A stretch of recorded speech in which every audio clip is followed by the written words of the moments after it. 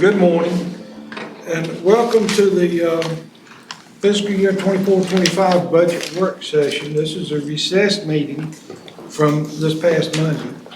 And generally this meeting is not quite as formal as we usually do. We're going to talk about the agenda, and then we're going to let Lance kind of walk us through things. So with that, do we have a motion for approval? We have a motion, is there a second? All in favor, say aye. Aye. Good, thank you. We have that approved agenda. With that, we're going to turn the meeting over to our county manager, Lance Metzler. Okay. Thank you, sir. So, Mr. Chair, Commissioners, we're going to go through this almost page by page. It's going to be easy, but it's going to be page by page. So, if you'll turn to the budget message, we'll start there. And again, this is a highlight, executive summary of this whole document right here. On page 4 and 5, there are two things I want to point out. The total recommended budget is $168,499,117, with the general fund being $125,708,769, which is, you'll see under tab 2. And the additional money above and beyond the 125 is just the other funds that we'll get into at the very end of the meeting. We first started the budget process. We had a deficit of $27.1 million, which is equivalent to 32.5 cents on the tax rate. The driving factor was $11.3 million requested. Increase from the schools and operation, 2.9 increase for competitive pay structure, 4% COLA, 3% merit, and 1.1 to implement the pay study you all approved this past year. And there's some other ones that equal $300,000 or $400,000 for stuff like juvenile detention with raised age, the medical examiner, the funding for the meals at the jail. We've increased capacity over the past few years, and it's, I think we went over there the other day, it was 183, and their max is 232, so they're consistently having a high range of folks that are over there. The remaining $7 million is the amount of revenue neutral tax rate dollars recommended. On page 5, the ad valorem revenue neutral rate is 51.01 cents from the current rate of 69.5 cents. I recommended a rate of 58.01 cents to balance the budget, which is 11.49 cents decrease from the previous budget. Remember, we estimated over $350 million in appeals, which should make the outcome better if that's not met. I think right now we're closer to around $200 million versus $300. It's been going down substantially this week. You can see in here the municipal rates in the county with the current rates. You can see the towns here and the cities here and the rates that we're planning to recommend. At the time of the publication, the rate for Eaton was undecided, but they have been decided to go with the rate of 52 cents.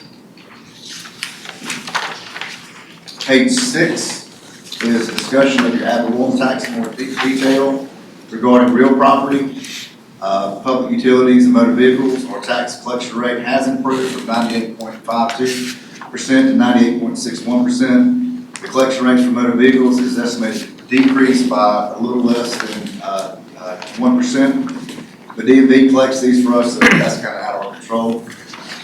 There's a chart comparing our proposed rate to counties that surround us and counties comparable sizes and the local municipalities. We're on the lower end of this chart. I think you're getting these passed around to you, so you kind of see what we compare and rank to surrounding counties and counties of our size, as well as what the municipalities are doing. 92% of counties that go through the revaluation process do not go revenue neutral, according to the School of Government. The value of our penny has increased from $834,215 to $1.196, which reflects an increase of $362,000 increase. If you remember the past years, our increases again much smaller, 28,000 this year, 30,000 that year. But after this reval, it's been a substantial increase in the value of our penny.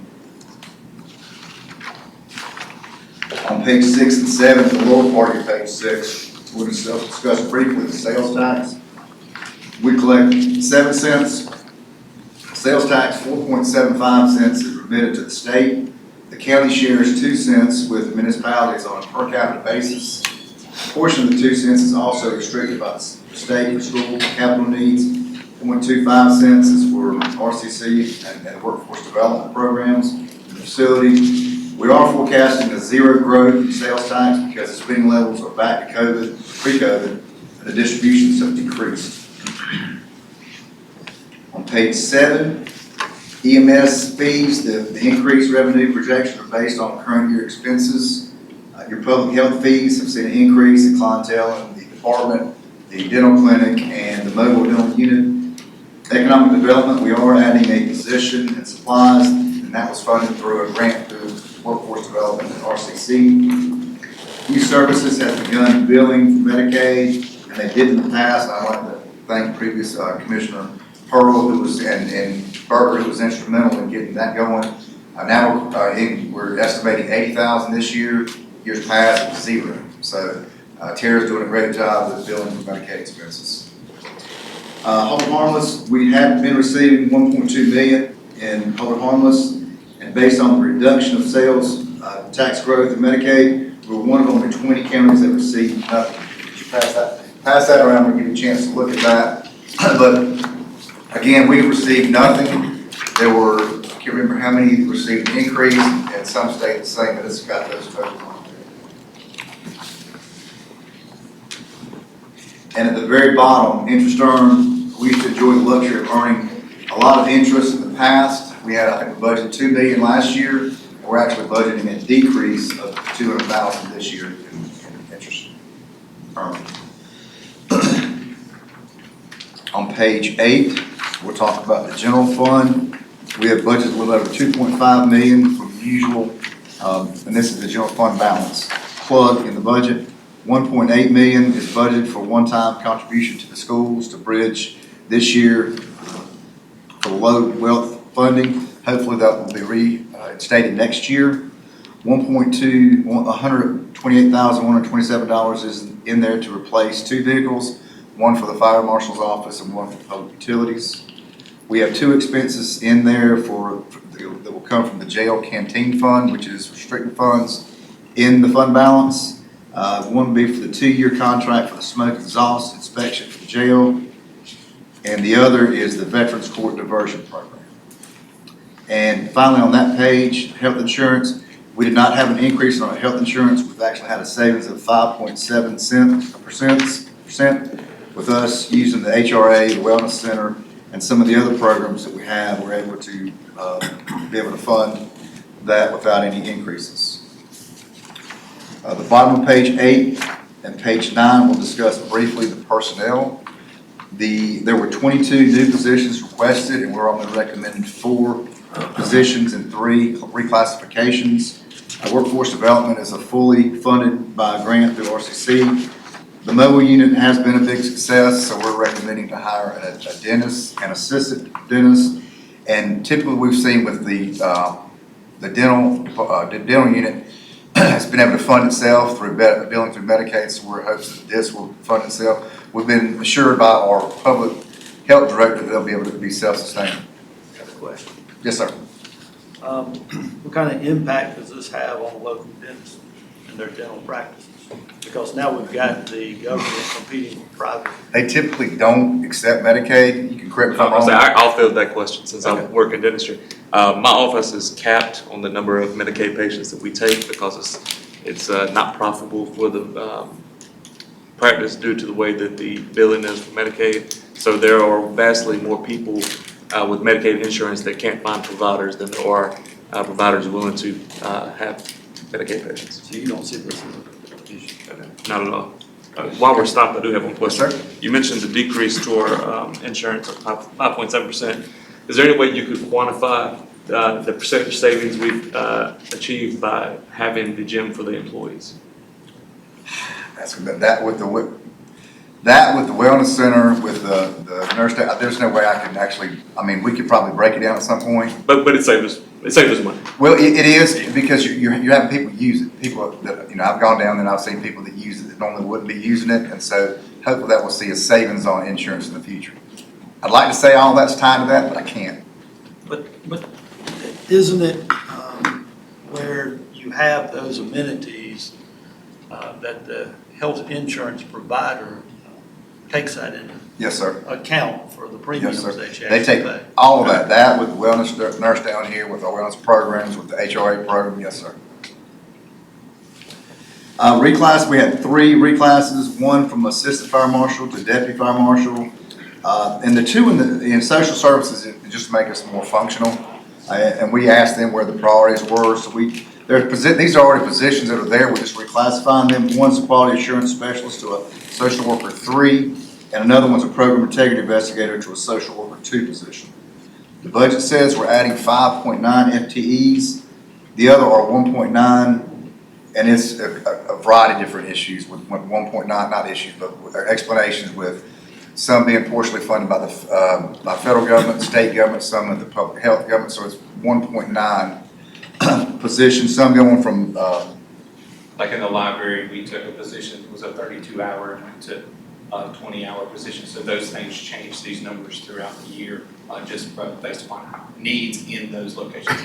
and this also includes the positions you guys approved this past year for Medicaid expansion positions, a portion of their salaries. Page 10, employee pay.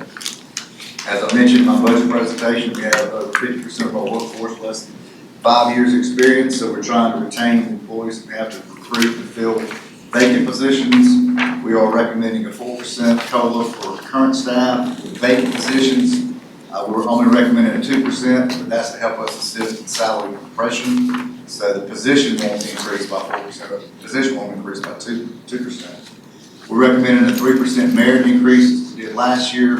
We're also recommending do another pay study through the PTRC for the remaining staff that was not studied this past year.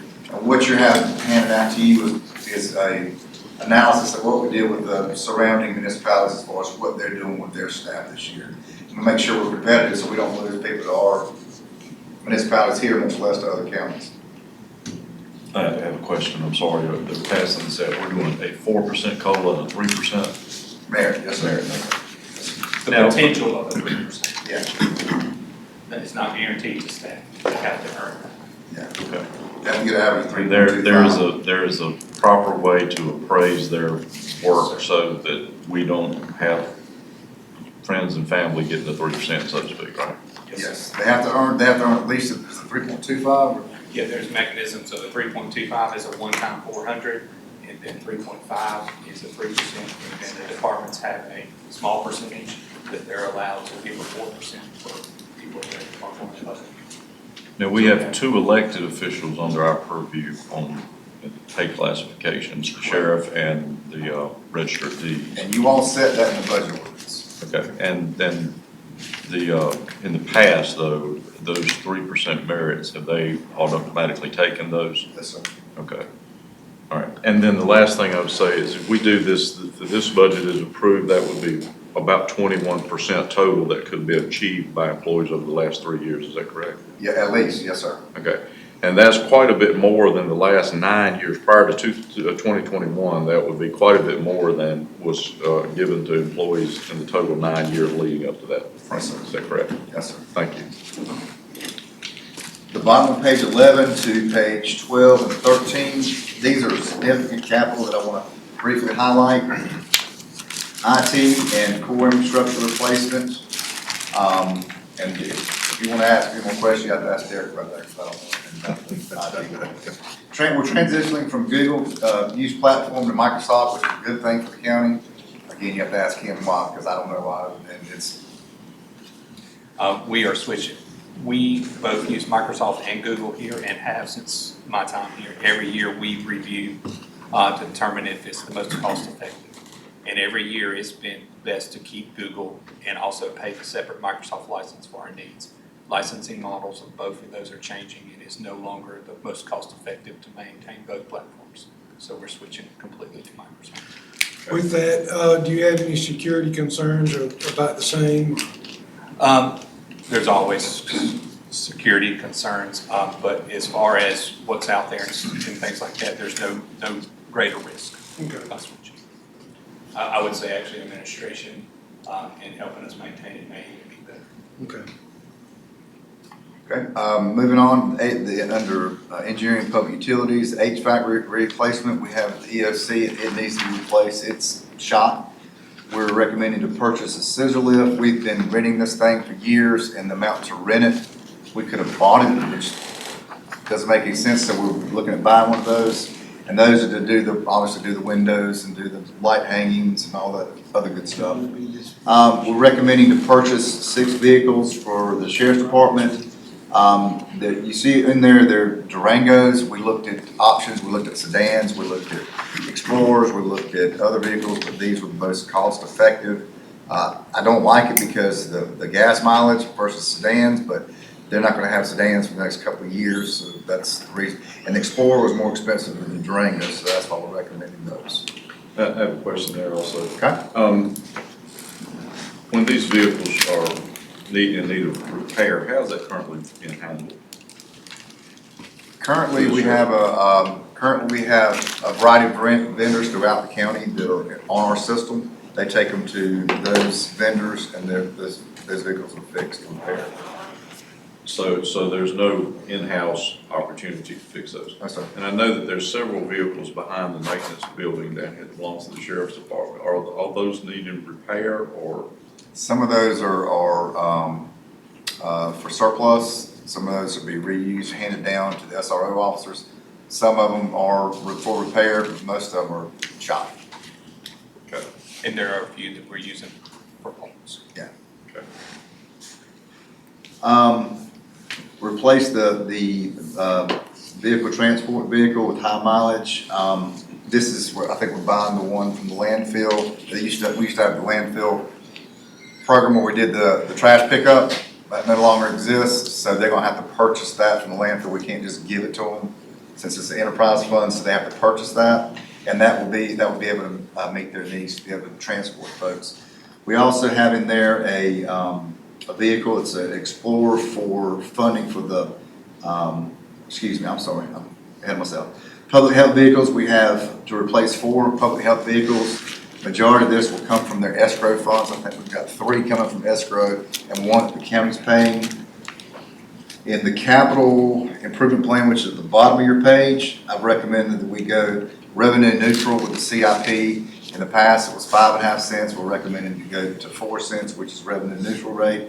This will yield us about 4.78 million, which will roughly 3.5 of that's debt service. And the remaining 1.5, I'm recommending the projects, and we'll get to those on page 13. And I'll just turn it over to page 13. These are, and we'll get into it again later on, but there's some projects here. If you want to look at those and you have any questions about those, I'm certainly ready to answer those now, or we can wait till we actually get into that later on. I understand that the library office building will be out of our ownership soon. Yeah, they're actually moving this weekend, Saturday and Sunday, they're moving into Stoneville, and they'll be out by Monday. They'll be in operations on Monday in Stoneville. So we'll have those communications with Eden to make sure we can transfer that to them and they can take ownership. So hopefully we'll have that done this fiscal year, and not Absolutely, yeah. continue with the next Yes, year. hopefully the next week. Exactly. It's been a 5-year. Been more deals. We know government takes one time.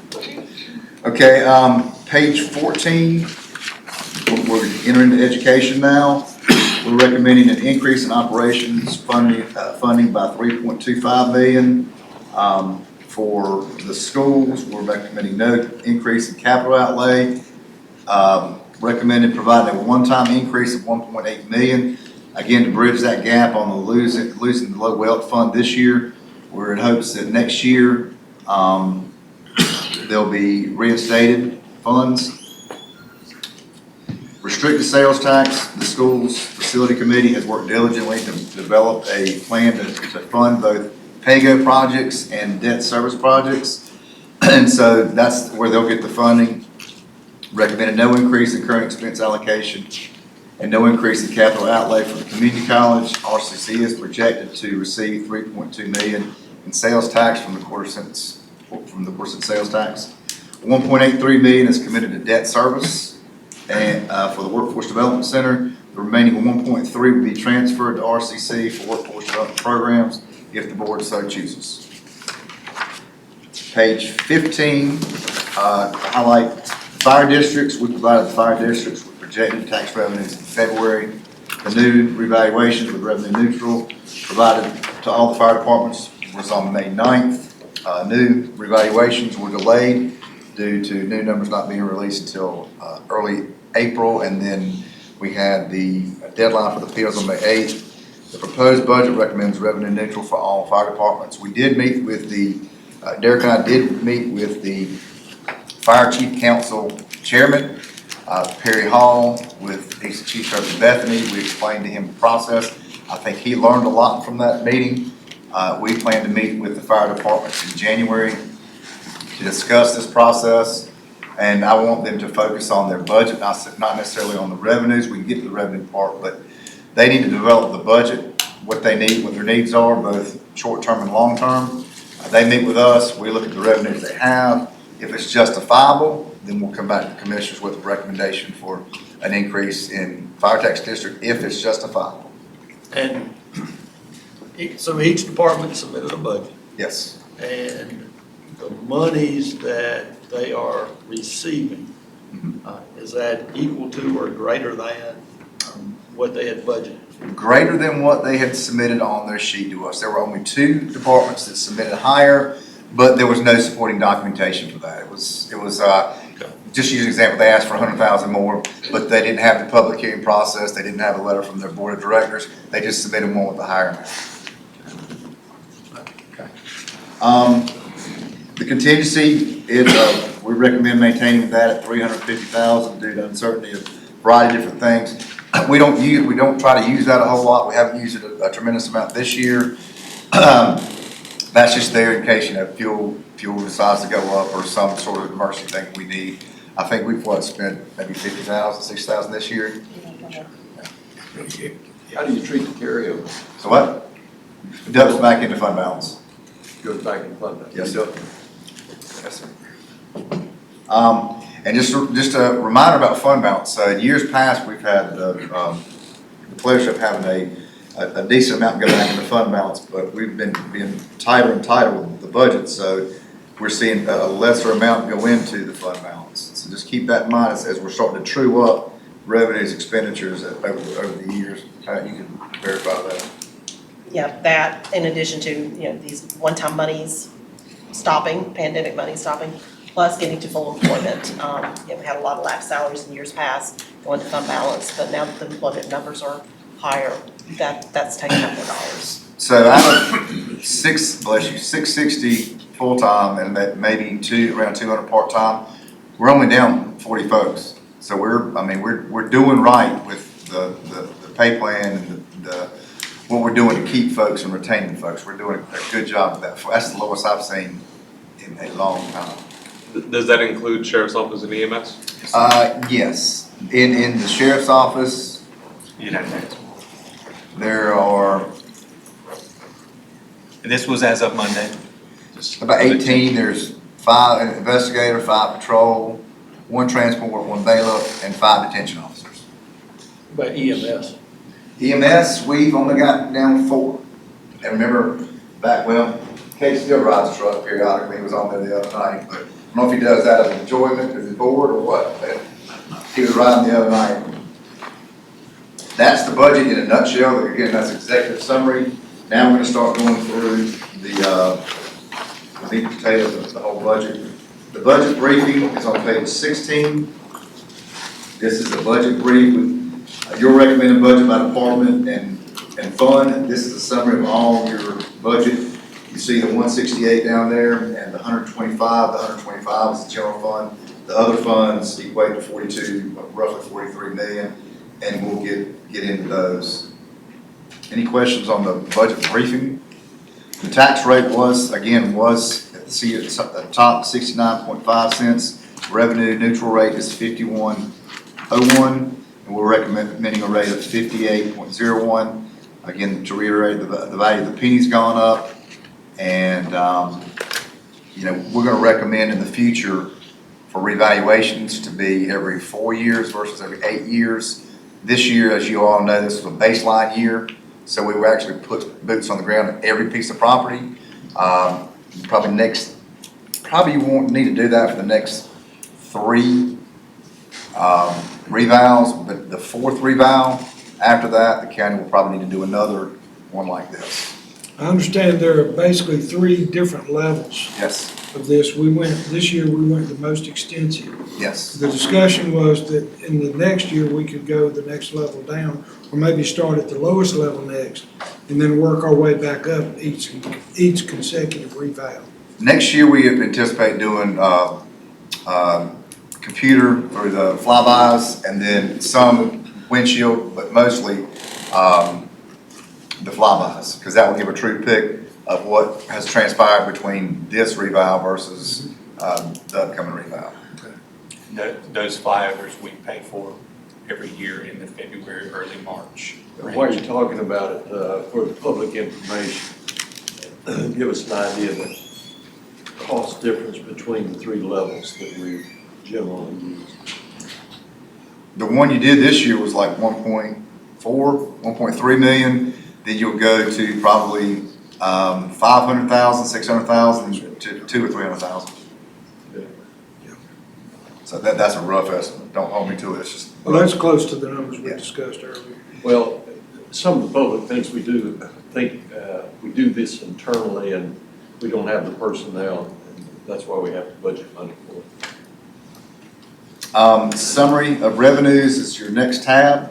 The large impacts in revenues is an increase in the ad valorem, and there's actually a decrease in sales tax of $860,000, an increase in EMS of roughly $650,000, social services an increase of $505,000, and as I mentioned earlier, a decrease in interest rate of $200,000, and an increase in transfer from other funds of $843,000, and this is mostly enterprise funds and capital funds. Is there any questions on the summary of revenues? If not, we can jump over to summary of expenditures. And again, we'll get into this department by department. Summary of expenditures. The large contributions to expenditures are the proposed adjustments for the employee compensation, the implementation of the pay plan, additional funding for the schools, low wealth funding gap, and other various things we talked about with the juvenile detention, the jail, and all that good stuff.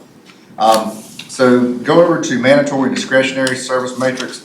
I don't think I've given this to you all before, but it's important for you all to know and for the public to know that a lot of the service we provide are mandated services. It shows you, it illustrates the ad valorem cost, the tax dollar equivalent on how much services impacts the tax rate. And again, this is based on last year's budget, not this year's budget. You can see the majority of our services, again, are mandatory. You know, you do have discretionary like safety and risks, HR, IT, but those are core services you gotta have to function. So, you know, when you're talking with your constituents, they ask you, you know, are you funding programs? You can refer to this area right here and say, these are the services we're required to fund. Any questions on the mandatory discretionary? All right, capital outlay. We have $3.4 million in my recommended budget for capital outlay. Most of the recommendations are public safety and IT. The school capital reserve, excess sales tax that goes in reserves for pay-go and debt service. The Stoneville Library, the Bear Holland Center, water and sewer. And I'd be glad to go through any of these that you have on here. If you have any questions on any of these, again, we'll get into that in more detail later.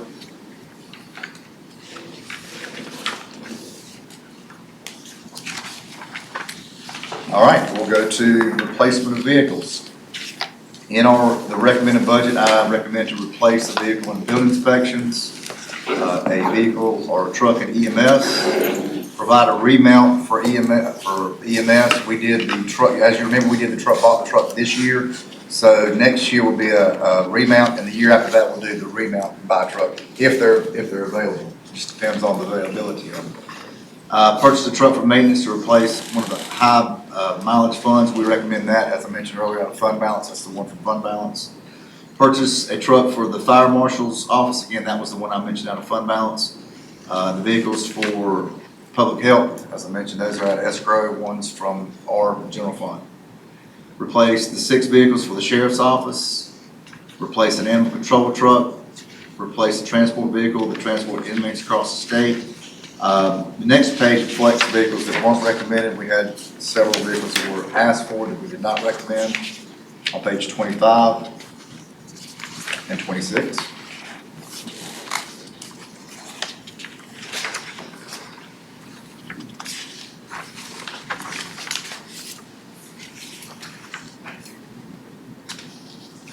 I'll let you review those, and if no questions, I'll move on to positions.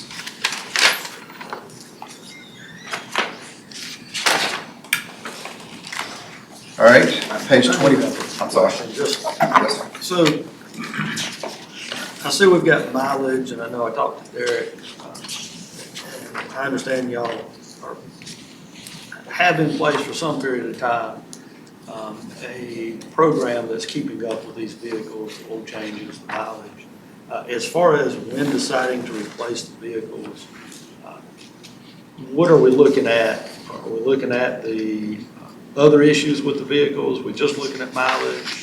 What are we looking at to? The all of the above statement. Okay. So we created a spreadsheet that basically has a weighted formula. Is the vehicle required for that person to do their job, and does it create a safety risk if that vehicle is not in motion? And it's a higher weight than one that's used as a full car. So we have those weights. So as those mileage goes up, their weight goes up. We also, what is the past expenses of that vehicle? Have we had transmissions with it? Is there ongoing maintenance? And then, is it a vehicle that can be rolled down and used in a lesser use role? So there's a formula, and we're still working that out, because we just start where we're getting good data in the system, and we're working that out. We try to apply that to some of these issues. Okay. I have just, I guess more of a comment, but just a clarification for the public, in case anybody's wondering. There's a note in here about a vehicle using the federal forfeiture money that the sheriff's office requests, and which is a pass-through through us. So just to be clear, there are two ways for the sheriff to make requests for us to pass through the federal forfeiture money. They can come at one of our open meetings and request it. They can also do that through the budget process. That's correct. We did not recommend as the budget process for this federal forfeiture, and that he's made a request, we acknowledge that it's there, and he will be coming back asking for a separate thing to spend that fund to do it outside of the budget process. But he will be doing that as business. Thank you. Positions, we mentioned we increased 5.9 positions, we classified 3. The workforce development position is grant funded. I talked about lowering it with the dentist and the dental assistant and reclassifying those positions. With the quality assurance trainer for DSS, that's 50% funded by the Fed, so we'll get that reimbursed to us. Again, the other 1.9 I mentioned earlier, and we proposed the 2 positions at DSS and 1 in Fire Marshal's office to be reclassified. We're not recommending 18 positions. The fiscal year 2025 pay plan is also included.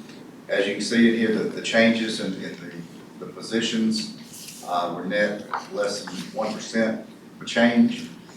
But again, you'll hear a lot of this stuff I said in the budget message, so I want to reiterate it, so make sure that you guys follow that. And if you have any questions, you can certainly ask those.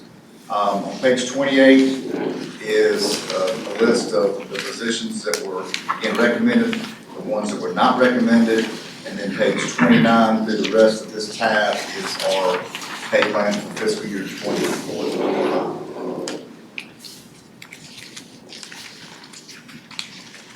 You guys have a chance to look at that. When you give me the eye, I'll roll on it. So the recommendations that will come down from the review of our pay plan will not happen until after these. Yeah, we have no, he won't get that back to us till like July, so I think we've got budgeted a certain amount in there, but it could be less, could be more, I don't know. I happened to see him earlier this week, and he's getting ready. Is he getting there? He's getting, well, he said he is. There are a lot, he has more demand now than he had before, and he had plenty before, so all I know is we're on the list. Okay. Ms. Burke? I'll hold the question till. Okay. Actually Okay. All right, then tab vision mission statement. This is these are guiding principles for operation and budget preparation based on the direction that you all set during the planning retreat. We talked about the vision, mission, strategic plan. Page 35 are under fire district overview. Again, we talked about this earlier. We have recommended a revenue neutral rate for all fire departments, and we will meet with them in January to discuss what the direction is for next year and find out what they want to do. Again, they were focused on the revenues.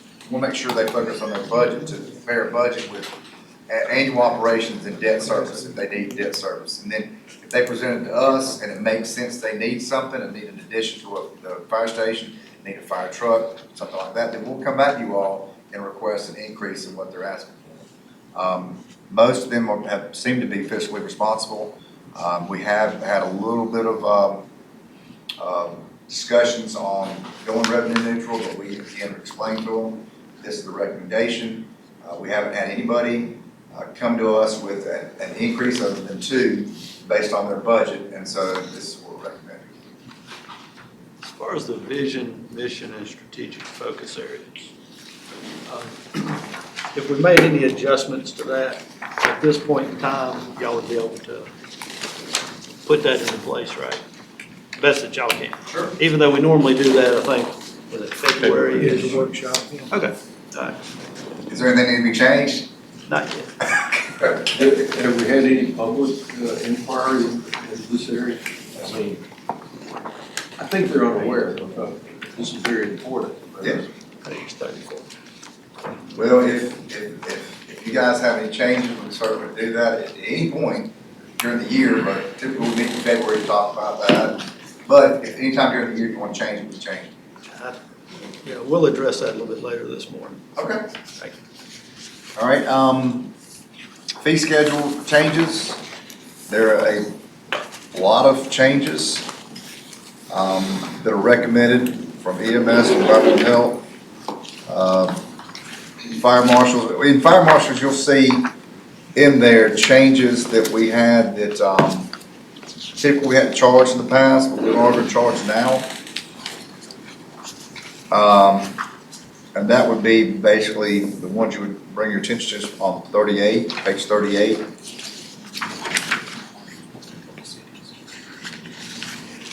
Yeah, and the fire marshals are talking to the cities about charging them for the services. Typically, we go into the cities and towns to do inspections at that charge, and we're looking at passing along that charge to them. It's not in here yet, but we'll bring that back to it at a different time.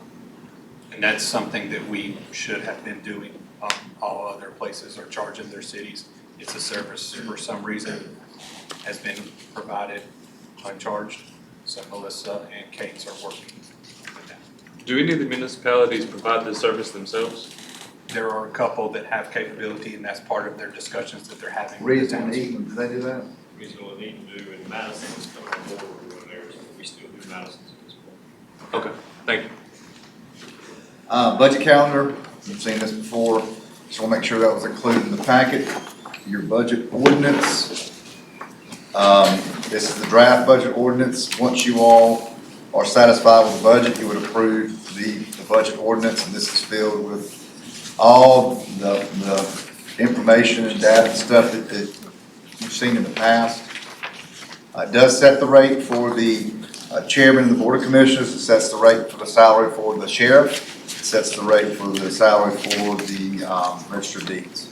Mr. Manager, Yes, sir. I'm sorry, I didn't catch you in time, page 38, going back to the new fees charged to the fire marshal's office. All right.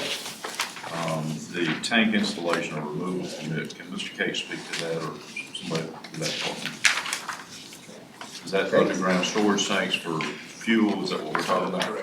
Does that apply to residential and commercial? Yes, sir. Both. But I don't believe there's a permit required currently with the state. The state doesn't regulate removal of these underground storage tanks from residential property. Not for residential, I think they do for commercial, but not for residential.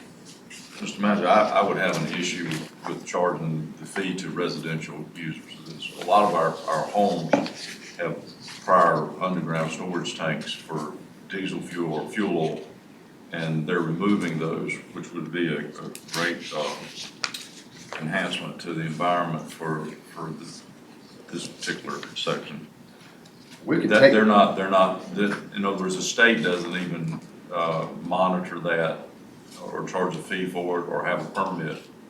And I think that would be burdening, some of our residents. so you wouldn't have a problem though keeping it with commercial industrial? I don't have a problem with that. So we can make that modification. Thank you, sir. Hold on, let me make a note of that. Can we check and see if that code currently referenced there is just for commercial? Just, I'm checking right now. You're checking to see if, If This- that co- if this that is code's- just- Yes. I got you. Okay. I'm sorry. No, you're perfectly fine, perfectly fine. The budget ordinance, we briefly hit on that. All right, this is where we'll go through each department and function to seek your direction. Under each tab, you'll find summary of revenues, expenditures, the department's mission statement and services, any budget highlights, significant accomplishments, future issues, the performance metrics, and the line item budget. Let's go ahead and start with the governing body. I did not see anything that stood out here. Any questions on that one? Under the county managers, the biggest change here was the school government fellows program through AmeriCorps has increased by 10,000, from 25 to 35,000. I'm at an area of minutes, 25 to 30,000.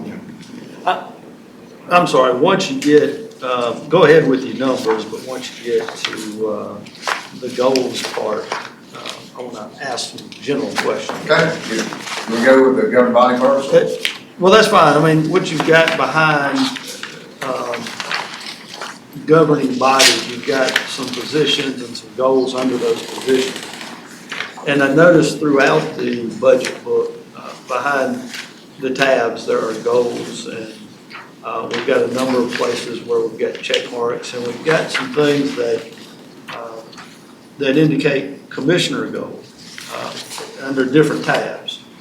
I'm just trying to figure out how some of those came about, not necessarily under this tab, but just in general. So let's just use the clerk's goals right there. So the commissioner goals tie into your mission statement. So if you go back to your mission statement, under the tab there, it's got, if you'll see CEC, OEE, it ties back to organizational efficiency and effectiveness, and then C, citizen engagement communication. So those tie back into, what we do is give your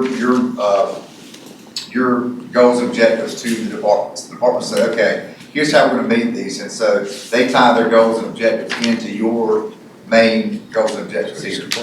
So the departments set them, and the commissioners do not adopt what's here as the goals, No, sir. right? Okay. They have it in the past. And, because some of the goals are sad, to be quite frank. Not, and again, I'm not talking about under this tab, I'm just Sure. talking about in general, some specifics. And so I'm concerned about some of the objectives under some of the tabs. And think that people need higher accountability in some areas, so. And we constantly monitor those, and if they're not meeting their expectations, then we find out why they're not meeting those. I think the expectations are extremely low Yeah. and not enough expectations. So I think there's some adjustments that need to be made. If the departments are coming up with their own goals, then we need to hold some departments to definitely higher standards. Okay. All right. County managers again, any questions there? That one, again, the biggest thing there was the school government fellows program increased the requirement from 25 to 35,000. And it's a great program. We've turned out a lot of good folks in that program.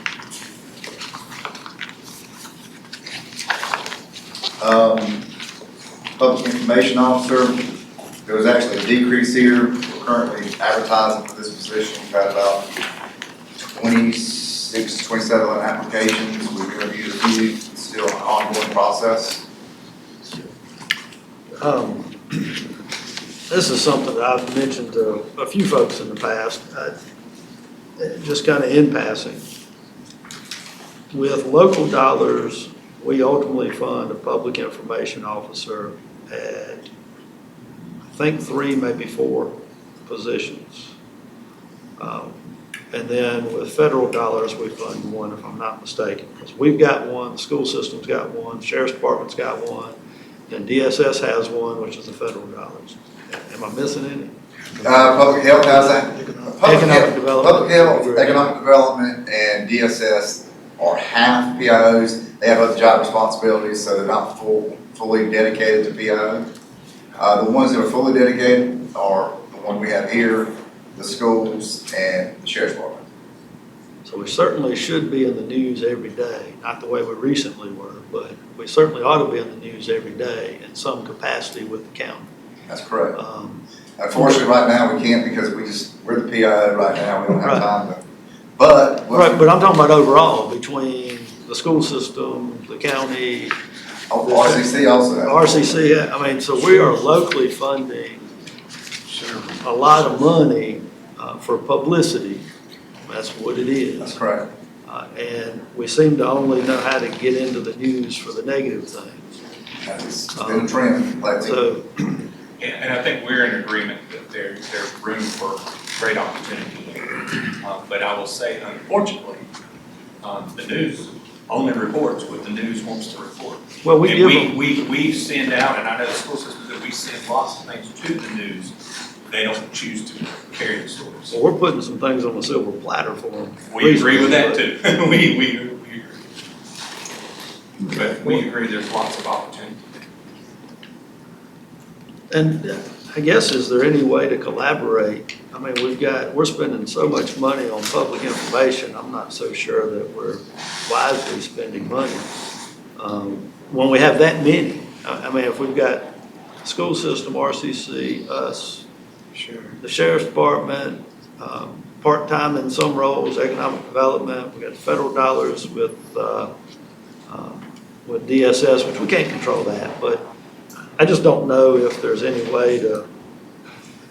We could, but if, just say they fell on the umbrella of the county, my expectation would be that PIO does more work for us than they do for others. Yeah, I mean, Same thing for the schools, they would expect their, Sure.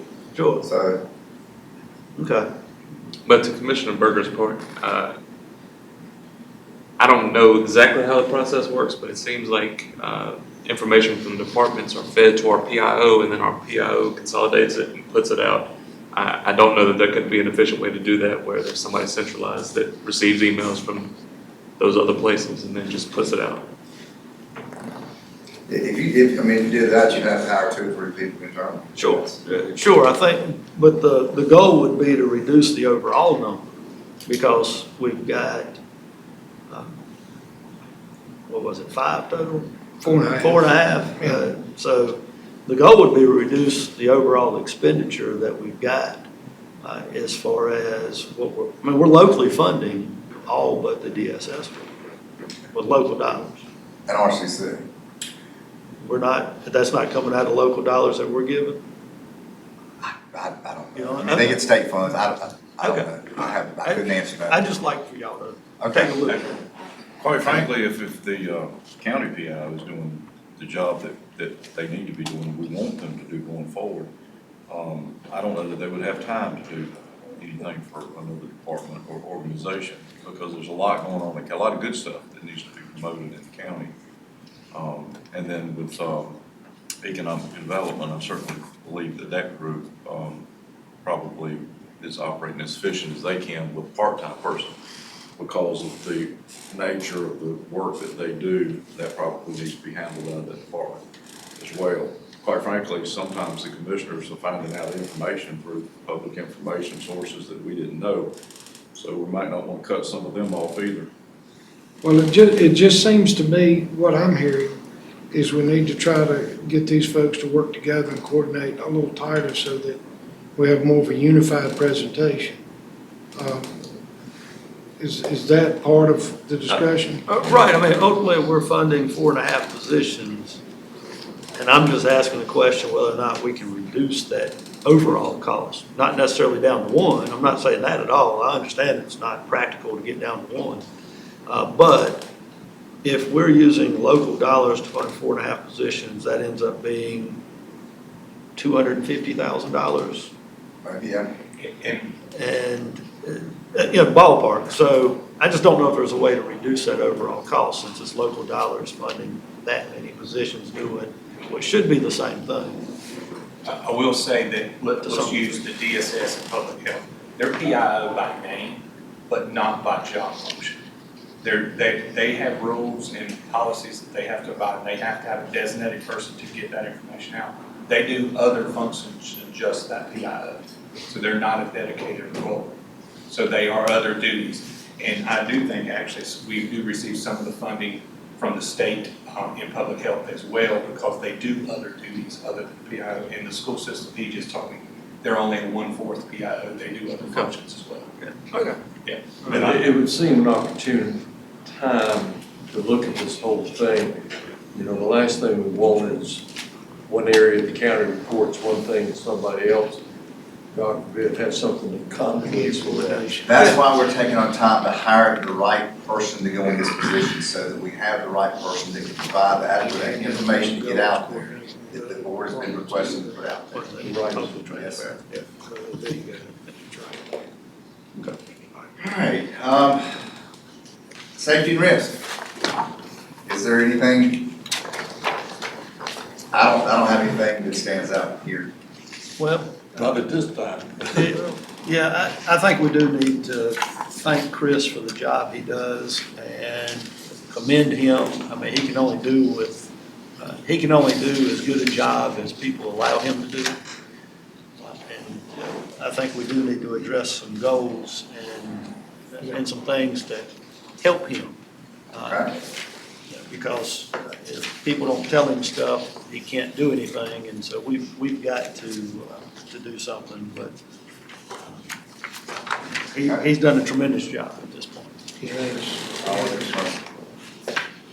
Okay, HR, we did increase organizational training, leadership, supervision, skill training. I think that's important for our staff, so that's the only area here that we modified. Finance, there's a small increase, but it will be before the transition.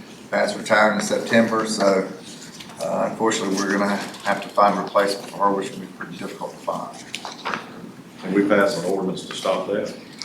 I think she's already, no. What page is Tax department, nothing really stands out here. Legal, in legal, we requested outside legal counsel. We increased that by 40,000, it was 10,000, we've increased it to 50,000. For any litigation that may be coming up this upcoming year, we just don't know. We've seen litigation this past year that we've had to increase the budget amendment to you all. And so we'll make sure we don't know how much we'll need. This is just an estimate of how much we'll need. So I guess this may go under risk management, may need to shift it under departments. But what's the deductibles when we do have lawsuits? I believe I'd asked you, and it was around $10,000 for each one. It's 10 or 25. It's one or two. And it may be going up due to, Could be. It's in a particular area, not in. yes, not overall. Well, Us, ours vehicles. So vehicles went up from 1,000 to 2,500. but that's also tied to people tying Chris's hands and not getting information to them. Not with the vehicles. The Not with vehicles are vehicles. going up because we've had the incidents, the accidents that we're having, Okay. and they're going from 1,000 to 2,500. But the other issues may be going up, and we'll get into that. Okay. Well, I guess the question would be, are we budgeting enough for deductibles for legal expense? Are we budgeting enough? I mean, I know it's an unknown, but we're certainly seeing a disturbing trend.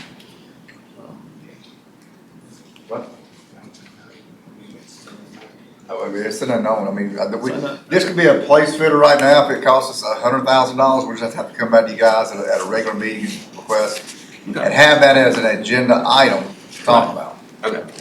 Do we have, let me ask, I don't know if you know this, do we have any idea of what the impact of going to the higher deductibles are gonna have on the budget based on prior experiences? So if we're having, 50 claims for vehicles a year, it'd be easy to say that rate will be $50,000 to $75,000. That is correct.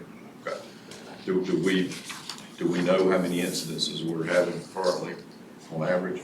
From what I'm aware of in the past year, I think you're looking at a $25,000 to $50,000 range. Okay. And mostly deer strikes. Right, yeah, no idea. Real quick, just while we're on legal, I just want to, so for the public's benefit here, I just want to say, I think that our attorney Clyde Albright has been doing a fantastic job over the last year. He's worked really hard. He's in the process of trying to get us back money from things that have been lost to the county for a long time, and thanks, Clyde, if you're listening, so, thank you.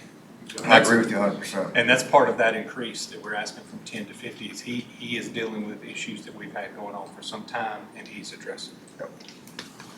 Elections, there wasn't anything really here. They didn't increase their budget. Paula's fairly easy to work with as far as her budget, so it's pretty, I would like for Derek to address, because somebody was at the meeting Monday night, and they talked about a budget decrease, if you will. Could you address that issue? So there's two components that shows that this budget may have decreased. One is the previous year, they had two different elections going on. They had the primaries going on and the municipal election. This year, in this budget, we only have the general election, so there's only budgeting for one. So it does look like a decrease in amount of money that's allocated to that department, but it's because there's no municipal election, which also, by the way, has offsetting revenue from the cities. So that's one piece, and then the other piece is it looks like there's a $10,000 reduction for remodeling and making it more efficient for what she needed to do to run elections in that building. We are doing that work now, so it's not part of this budget. So that work is not being taken out, we are doing that work, it's just being allocated for money that we currently have in this fiscal year. Very good, thank you. Register of Deeds, can't say enough about Mr. Curtis. He's bringing in more revenues than expenditures. He does a great job with his budget. The passport program is successful. So again, I can't say enough about how hard he works and his staff works in order to make sure that we have the funding that we need to operate not only his operations, but actually puts money back in the general fund. He's very meticulous with numbers. Yes. Is that?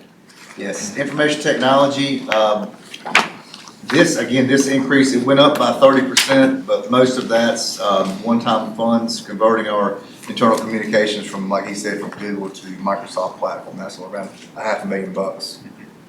And unfortunately, when you switch any large product like that, you're double licensed for a period of time until you can switch over, so that's part of that increase. And we're continuing this changeover to our accounting, financial software, and enterprise software too this year. That is correct. That is a project that's actively going on as well. We are approximately 1 year from our anticipated go live.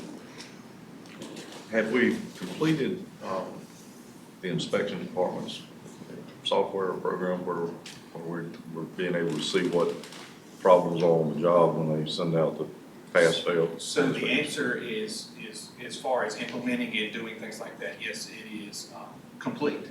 But complete is we're always making actively changes. So what we're doing now is any things that we have coming in that's a complaint or we see more efficient.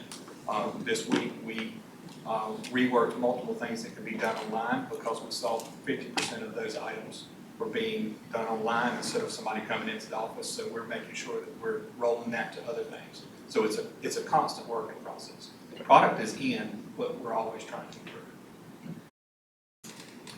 Under GIS, the big expenditure there is a one-time expense for a plotter. We have a plotter that's 10 years old, it's outdated, and we use those plotters on a regular basis, and that's about $20,000 for that. Do we currently have a plotter and downstairs in planning and zoning? This will be rolling, the Okay. used one will be rolling into that. Okay, all right. I have a GIS question. So we currently don't charge any sort of fee to use the GIS program, is that correct? That is correct. Now, that is a common practice among municipalities Yes, and sir. counties. Yes, sir.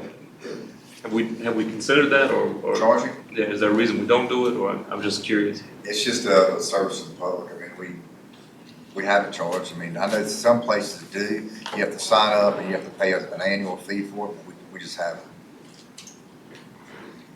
I will say we monitor website traffic. It's definitely the most used website of any of our county websites. And the reason I bring it up is because as somebody who isn't in the business where I need to look at this, I might look at the GIS once a year, but I imagine that if you were in the business of needing to look at property and that sort of thing, you use it for your business, you're getting a benefit from it, but if you're not paying anything for it, it's just sort of a given. So Real I, estate uses it all the time, all the time. I will say the nature of what they're required to do by statute makes this information available. Where they have to do the 911 addressing and all of that, it's a requirement they do, so it's not like they're doing this work just for this. Just going, the people behind you are having a hard time hearing.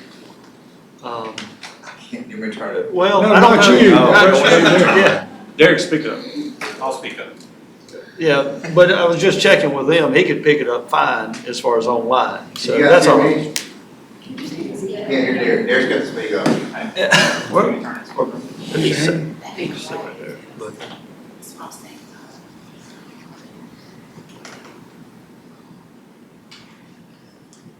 Roy, if we I've never been moved told him I on was your quiet, so. Well, no, I think it's just with the air on, which we want to Sure. keep the air on comfort, but I think everything, and then facing this way, I think they were having a hard That's better. time. And I was just checking, he could pick it up. Would the handheld mic help, Roy? He'll speak up louder. Derek's. Yeah, I'll speak up louder, no mic. All right, Come on, man. under the engineering, there were some significant increases, and that has to do with the utilities, custodial services. Shredding was kind of an awkward one, but we do shred a couple times a year, and believe it or not, carpet cleaning, the custodial side is, for some reason, has increased, don't know why. I mean, we bid the thing out, and it's just, I don't know if it's caught because of the cost for the materials or the cleaning supplies or whatever, but that's been a pretty significant increase in all the budgets. A recommended truck is added in this, and that's also gonna come from the fund balance. In the salary part, there was an error that was made last year that we corrected this year. And Ronnie had a portion of his salary coming out of the landfill of the enterprise budget, and we did not take that into account last year, so we're correcting that this year. Non-departmental, if you return to that, the largest contributor to this is the 4% COLA, the 3% merit. The pay study for the employees that were most vulnerable to lose is also in this. Funding to pay another pay study for the rest of the staff is also included in here. And as you can see, the health insurance actually decreased by $30,000 with no reduction of benefits to employees. EMS, nothing stands out here except, but again, the truck that we had mentioned earlier for the, oh, excuse me, I'm sorry, we did not recommend a truck for the southwest corner of the county at this moment. Mr. Cates had requested that we fund a truck and staffing for the southwest side. We're not recommending it at this moment. We may need it in the future, but he did want to put it on our radar because we see steadily, it's steadily growing over that way. But we did not recommend that this year.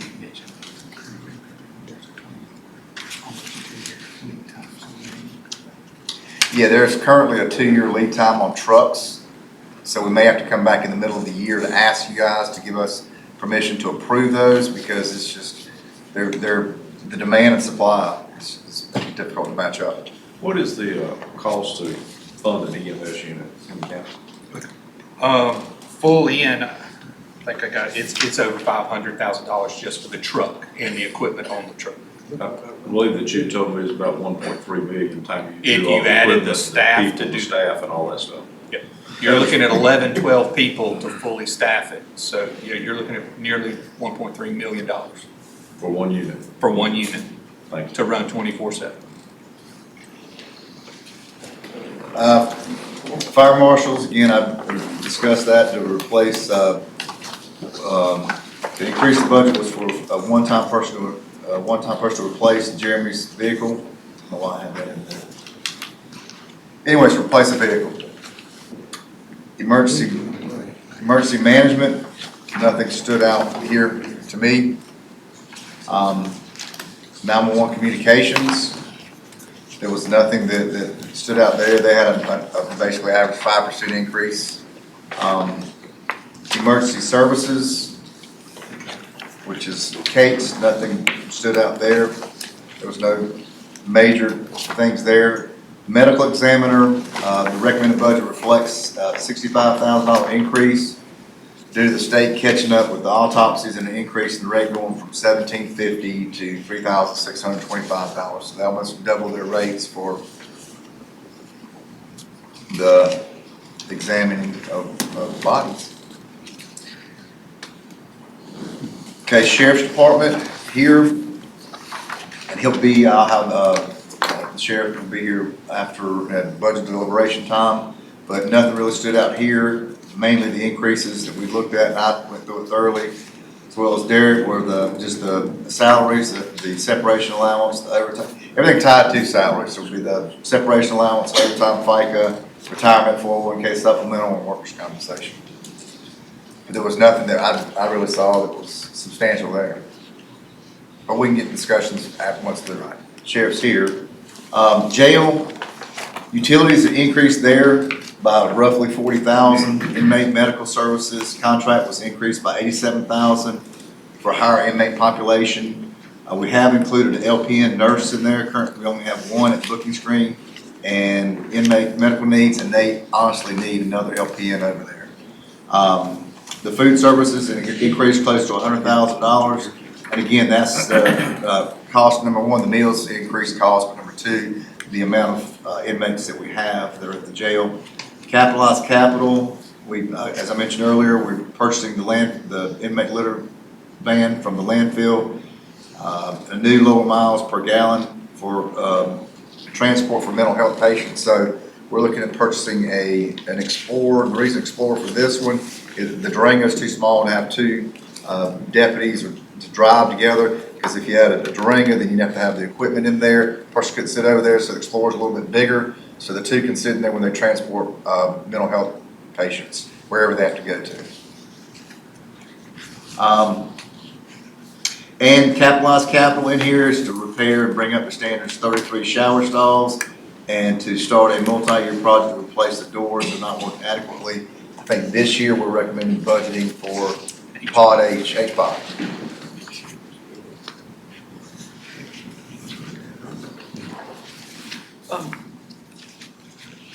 I would say we just need to remove the tab. It's all under the same leadership as far as between the sheriff and the jail and animal control. Sure. There may be some aspects of animal For control. budgeting purposes and how they are receive state dollars and stuff, they do have to remain separate. Okay. Yeah, there is a reason for them being separate. Okay. Animal control, the only large ticket item here is to replace one of the high mileage vehicles, as I mentioned before. What we'll do is we'll pass that down to another staff person. Other public safety, the only two areas that are significant here, again, I've mentioned 2 or 3 times, is juvenile detention. That stems from raised age. It used to be smaller and it's steadily increased. And our Veterans Court Diversion Program, those will both come out of the, that will come out of the jail canteen fund. Animal shelter, there's nothing really stood out here. They only increased by 2%. Inspection, nothing substantial in inspections other than to replace a vehicle with a new one from an older one. We did have an inspector retire this year, so we're a little short staffed, but they are in the midst of hiring someone for an inspection. So we're looking forward to getting them on board. Planning, again, nothing stood out here. Code enforcement, central permitting, both of those really did not have a lot that stood out.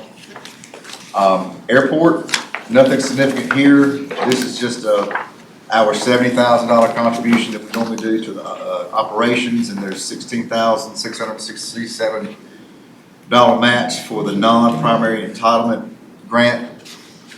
And the money that they got for the $7 million that they got was from funding that was required to be used from the Department of Transportation.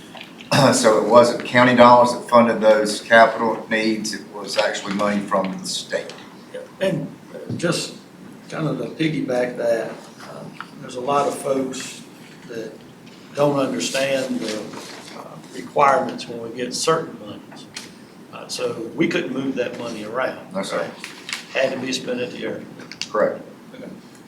100% correct. Or send it, or we either had to spend it at the airport or send it back. That's right. Those were our two. And they would allocate it to another locality. Right. Yep. Thank you. Economic development tourism, this includes that workforce development manager position that will be funded through a grant with RCC. And page 259 reflects the outstanding industrial incentives. So I'll give you a moment to look at those and ask any questions you have on those.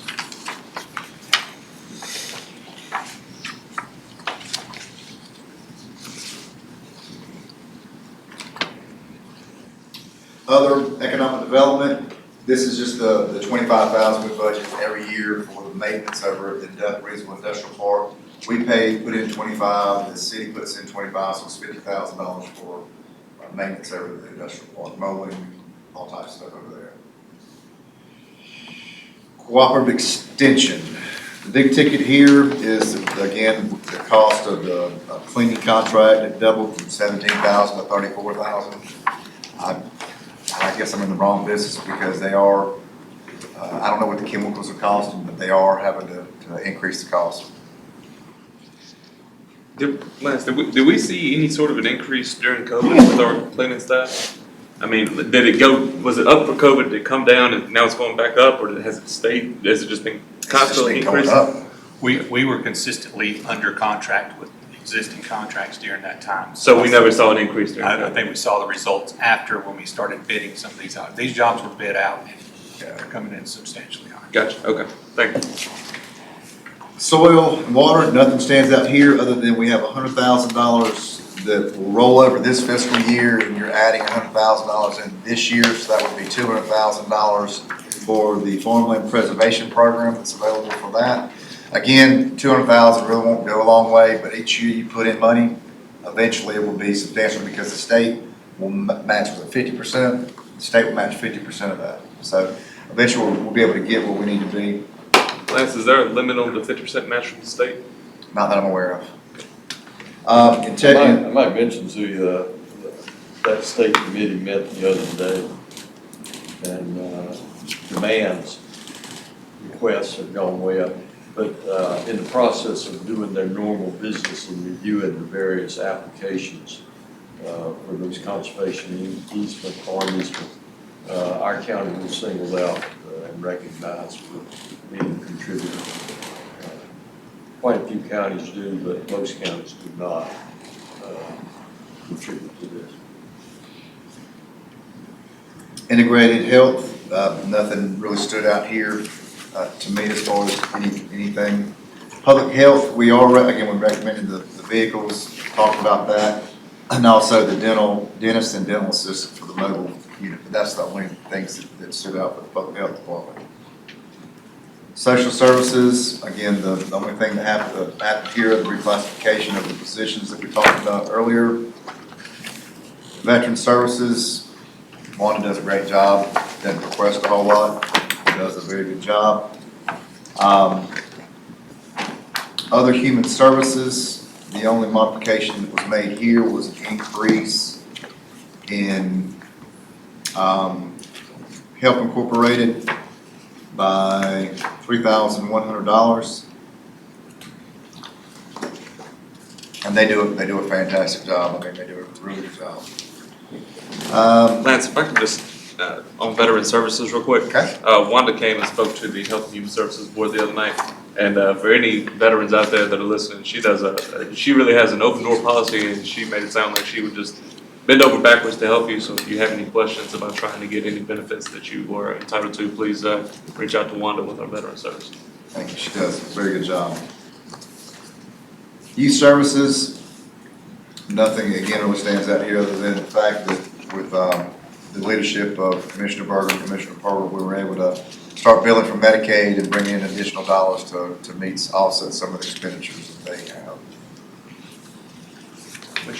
Aging, Disability, and Transit Services, the county has a relatively small match compared to what the state and federal government provide, and the services are excellent. The county is mostly a pass-through for these funds.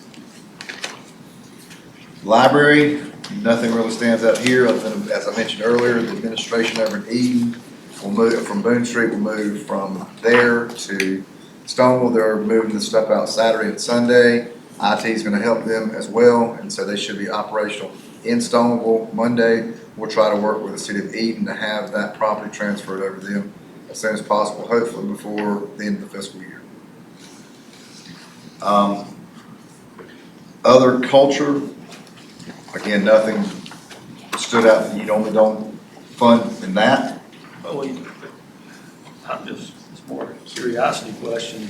The Hunter Safety Committee we had some money budgeted for expenditures a couple of years ago, but not last year or moving forward. We can add, we didn't have any request on that. We can have it added. I mean, we can. Well, let me correct that. I did come and ask, well, we're doing anything for them, and I was told, no, we traditionally did not. So, we plan on having another event in October this year, and so any monies that we can use would be greatly appreciated. Well, that we could always, we could always come to the board as a request for whatever funding you need to have. Do we know what that was? What we spent it on before? Can I answer that one? Yeah. What was budgeted then is what the fees that had been collected at one of the events, so this really wasn't county dollars that were put in Okay. here. It was fees that were collected and then given to the county to manage and pay the Okay. bills with, so that's the contributions or donations, I guess is really what it was. That's what fees. donations. So let me ask you a question while we're on that subject. I think you and I talked about this, and it proved to be difficult for us this year.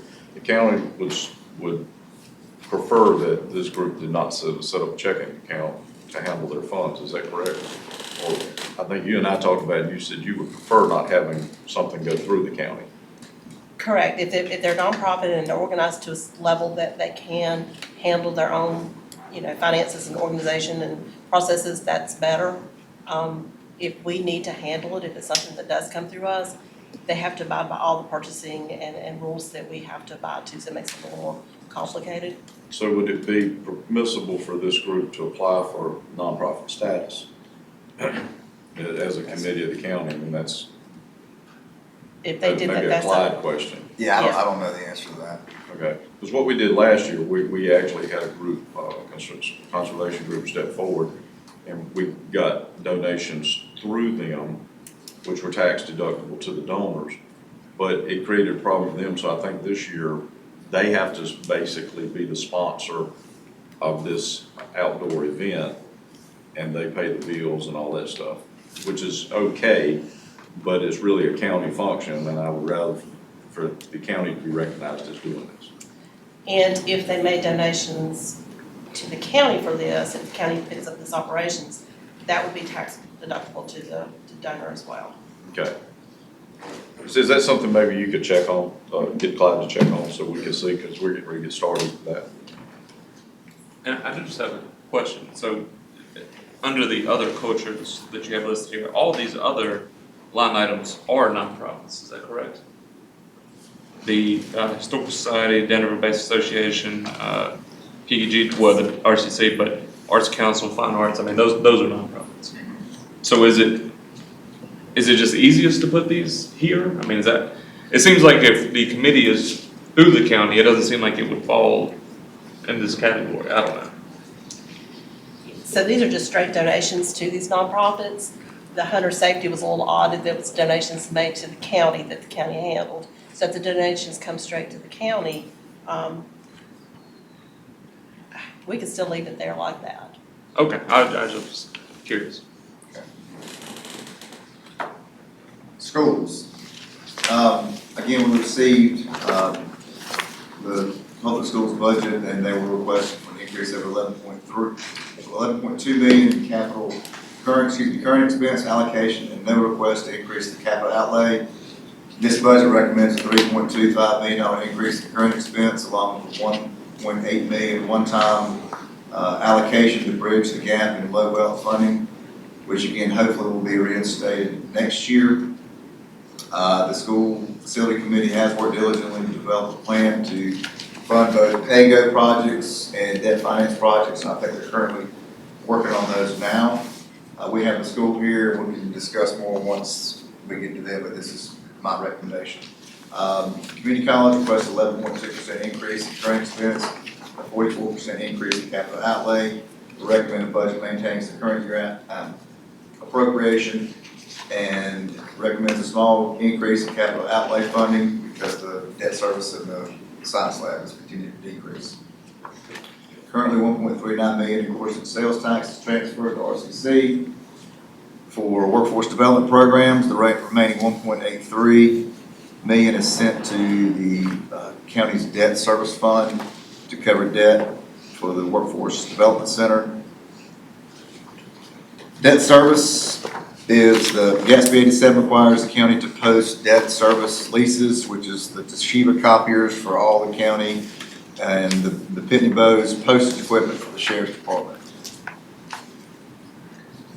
Transfer out, there's roughly 4.8 million is restricted for the CIP. Again, it was 5.5 cents. And request to go into revenue neutral to fund future capital projects approved with the adoption of the 5-year CIP plan. Again, the Workforce Development Center debt service is roughly 1.8 million, 1.9. Again, the contingency is just what we talked about earlier. We usually try not to use these. It's just an efficient tool if we have to make some decisions very quickly.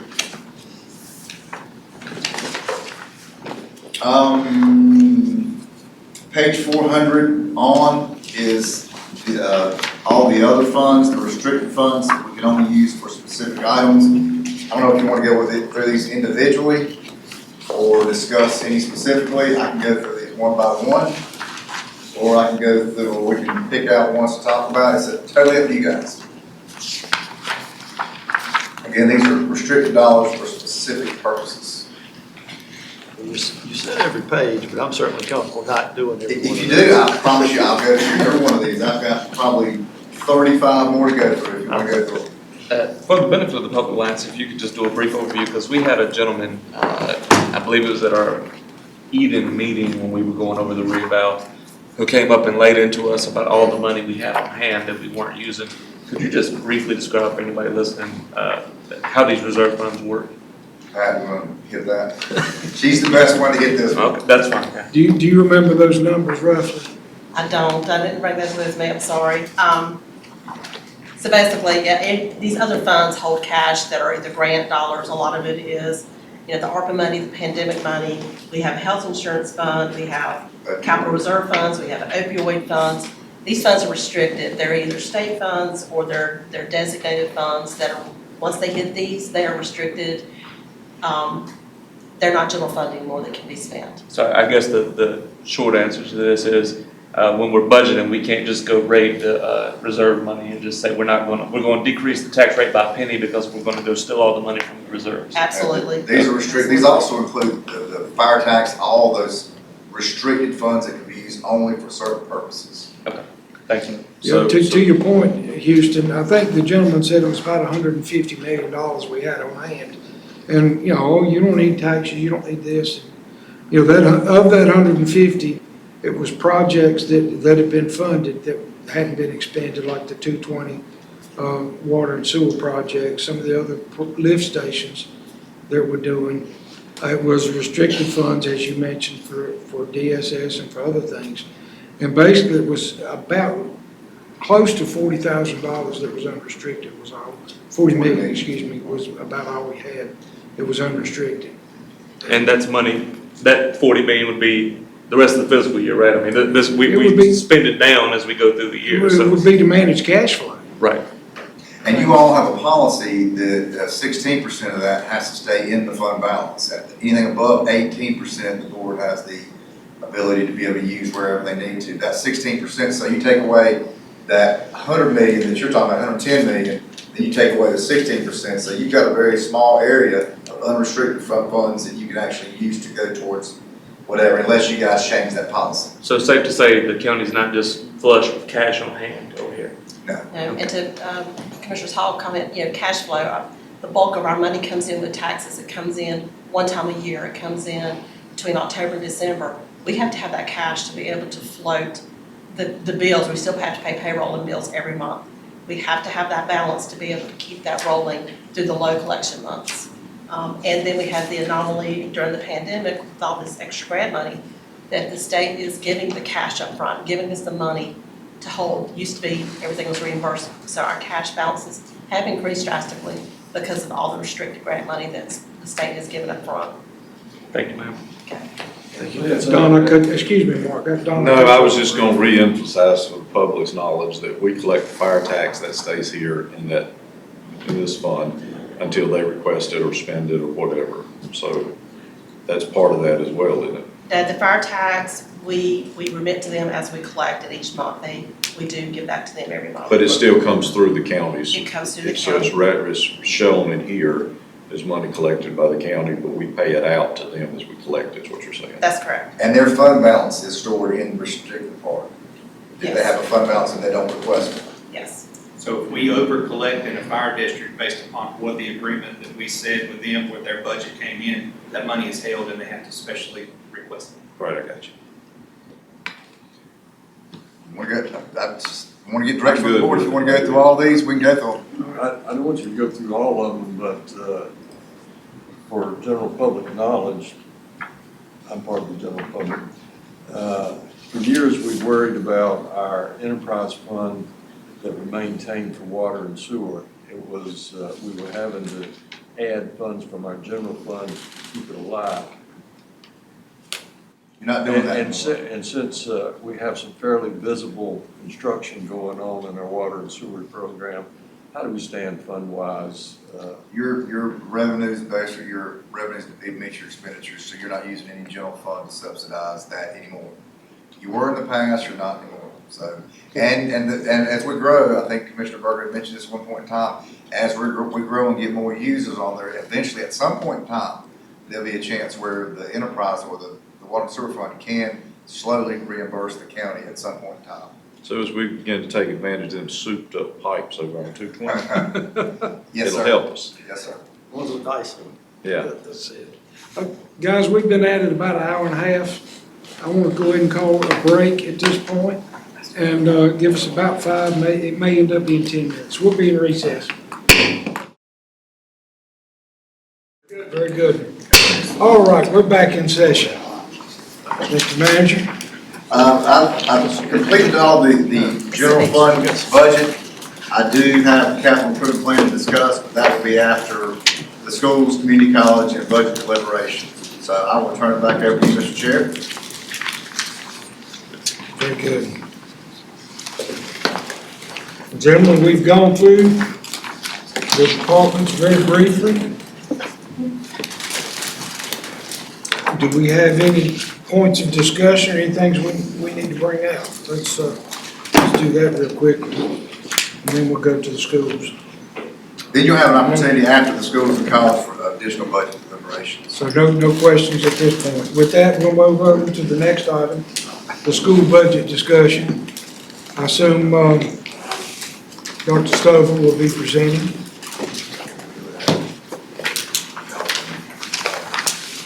And they do have a copy of this in PowerPoint. We might have added one slide We did. to that, but that's, I see it's the same. Right, sir. So, good morning, Commissioners, county staff members. We are pleased to be here today. We believe in Rockingham County that our secret sauce of success is collaboration. Our teachers and staff members collaborate constantly to meet the needs of our students. We collaborate with the schools and the principals to make sure that the central office is meeting their needs. And I think this year has been a model of collaboration between the school system and the county staff and county commissioners with the capital improvement plan. And even we met with county staff and we're very grateful prior to this budget process. So we hope that we can keep that collaboration. To be frank, we are at a crossroads now. If we're going to sustain the level of success we have in Rockingham County Schools, where we continue to grow and we continue to look really favorable when you compare our results to districts of similar demographics, we're going to need some more local funding. And there are three distinct reasons why we need this. First of all, it's the state funding formula. Second of all, just like the increasing costs that we have. And third, the needs of our students to even be ready to learn. So let's go into some of these examples. The first clearest example I can tell you of the state funding formula can be seen when we compare two schools. We have Monroe Elementary School, which is projected next year to have 476 students, and we have Rockingham County Middle School, which is projected to have 717 students. They will both, if we went just by the state allotment formula, they would both receive 25 teachers, though Monroe would receive 2.5 specials teachers. The specials teachers are PE, music, art, plus teacher assistants. Rockingham County Middle School would receive a CTE teacher. No specials or elective teachers to do band, PE, music, art. And if we did that, we would have class sizes that would start around 40 in order to have that. And so we have to supplement the allotments that the state gives us. And moving on, there's a couple of other funding formulas I want to go over with you. So assistant principals are really key to the safety of our students, the discipline, and also both the assistant principals and the principal, having one allows the principal to really focus on instruction. We are allotted 1 month for approximately every 100 students. And to put that in perspective for you, our largest school, Rockingham County High School, which will celebrate graduation tonight, would not even qualify for a full year of an assistant principal under the funding formula. The most head-scratching one for me is we serve 17% of our students receive special education services. The state caps funding for special education at 13%. Support staff, which include all the nurses, social workers, school counselors, guidance counselors, our psychologists and media specialists, we get 54 allotted by the state, which doesn't really meet the needs that we have for our 23 schools. What we've done for you is we have linked the state planning allotment formula so that you guys can see it in greater depth. The most obvious funding formula that has really affected us, and I really appreciate Mr. Metzler's recommendation, and again, the commissioners willing to work with us, is the low wealth formula. And Mr. Berger, I heard you explain it's a complicated algebra formula. If anybody wants to see the complicated algebra formula, they can get, we put the link in there for you. And we are projected to receive 1.88 million less than we did last year. And it's a combination of factors that include the amount of funding, local funding the school system receives, as well as the property value, and that is one of the reasons, another effect of why we had to go through the reevaluation. So that takes care of the kind of like the state funding formula.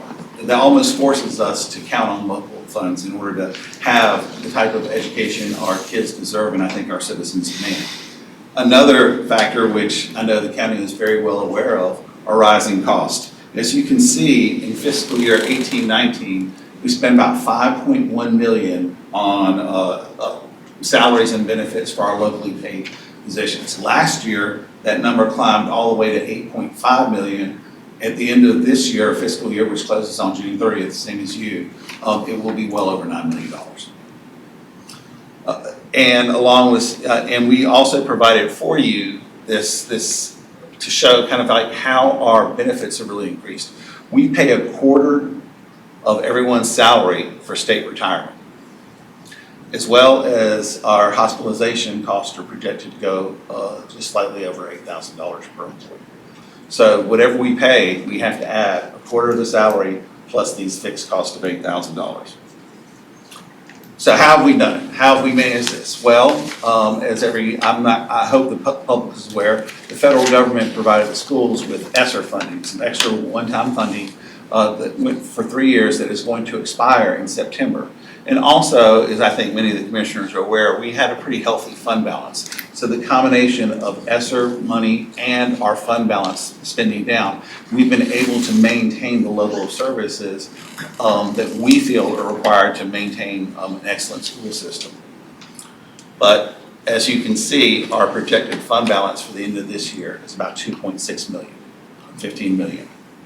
And I would agree, I've personally gotten feedback from the commissioners. I remember meeting with, before I first got here with Mr. Powell in my driveway, where he said it was high, and we agree, and we want to keep it at a comfortable level, but this is probably the level we're comfortable with. We're not really comfortable going past this. And then the last thing that we have here, and I found this statistic, and this is the slide that you don't have in your packet. Out of a scale of 10, and I don't know what's behind the scale, but I think it's important to note that our students in 2019 were more stressed than the adults. And that was pre-pandemic. Imagine what it is now, post-pandemic. And why that's important to know is students aren't learning anything if they're thinking about what's happening at home. They're thinking about, well, how are my parents, how am I going to do? So the support staff positions that we have are key to enabling learning.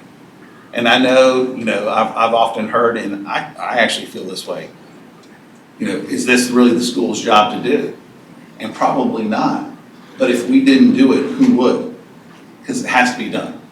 And so I think our students have increasing needs. And so those are the three factors that are leading us to where we are, into our budget request of $11.2 million, which would give a total appropriation of $27 million. Okay, I know that's a big number, and so we're going to kind of move to the summary. As you can see, we would spend about $9.2 million just on the salaries and benefits of the folks that we needed, some of these extra positions, which I talked about. One of the things that happened with ESSER, we were allowed to use instructional resources.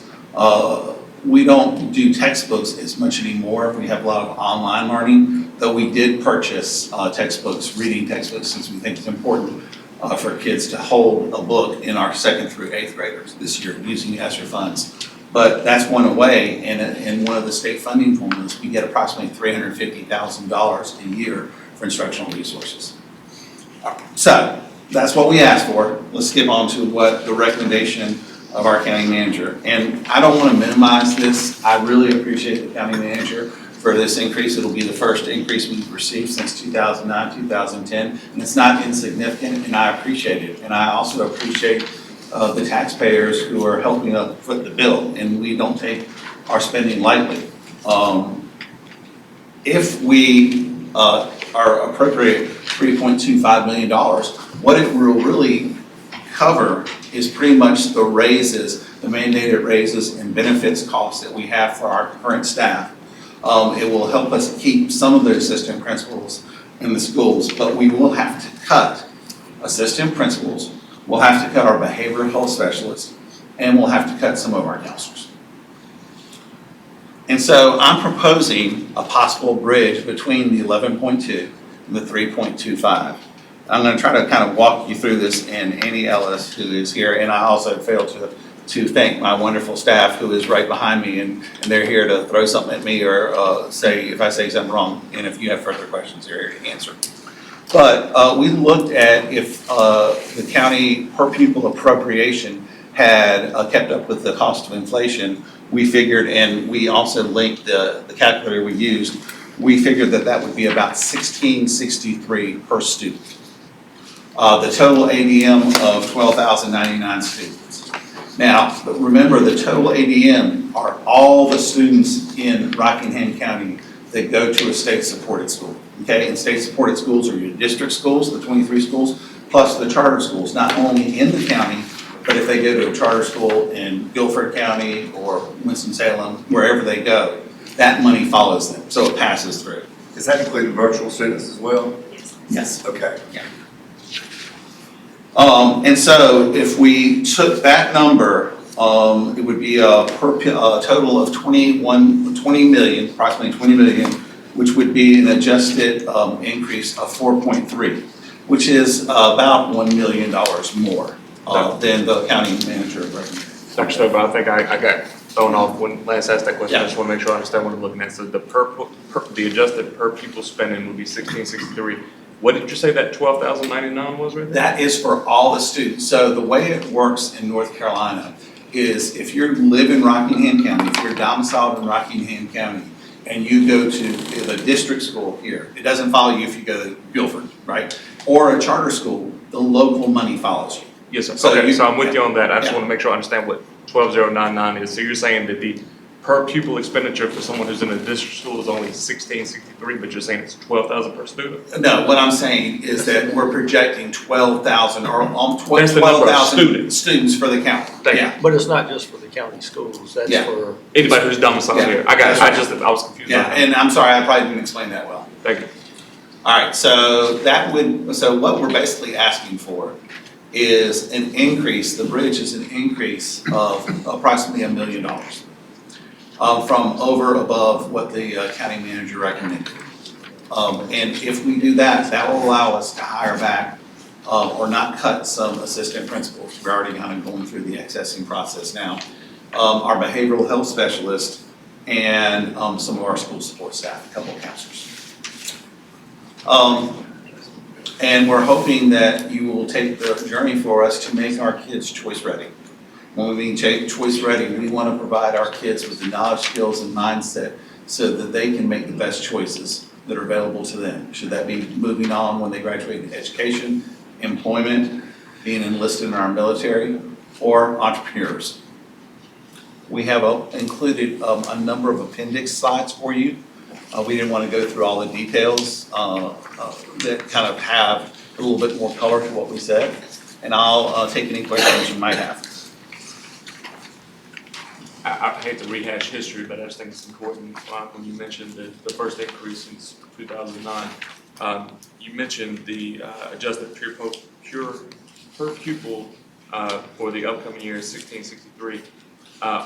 Between 2009 and now, what is the number of students been like for the county? Yeah, I think we have that somewhere in one of the appendix, and if not, we've gone from about 13. We have 2021. Yeah, that's 2021, but historically, so To the put a county finer is point on aging. it, Yeah, my the question county is per pupil over the last decade, even though if you haven't had an increase until now, per pupil over the last decade, how much has that changed per student? How much we're spending on students? So we've had a decrease in enrollment. Yeah, well, we've had a decrease in enrollment in county schools, and we've had an increase, we've just had a decrease in the number of students we've had in the county schools. So, like, whenever we decrease, if the appropriation stays the same, then the per pupil is obviously going to increase, right? And so I think at our height, we were around 14 and a half students, and it's gone down to now it's 12,100. This slide right here That's shows what I was. in 2009, 2010, our Rockingham County Schools had 13,679 students in our public school system. We had 219 charter school students, so the funding followed them. Right. We're projecting for next year to have 11,140 for us, and then 959 charter school students. So our ADM has decreased, our charter school attendance has increased.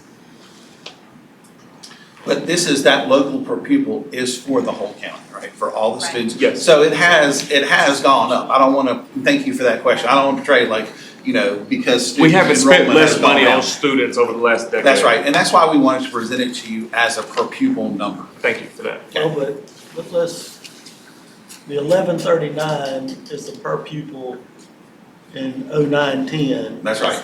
The 1309 is if funding didn't change, but when That's you right. add the 3.25, the per pupil is about 1577. Yeah. Okay, So the actual per pupil for the projected would be about 1,500 per student, almost 16. almost Yes, 1,600. 1577. Yeah, and so what we're saying, and the bridge that we're saying is if we added 1 million more to the county manager's request, that would get us to a per pupil of 1663 roughly, which is what would be if we kept up with inflation. That's what we're trying to make the connection. Thank you very much. Yes, sir.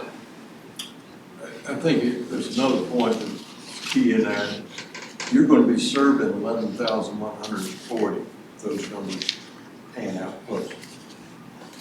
So the money that passes through to the charter school, you're not providing good service, you have no expense for that. Yeah, that's just a pass through, yeah.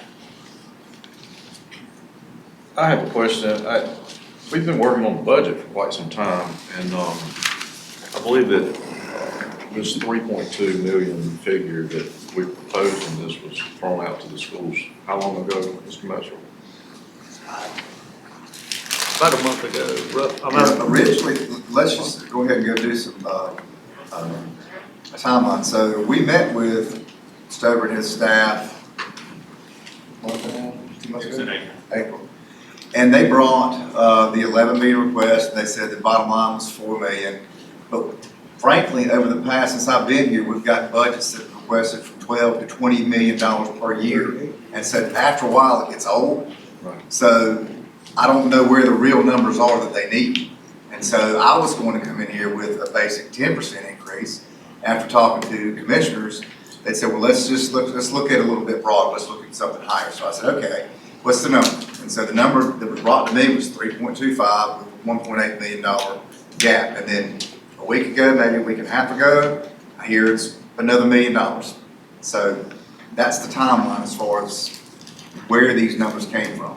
So I believe that the extra million that Dr. Stover was talking about is to retain some positions. But you had to know about those positions when we were talking about 3.2 million. So when we agreed upon that, the school said that was okay. And then I believe it was last Thursday that I found out we were going to be losing some staff potentially if we didn't do the other million. How long have we known about that, Dr. Stover? So, any increase that we have is appreciated, right? And I said if we had to, we could make the 3.25 million work, which is what we're trying to show. This is what would happen. We've even cut some central office staff, and we are a very lean central office in order to make this go. We've cut technology position, we've cut a maintenance position. We no longer have a director of behavioral health, for instance. So we've tried to do our part.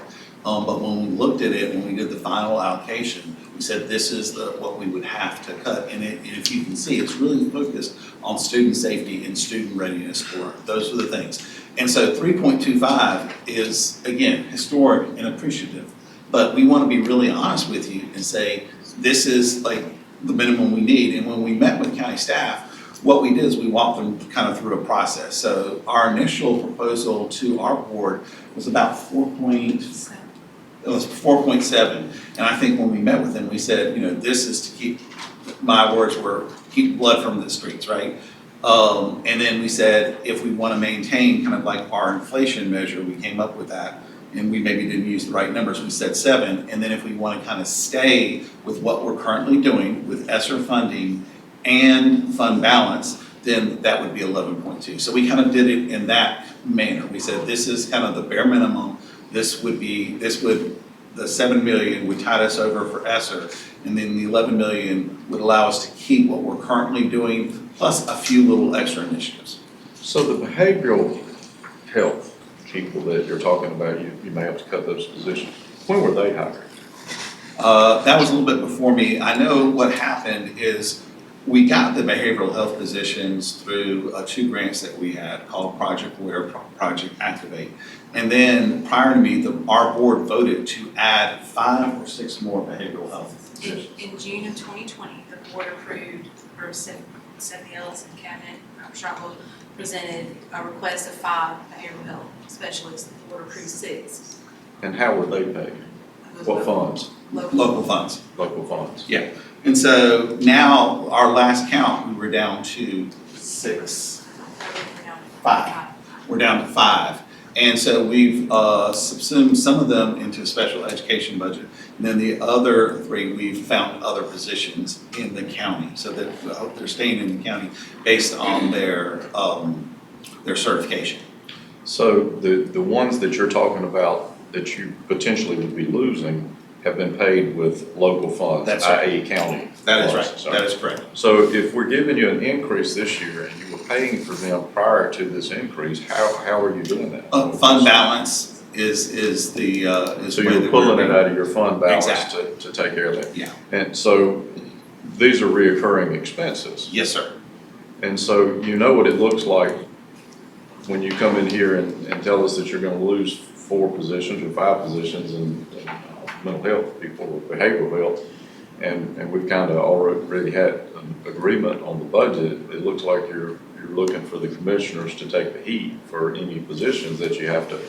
We did that Monday night on some issues that wasn't very pleasant as well. So I'm wondering why.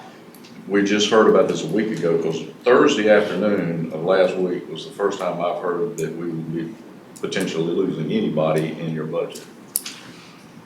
I'm not quite sure why you didn't hear that. We've tried to be transparent with everyone that, even with, the 4.7, we thought we wouldn't have to lose anybody. That's how we built our budget, right? The 3.25, when I was told that number, again, as I said, it's a historic increase, we were very appreciative, and I said we could make that work, we could live with that, right? But as we presented that number to our board, and as we worked with the board, the board really sees the value of our support positions, our mental health, our behavioral health specialists, and our assistant principals. And so, we discussed this in our finance committee meeting, and they said we should ask, we need to be real transparent on what we need. Now, again, we will make 3.25 work, we will make anything work, because we have to, right? We're just saying, we're trying to give you the information. With the 3.25, we're still going to have to cut some staff in these areas. And for $1 million more, $1,044,000, we can save those. And we're not actually cutting people. We've been able to so far absorb through attrition and other means the folks that we have. So just to, Mr. Metzler, just to make sure that I haven't missed something, when were you aware of the potential position cuts? No, he had talked with us at the very beginning about 4 million. I don't know if it was detailed down to what positions were cut. Do you remember? I don't recall if it was exactly positions, but I mean, But he said the bottom line is they need 4 million. I've heard this for years. And let me ask another question. So during the meeting we had on Monday, it was said that these behavioral health positions that you may be losing could be billed to Medicaid. So, Correct. I'm not sure what was said, but we have researched this extensively. In fact, our former director of behavioral support, that was her big project, and she thought that was a possibility. No district in the state of North Carolina that we know of has been able to do it, but she was working on a way that we could. Is Cumberland County not doing it? No, we actually contacted Cumberland County right before this, and they are not billing for behavioral health. Well, that's a good sessions. Go. Since Monday, just to clarify that, since Monday night, I know Ms. Rakestraw had reached out, I think it was Ms. Rakestraw, it was either her or Ms. McMichael reached out to somebody in Cumberland County, and they have not been successful in getting that. So there was some misinformation that was unintentional, because I believe they were at a state meeting and it had come up, and so she was relaying that, and then when asked to get additional information on it, contacting them, it was not quite there. So.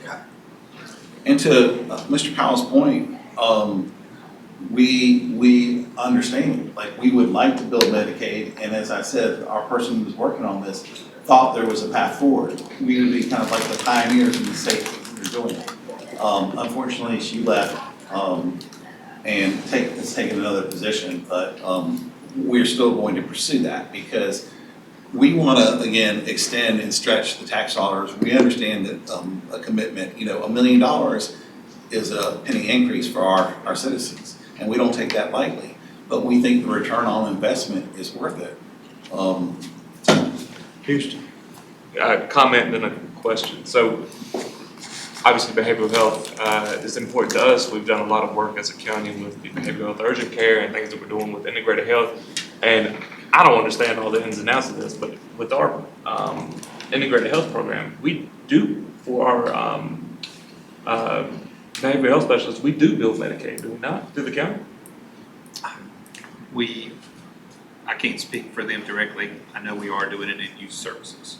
Okay, so I just feel like there is some sort of path forward here. Now, I don't know how all that works with the schools, but I just know that we're working very hard and take mental health very seriously, and we've tried to make a lot of strides in that area. So even if these positions are not available in the schools, the county is working to provide these services to all of our citizens. And it does have requirements on their licenses that they have to be able to do that. So there are mechanisms.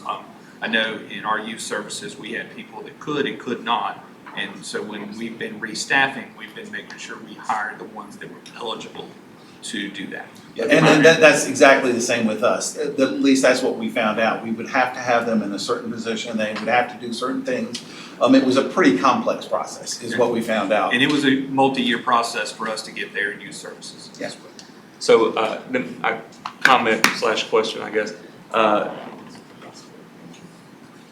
The past 2 years since I've been doing this, the request from the school board or from the administration is always much higher than any of our departments here in the county. And I understand you guys aren't a department of ours, but because of the funding mechanism. Yeah. So when we see a 70% increase request year after year, I understand what Lance is saying about being jaded to that. And I understand that when I'm looking at this budget, there's a lot of stuff in here that you guys have asked for, and I understand you don't expect you can get everything. But I think going forward, if it looks more like a budget request and less like a wish list, I think that would be beneficial to all of us. I don't disagree with you at all, and that's one of the reasons we met. So Mr. Metzner and I met my first year, and I gave him a number. I said, if nothing else, this is the bottom line. This will pay for our mandated increases, right? And we tried to do the same this year. And so when we said we were very clear in that this 4.7, which was our initial ask, was really what we needed, and we went through line by line with what we had. I don't want to interrupt you, I just want to clarify. So to me as a commissioner, when I have to look at funding, this proposed annual budget is what I consider the initial ask, and it's $11 million, it's not 4.7. No, you're right, and I just wanted to say the process that we use, and I want to replicate, and we've talked about that, and we've had initial discussions. I think there's value in us meeting quarterly and going through our budget, because I don't want to play this game either, to be honest with you. I don't want to ask for $8 million, hoping for $4 million. I want to ask what I ask for, with, of course, obviously through the board, with the board request, and I'm the mouthpiece for the board. Certainly, yeah. We want that to be the real number. I don't think it serves anybody's interest to play the kind of like game. We're in agreement. Now, Let me just add one more piece to this, because there was a comment made during the public hearing on Monday in regards to teacher supplements. Now, obviously, in an $11 million request, we're not going to be able to give you everything that you asked for. But specifically, under the local expenditures, when you look at the year-to-year budget from what we previously had to what the request is, there was not a request for an increase for teacher supplements. So if we can't give you everything that you want, we definitely can't afford to give you what you don't ask for. So I would just like to say, if that is a priority of the school board, I would like to see that in the budget. Okay, thank you. Thank you. One last question. This is just it's from a previous slide. When we have 17% EC students for the county, how does that rank against the rest of the state? Is that high? Is that low? Is that average? It's about an average number. We may be a little higher than the average. The average may be more around 16, 15 high, 15, 9, 16, but 17 is fairly high, yes. And the state has looked at changing that formula for a needs base, so basically because within that number, 17%, some of those students require just speech services, right? And that's very low impact, but then we have some students who require kind of like full-time care as well as a specialized class. I imagine this is anyone with the IEP falls into this category? That's right. And so there's needs, and we would be supportive if the state changed their formula to actually meet the needs. But right now, that's the issue I want to bring before you. And I'm not trying to blame the state, I'm just giving you the facts. Right. These are the facts of the funding formula. Thank you. That's not exactly so. It does not include high performing students, but you're also exceptional. Yes, that's a separate, our AIG, but they give us, Dr. 4%, and we've identified, what's the percent that we have? About 17%. Yeah, so even there's a delta there, in the state funding formula. Yeah, I might be able to clarify something from the LME MCO point of view. Medicaid is an individual entitlement. So to get Medicaid to pay a salary, that's a different deal. Our youth services is billing per student. Yeah. I'm not calling it student, per client. Yeah. And And that's what we would do too. It wouldn't actually pay, but it would offset salary cost. And so like we bill Medicaid currently for things that we do psychological services, speech, physical, we're able to build Medicare, through the same platform, again, the Cumberland County uses, right? We're in a consortium with them, and we build Medicaid for those services. It's just the specific of having therapy services, which is what we would like to do. So part of the behavioral health specialist, we would like for them to be able to actually see kids in the schools, right? Provide that services, and then they could build Medicaid for those services, which would help offset. And currently, what our behavioral health specialists do is they help our principals with risk assessments. If a child has suicide ideas, they help with that, and they provide some services. But with 5 that we currently have stretched out over 23 schools, they're doing a lot of things, right? And so our They have a full 8-hour day, is what you're saying. yeah, they do. We, and Dr. Corcoran, if we need to follow up, can provide to you the number of screenings that we've done, assessments that we've done, the services that we've done. If that would be helpful to y'all. Well, I want you to know, and I want the public to know that from the LME MCO side, we are pursuing that. Yeah. Separate from anything the school is doing in this case. I can't help but ask this question, and I'll admit, I'm really keen on behavioral health specialists. I think they're a good value for money out there. But the ones that you were able to retain in other functions, is that correct? What happened to the people that were doing those functions before these people were put in there? It was attrition. So like for instance, we have one that is going to go to a counselor position for a retirement, right? We've got one that we've slated for a social worker position that we have. So those slots were full before. Right. They happened to be both vacated by circumstance. Yeah, exactly. So we didn't increase the number of counselors. We didn't do the shell game. We just filled in where we had vacancies. Also, for public benefit, the state is responsible for operational expenditure. What you're talking to us about is operational expenditure. And the bulk of the money that we've given you in the past has been used for operational expenditure. County is, on the other hand, is responsible for capital expenditures,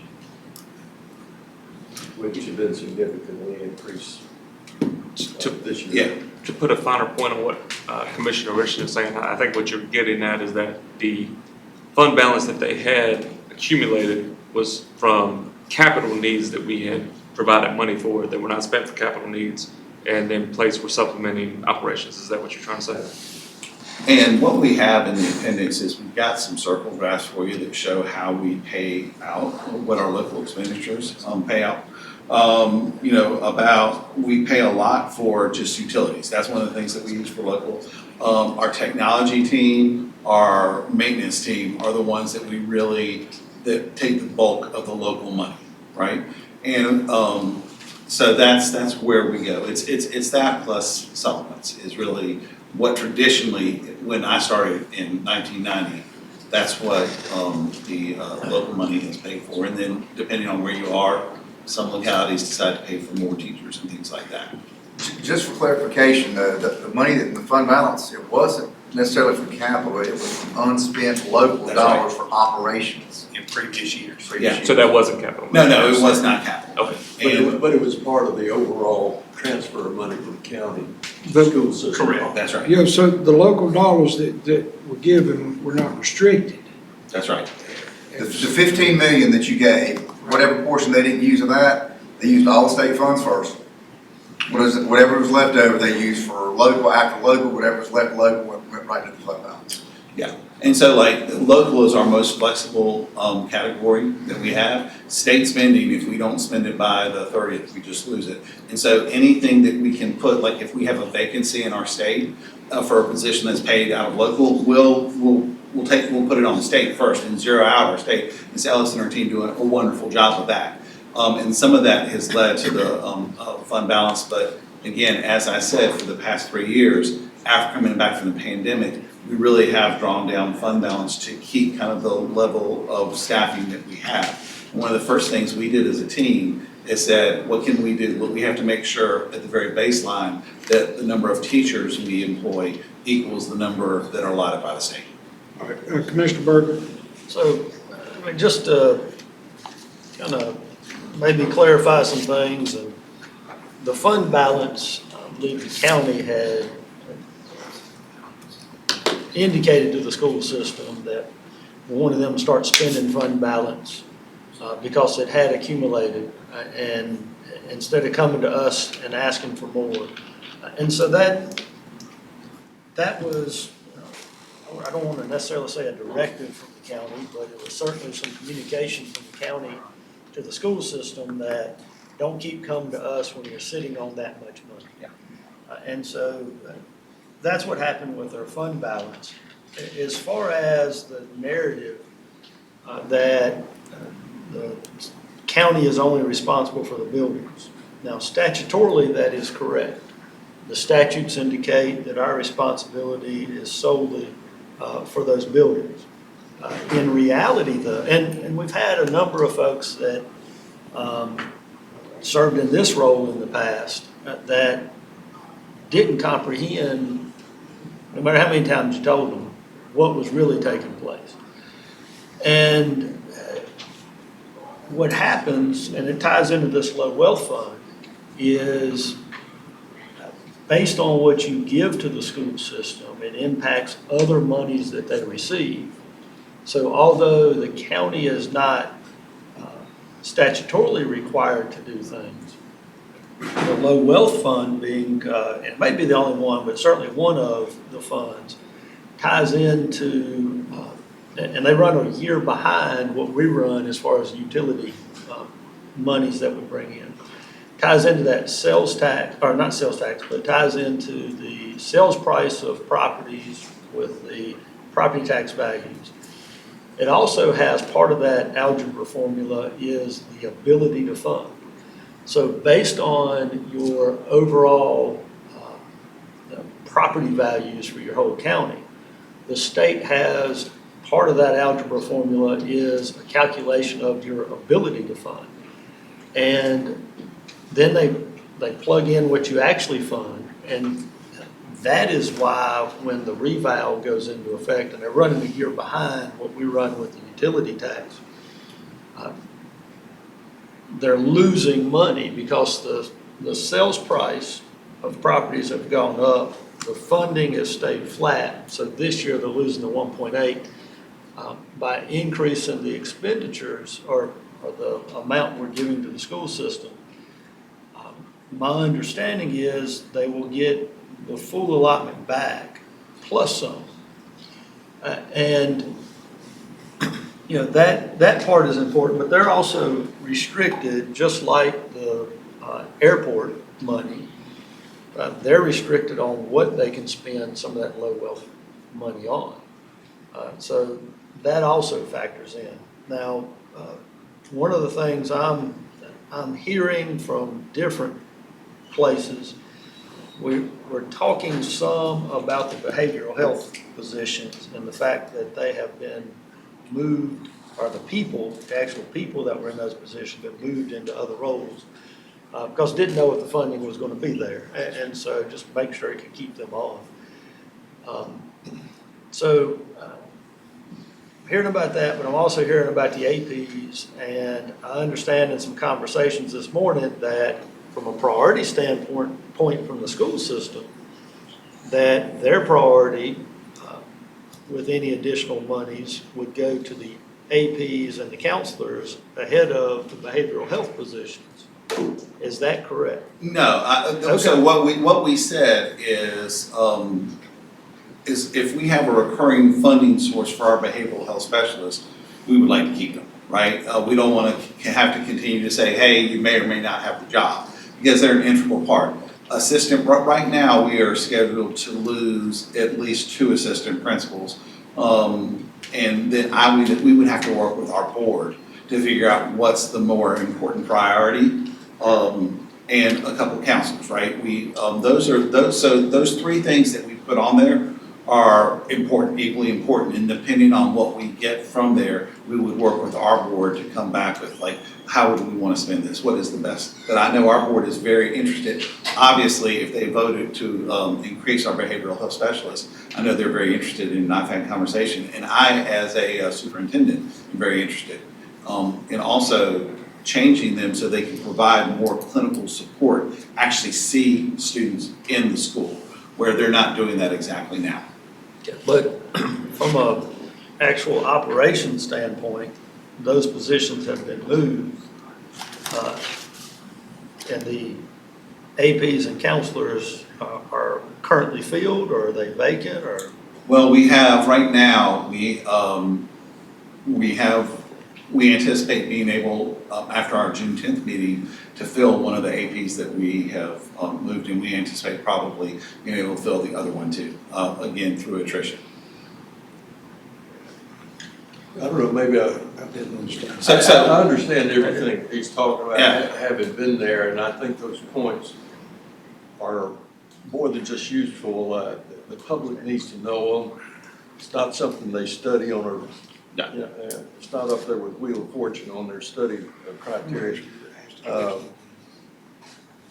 Our quandary is, I think for all the commissioners here, we want to provide the best service we can to the entire county, not just the educational system, the EMS, you name it, social services, health services.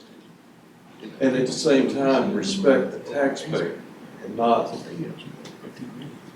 expend funds that cause us to charge more taxes or lay more taxes on it. But the priority to me has got to be laid on somebody separate like the school system. And I'm uncomfortable questioning you on how you do it.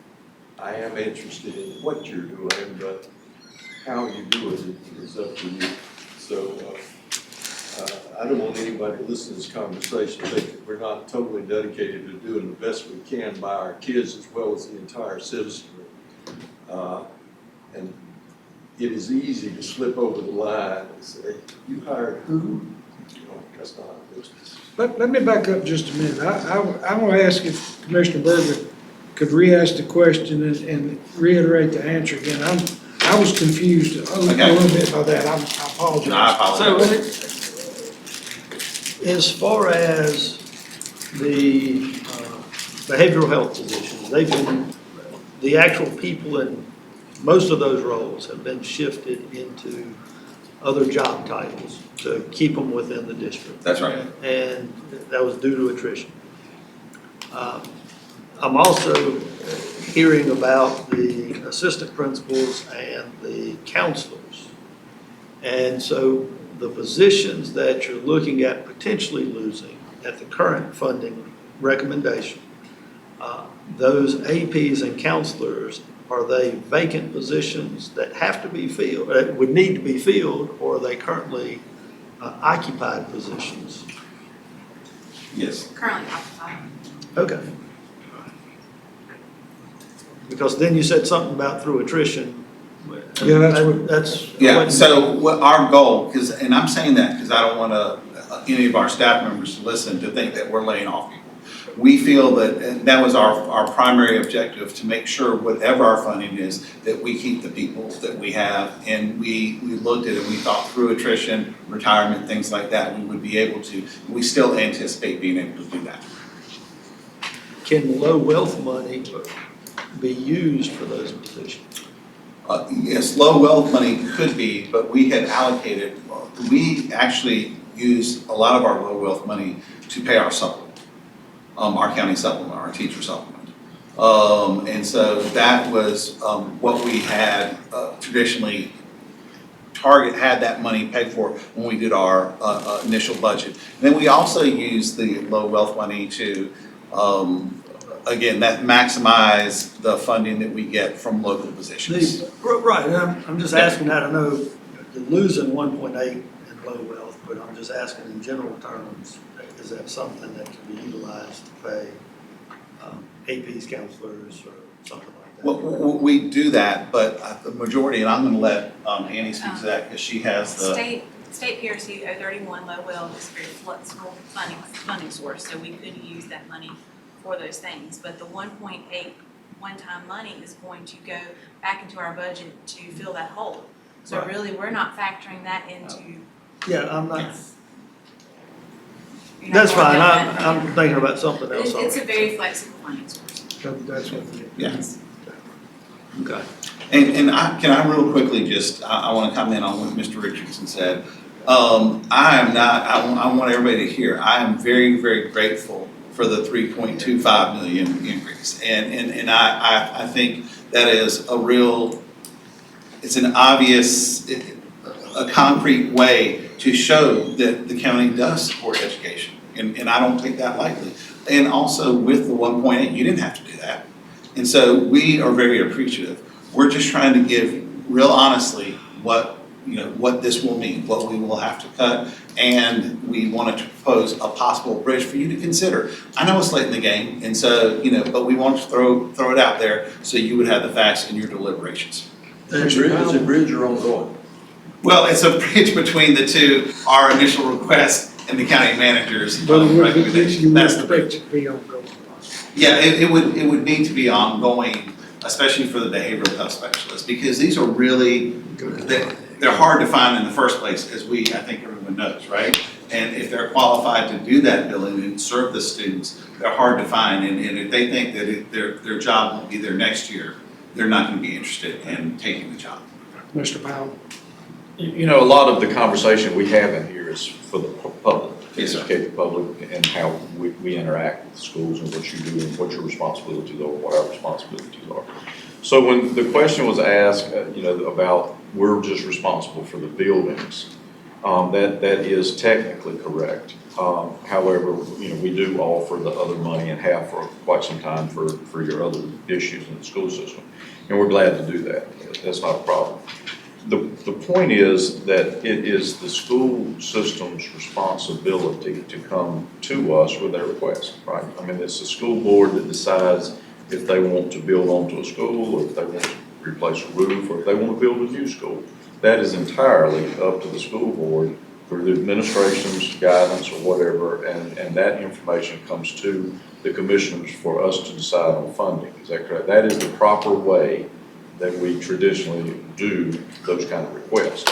So yes, when it comes to capital requests, we make recommendations to our board. Our board approves whether we should make that recommendation, and then by statute, we have to come to the commissioners to say, hey, this dedicated sales tax money, this is what we want to use it on. Do you approve? Right.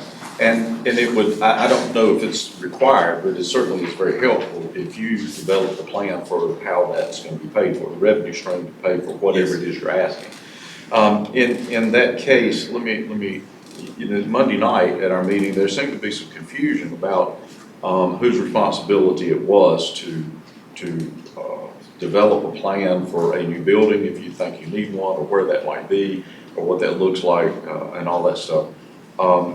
What has traditionally happened, and I'm going to ask you to speak to this shortly, what has happened in the last couple of years is the development of a capital improvement committee. The school board and the county commissioners have facilitated to work together to iron out a lot of these issues and to bring a unified front to the school board and to the county commissioners. Is that correct?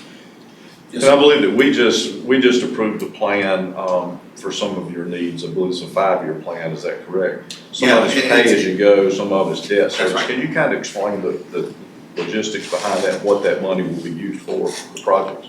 Yeah, so this is something that we have the Joint Facilities Committee, and so the operations team and I, we developed some recommendations, and what we did is we developed an ongoing capital needs plan, a way to kind of score, kind of like Mr. Southern said with the vehicles.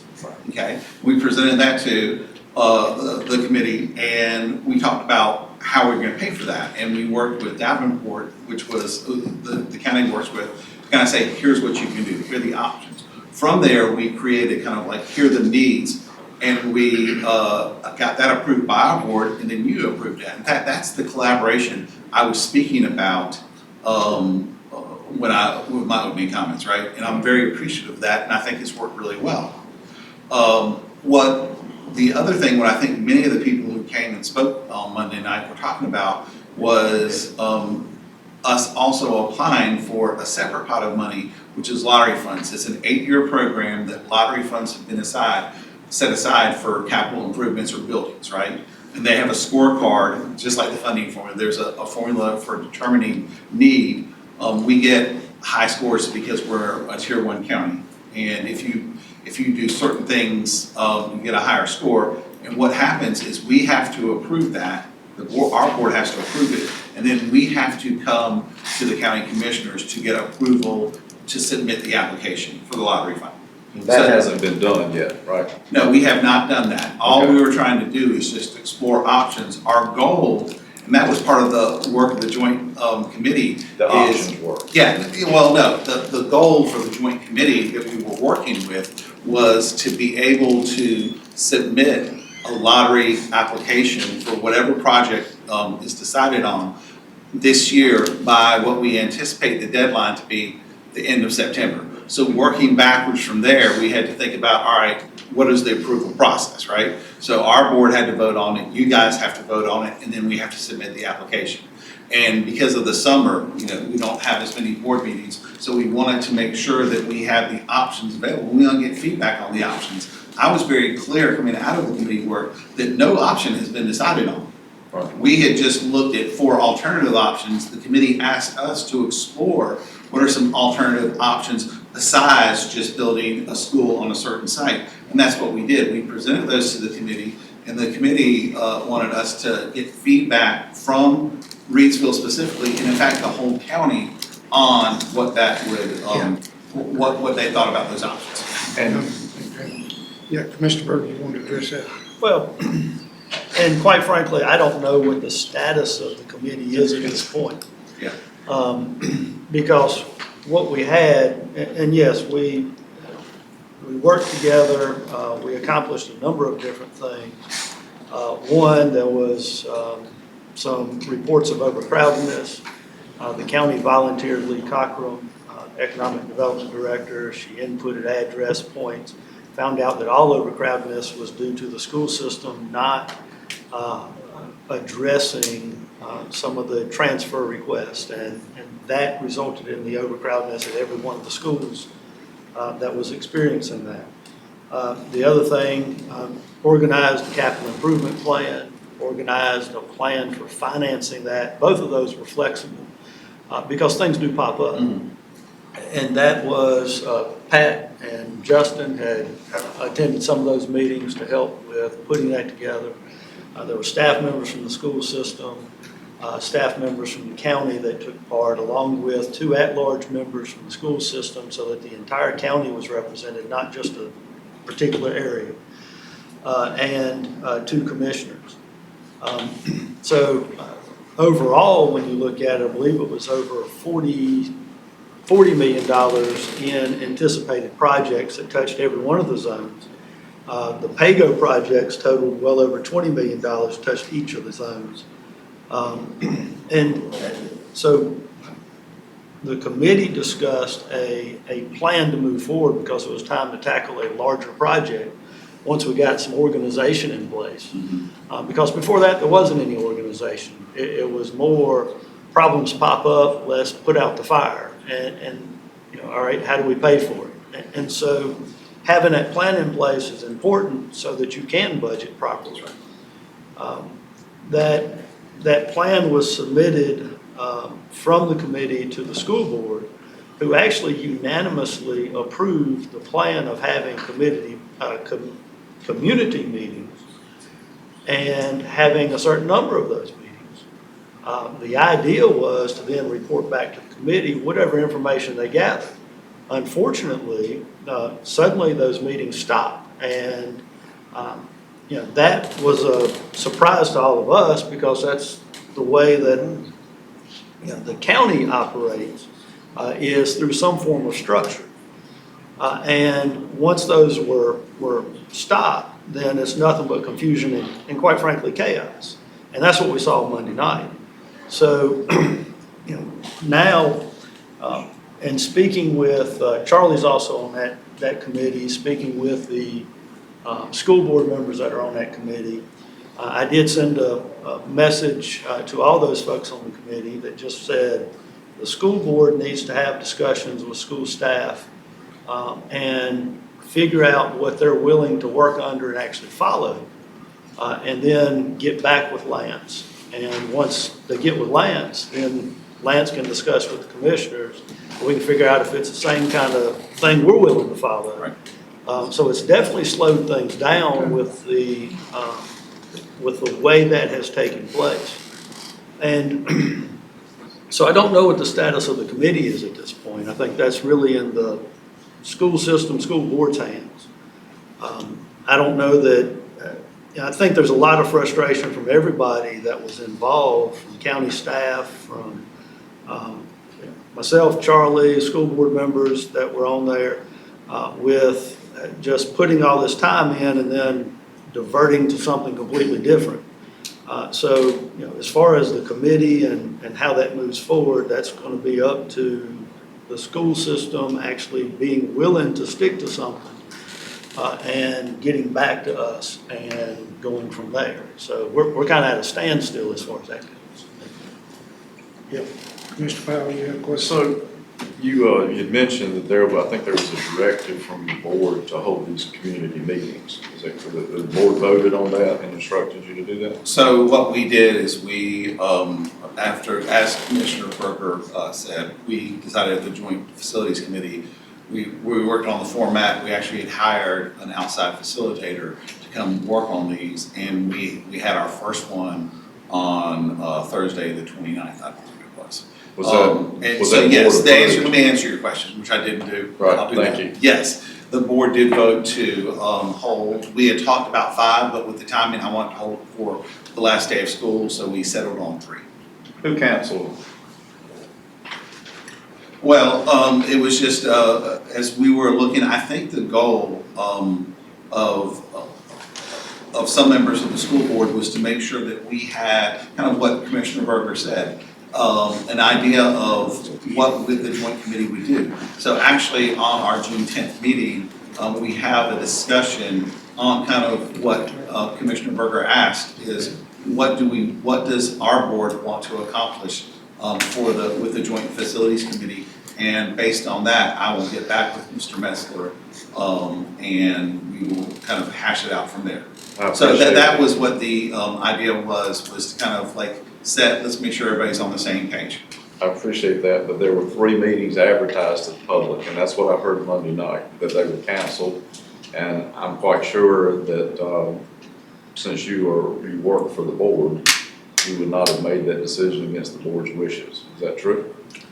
Is that a fair statement? Well, we canceled the meetings on Monday and Tuesday, that is true.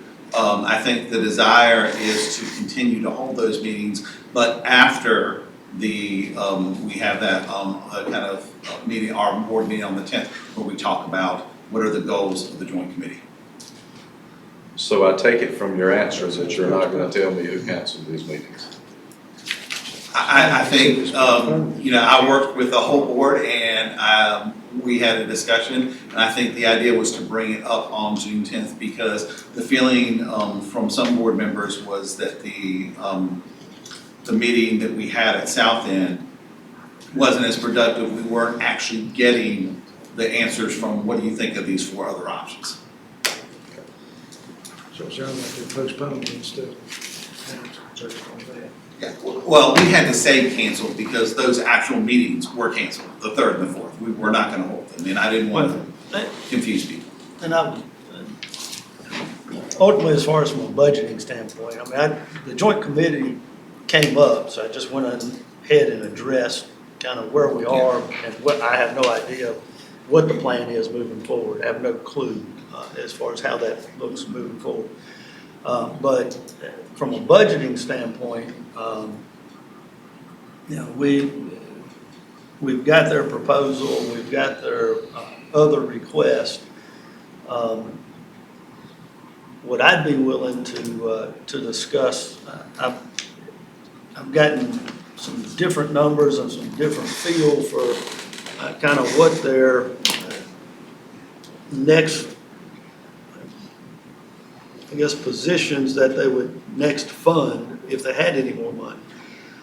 The reality is that low wealth money will increase next year.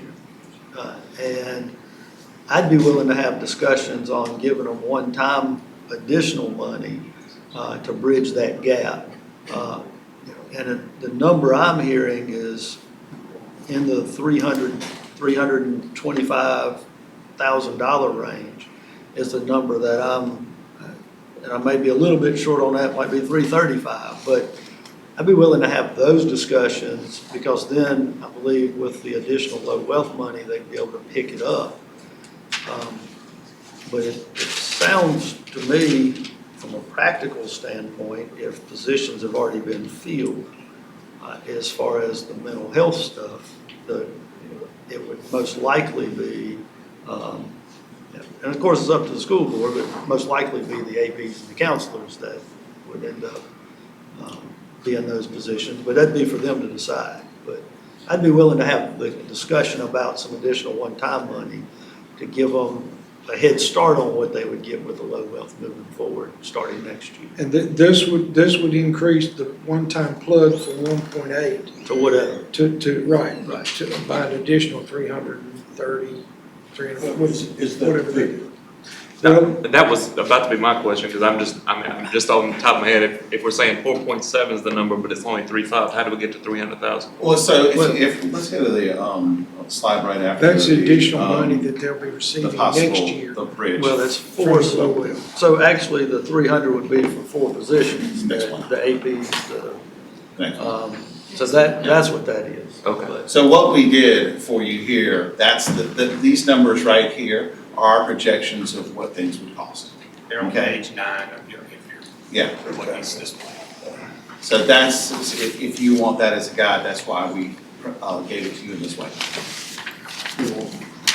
So, To fully fund what we, think we need, that is the 1.44 increase. But we broke it down for you per kind of like, that's what we, assistant principals, we feel the assistant principal cost would be. That's what the behavioral health specialist cost would be. That's what the instructional support staff above the state allotment, which are counselors basically, would be. So we broke it down into 3 areas for you. and if we, Well, I've already stated that I don't establish your priority, Right. but out of curiosity, of those 3 items up there, which one is your priority? I mean, that's where we have to work with the board. If we, depending on what we would get, is then I would go back to the board and prioritize of those 3 things, what does the board think is, I of course would make my recommendation, but ultimately it's up to the board to decide. Well, I concur with what Mr. Berger's talking about, but I would like to make that figure a little firmer. Well, yeah, we need to firm up exactly what that number is. well, let's look at it this way. They meet Monday night, I think it's unfair to put Dr. Stover in the spot of making that decision right here without being able to confer with his board. We're not gonna vote on the budget until, I can't remember the date. 17th. The Monday after that, yeah, the 17th. So would it be okay for us to continue the deliberations and discussions as far as whether we want to go down that path? They meet Monday night, have the discussion as to which one, if we're doing one or we may do 2, but that way they can prioritize it as a board and not have him answer the question.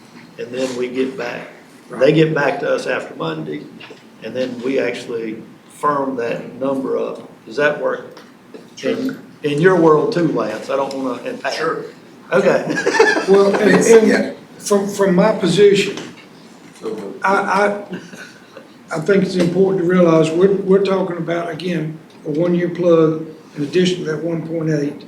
To get you through this and be replaced next year by low wealth, we're not increasing the property tax, that tax burden on the local residents. We're gonna use that as a one-time plug out of general fund. Yeah, Because I would be unwilling to raise property tax further to do this. Because the reality is, we've already raised it 3 cents for this 3.2 million.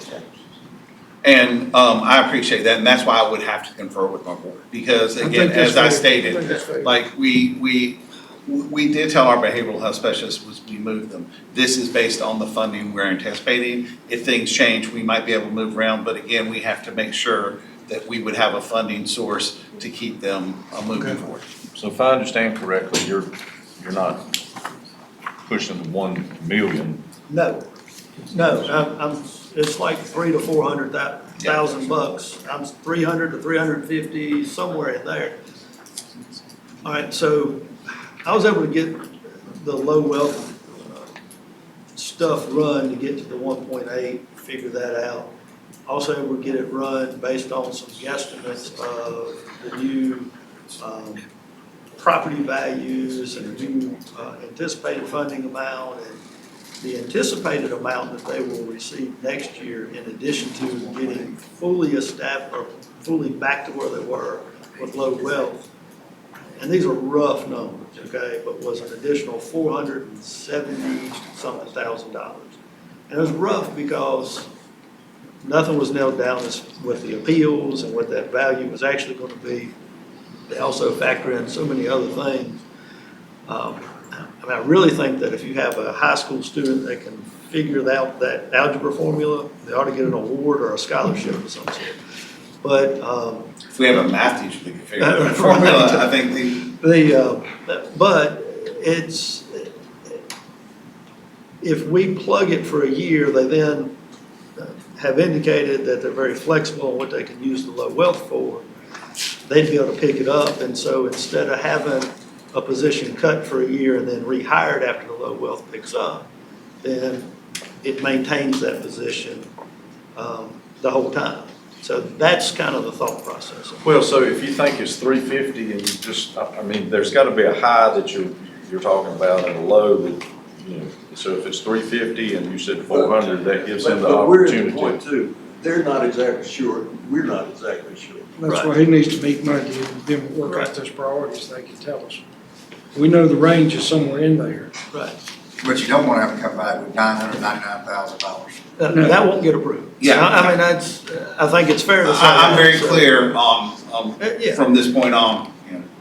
You know, we asked for the bridge and you are meeting us, and so we really appreciate, or you're considering to meet us somewhere in the middle, and we appreciate that.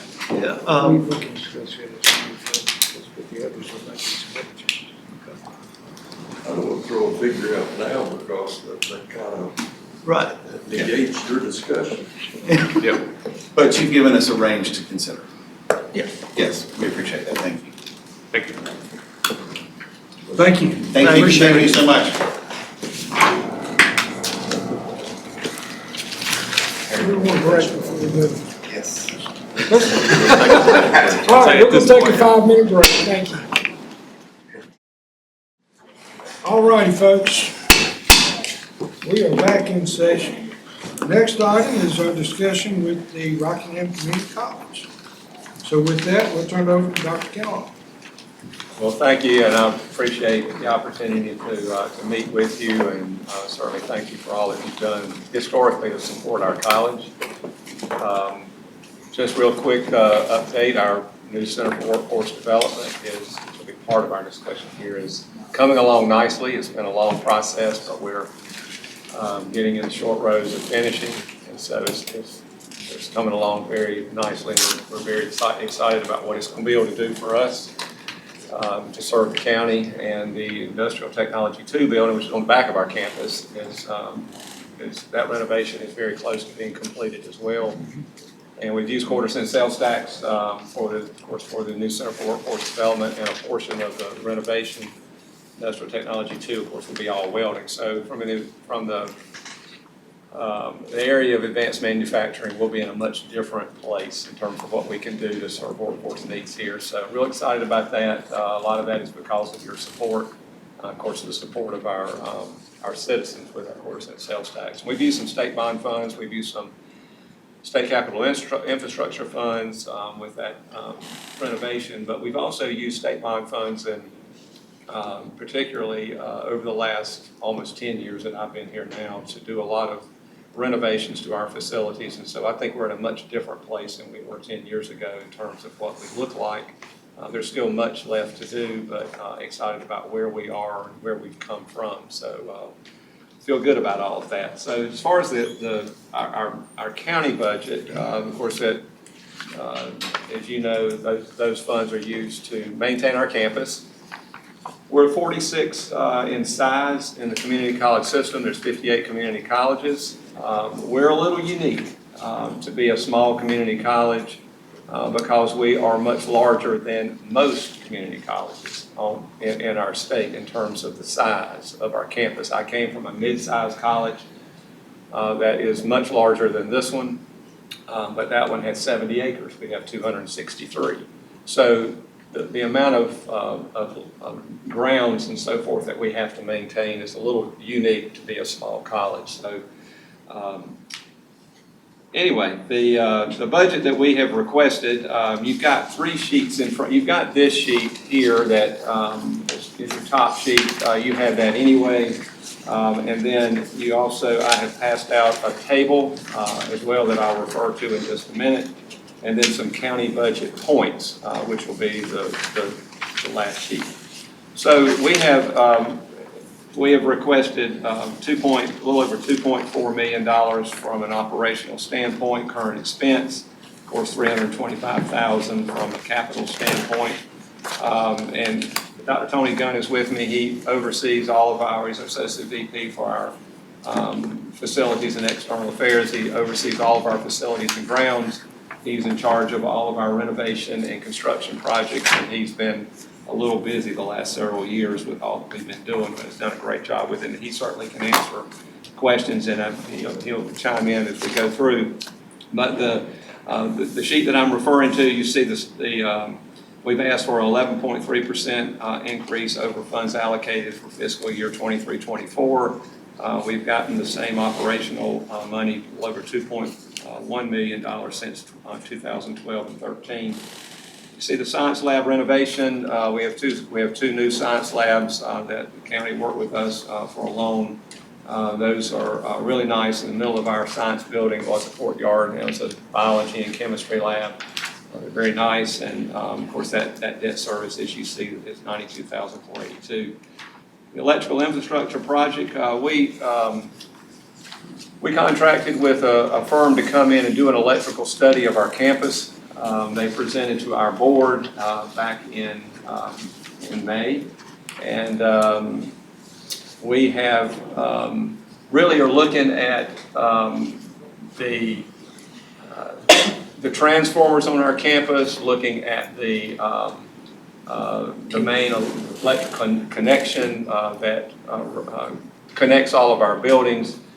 We are owners of that, which is a little unusual. Most of the time that's not the case with community colleges, but we have now are working with Duke Energy for them to assume control of all of that on our campus, and that's going to be a nice savings to the county over a long period of time, and we're excited about that happening. And so that is in process. If you have questions on that, we'll certainly be glad to answer it.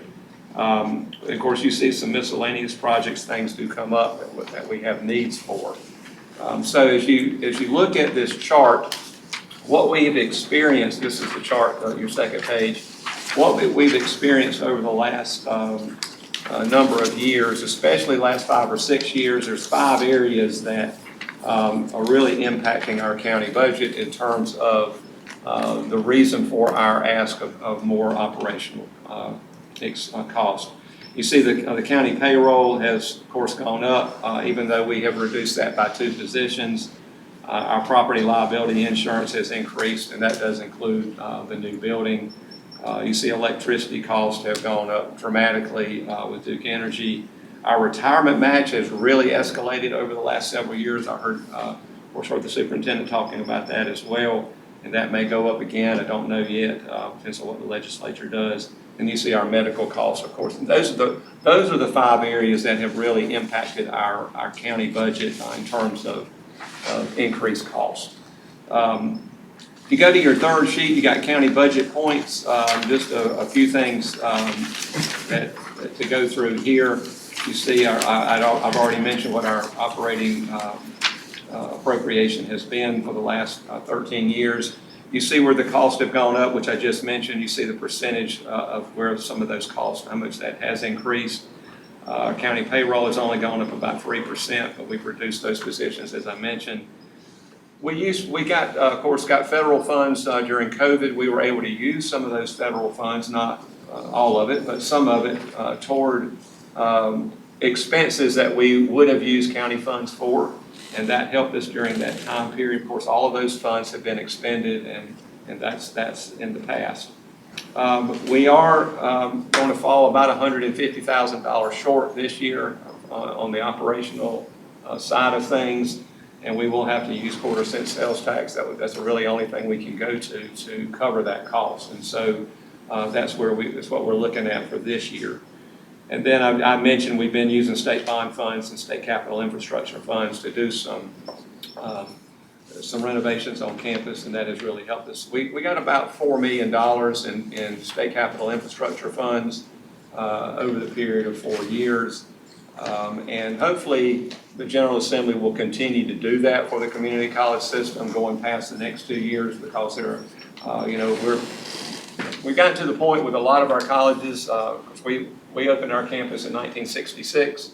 There's a lot of campuses that opened during about that same time period, and so those buildings that go back to 1966, of course, have a lot of infrastructure needs, and those state capital infrastructure funds really do come in handy for that. So anyway, that's just some of the reasons for our request for additions.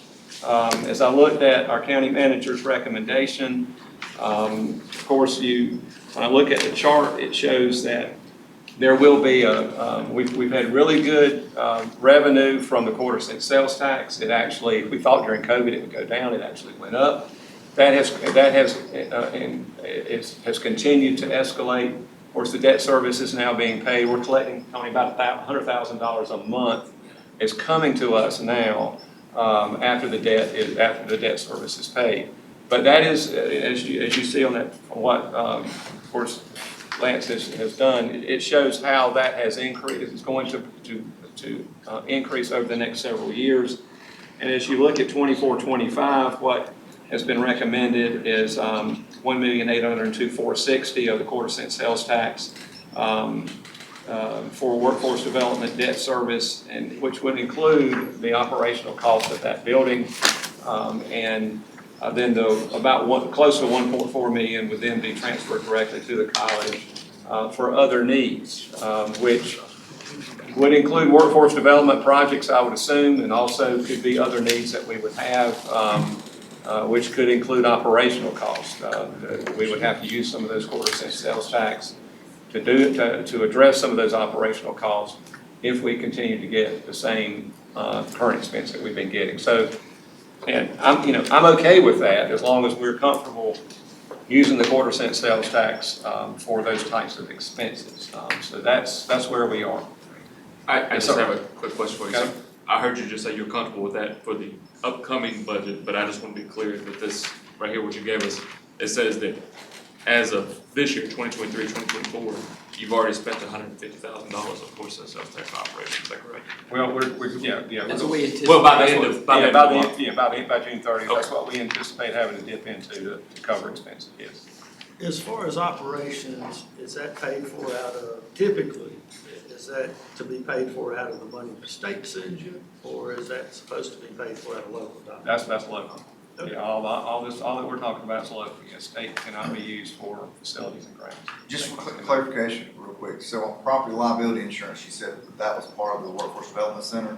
Well, that should be included in the numbers from the portion sales tax, because all the operational costs was part of the portion sales tax. So that 91,000 should be shifted to. Right, Okay. right, understand, yeah.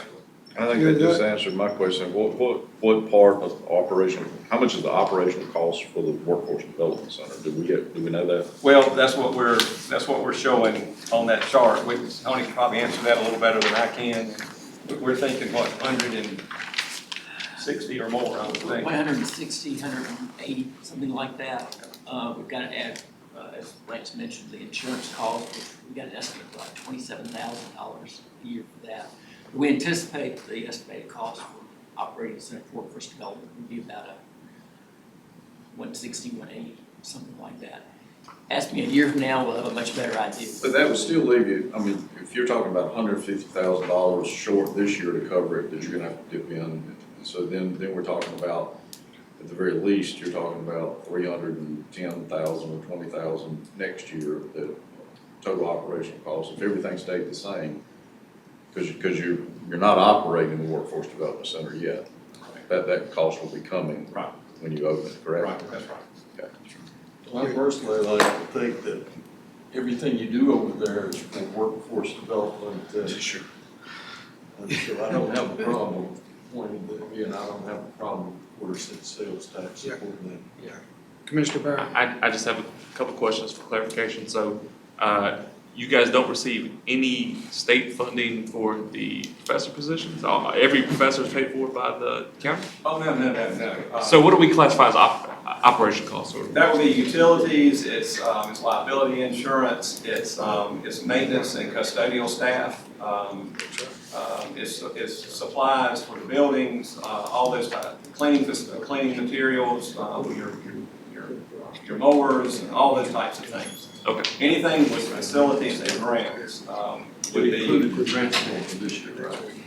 Yes. Would be, that's all Very local. expensive transport. Right. That's all local. Everything else is funded through the state, and we have grants that may be federally funded and stuff. Okay, thank you. I think we just need to say that. Excuse us, Doc. I think you finished, I'm sorry, okay, good. Well, one of the concerns that I was just voicing is that we know we've got a 42,000 square foot building that we're adding, we've got asphalt we're adding, electrical and such, so you will have that 180,000 a year in operations. You plan to start using that building in August of this year. We hope so. You better. We hope so. That's not a threat from me, we'll hear it from the community if we don't. They're working fast. I mean, we've got to get occupancy by the state, so that's gonna be what we have to have. And you know, we're already moving equipment in there and hooking that up and make sure it's working and all those types of I things. know several of us have toured the building, it's a beautiful building, it's a great It's gonna be facility. very nice.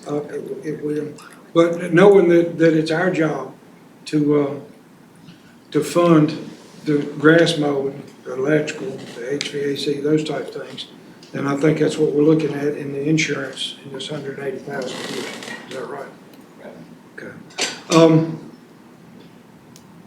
We're looking to, at this point, keeping that flat.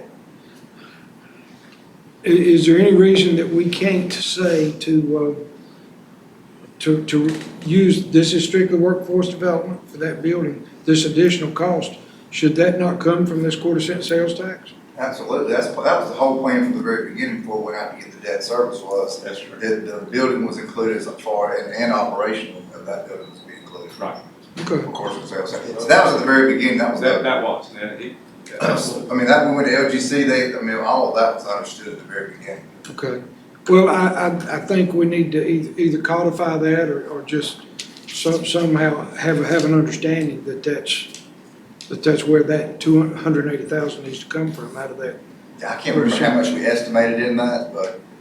Would it be fair that once they get up and running, when they make their request next year, and they break it apart and say, this is what we think is the cost for these operations, so it's a dedicated line, so we'll know where that money's going? I would like to see that. See that next year. We'll know. Oh, we'll know. Yeah. Yeah, we'll know. So when we're dedicating those quarter cent sales tax, we know that's going to the operation. But we need to understand, I guess we all need to understand, they're gonna start using this building in August. So they're gonna start incurring those additional costs. So they'll be drawing that down for that, or using that money. And we'll know how much it is because they'll have to request it, or we'll have some sort of mechanism to request it, right? You guys request it. Accountability. Or I think those funds currently go straight to them. Currently got, It does, yeah, it just comes Yeah. straight. Yeah. So we'll be taking it out of.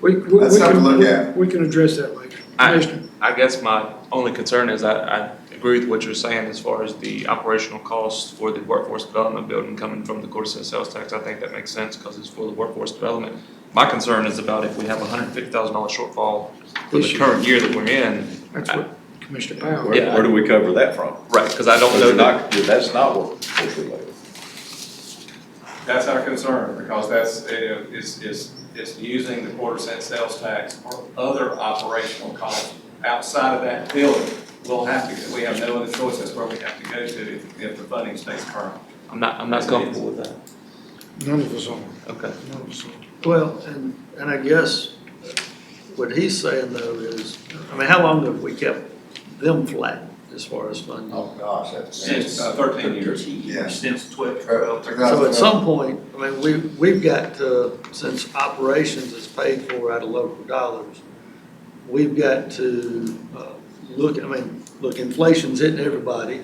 We've got to look at what do we do for the college to keep up with inflation as well?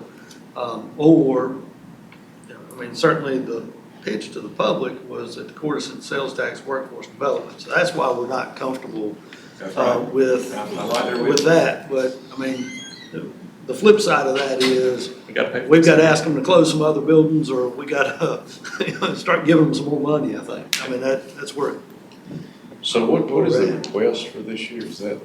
2.4 million in operation. Well, I'm comfortable with it, because I think everything they do over there is workforce development related. yes, and I don't disagree with that at all. Not the individual per se item that we're not. Yes, yeah, I don't disagree with that at all, because there was also discussion, what happens after the building is complete, what happens with money, and, I mean, it would allow them to continue to upkeep grounds, improve other buildings, because you're right, every building over there is hopefully designed to get the student a job at some point in the future. And we've made a lot of progress in almost 10 years now in improving the teaching and learning environment. We've done a lot of renovations to classrooms, to labs, to just the infrastructure to allow for distance education and technology and all those types of things.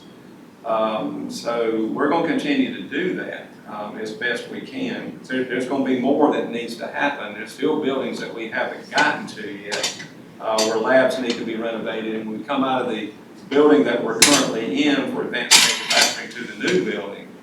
And we're going to need to go back to that building and renovate. So we're going to have those needs, that quarter cent sales tax going down the road is going to really help. And for future administrations, it's a tremendous asset to have to be able to keep up with the technology that's out there and how we teach and all those types of things. So, yeah, absolutely.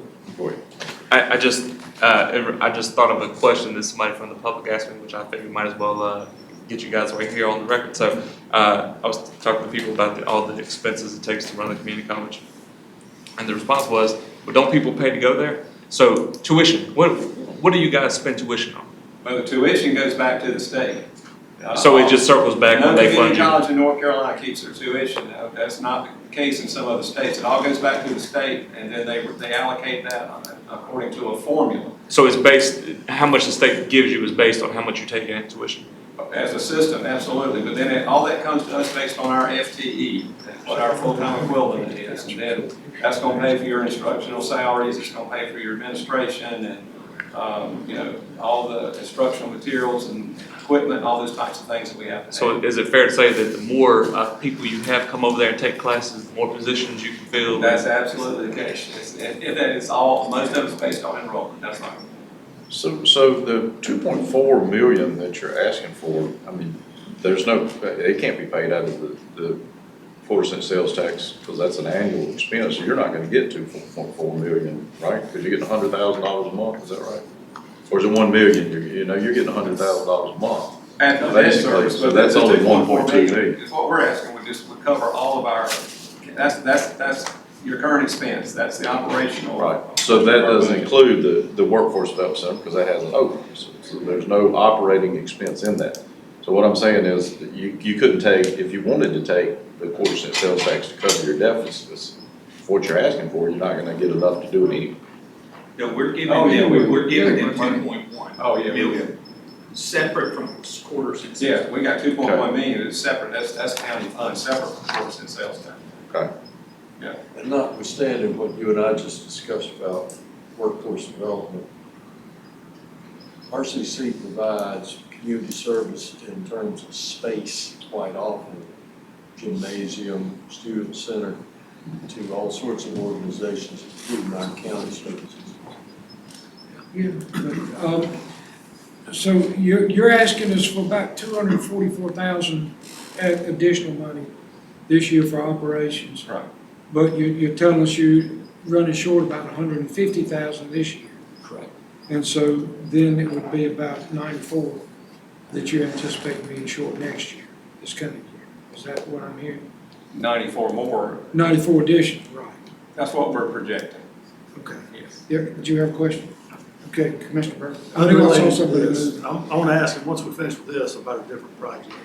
Okay, well, I just want to be clear, because we're looking at they're having to meet 150,000, which will continue on, then with inflation, they're projecting additional 94,000 needed for operations this coming year. Yeah, and I think That's what we're considering. completely comfortable with using quarter-cent sales tax for the new building, the operational cost for the new building, that was discussed from the very beginning. Right, Yeah. right.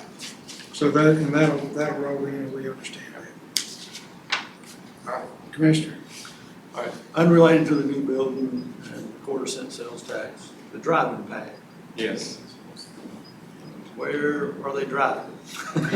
What's the status of that? Well, I'll let Tony go through this with you, he's been involved from day one from it. Well, we hired an engineering firm, architects, to do a feasibility study for us, to find a site for it, and then to give us an estimate of the cost. We looked at various sites, finally came back to the campus, and we located a site at the northwest corner that we think will work. So we had architects, okay, how much is it going to cost us to put in driving pad? They came back with an estimate of close to $11 million. And that you think, golly. Alabama is doing one now for 13 million. Yeah. And this is just like a concrete pad? Well, yeah, about that thick, and then you have to have you have to have electrical, you have to have lighting, and then you have to have, restrooms and. To drive? I'm sorry. Yeah. I'm not trying to be funny. If you just go in there to drive, why do I need a restroom? Well, Like, I mean, do we have other restrooms on campus you can drive to? you They're could, not close to, they would not be close to the but you gotta driveway. have road access to it, and you gotta have a barrier around it, so it's unbelievably expensive. It just is. Unbelievable is the word. It is, it's unbelievable. So what we've done in discussing that with our board is we have gone back and looked at an alternative plan, and I think that was, I can't remember how many million that was. Like 3 or 4 million? Yeah, think so. kind of as the first phase. Yeah, that'd be, we phased it, so it's something we need to circle back to decide if it's really something we can do or not. Go for it. How much grant money did you get so far? We've got $2 million from the General Assembly that's sitting there that can be applied to us. So you need 9 more? If we wanted to go with what was originally proposed, Just pay for the driveway now. yeah, it's unbelievable. Yeah, that was pushed by Representative Carter. It was one of his last acts before it That's right. passed. So basically, you had enough money to build your driveway, right? Near the bathrooms. Bottom Ring Dixie School, it's got everything you need. Do less and do more. Y'all can practice that good for about 244,000 additional. So that's 2,408. If the need's 244,000, is that what we're talking about, 150, 94? It's in that. $244,000, and I'd recommend that we give them that.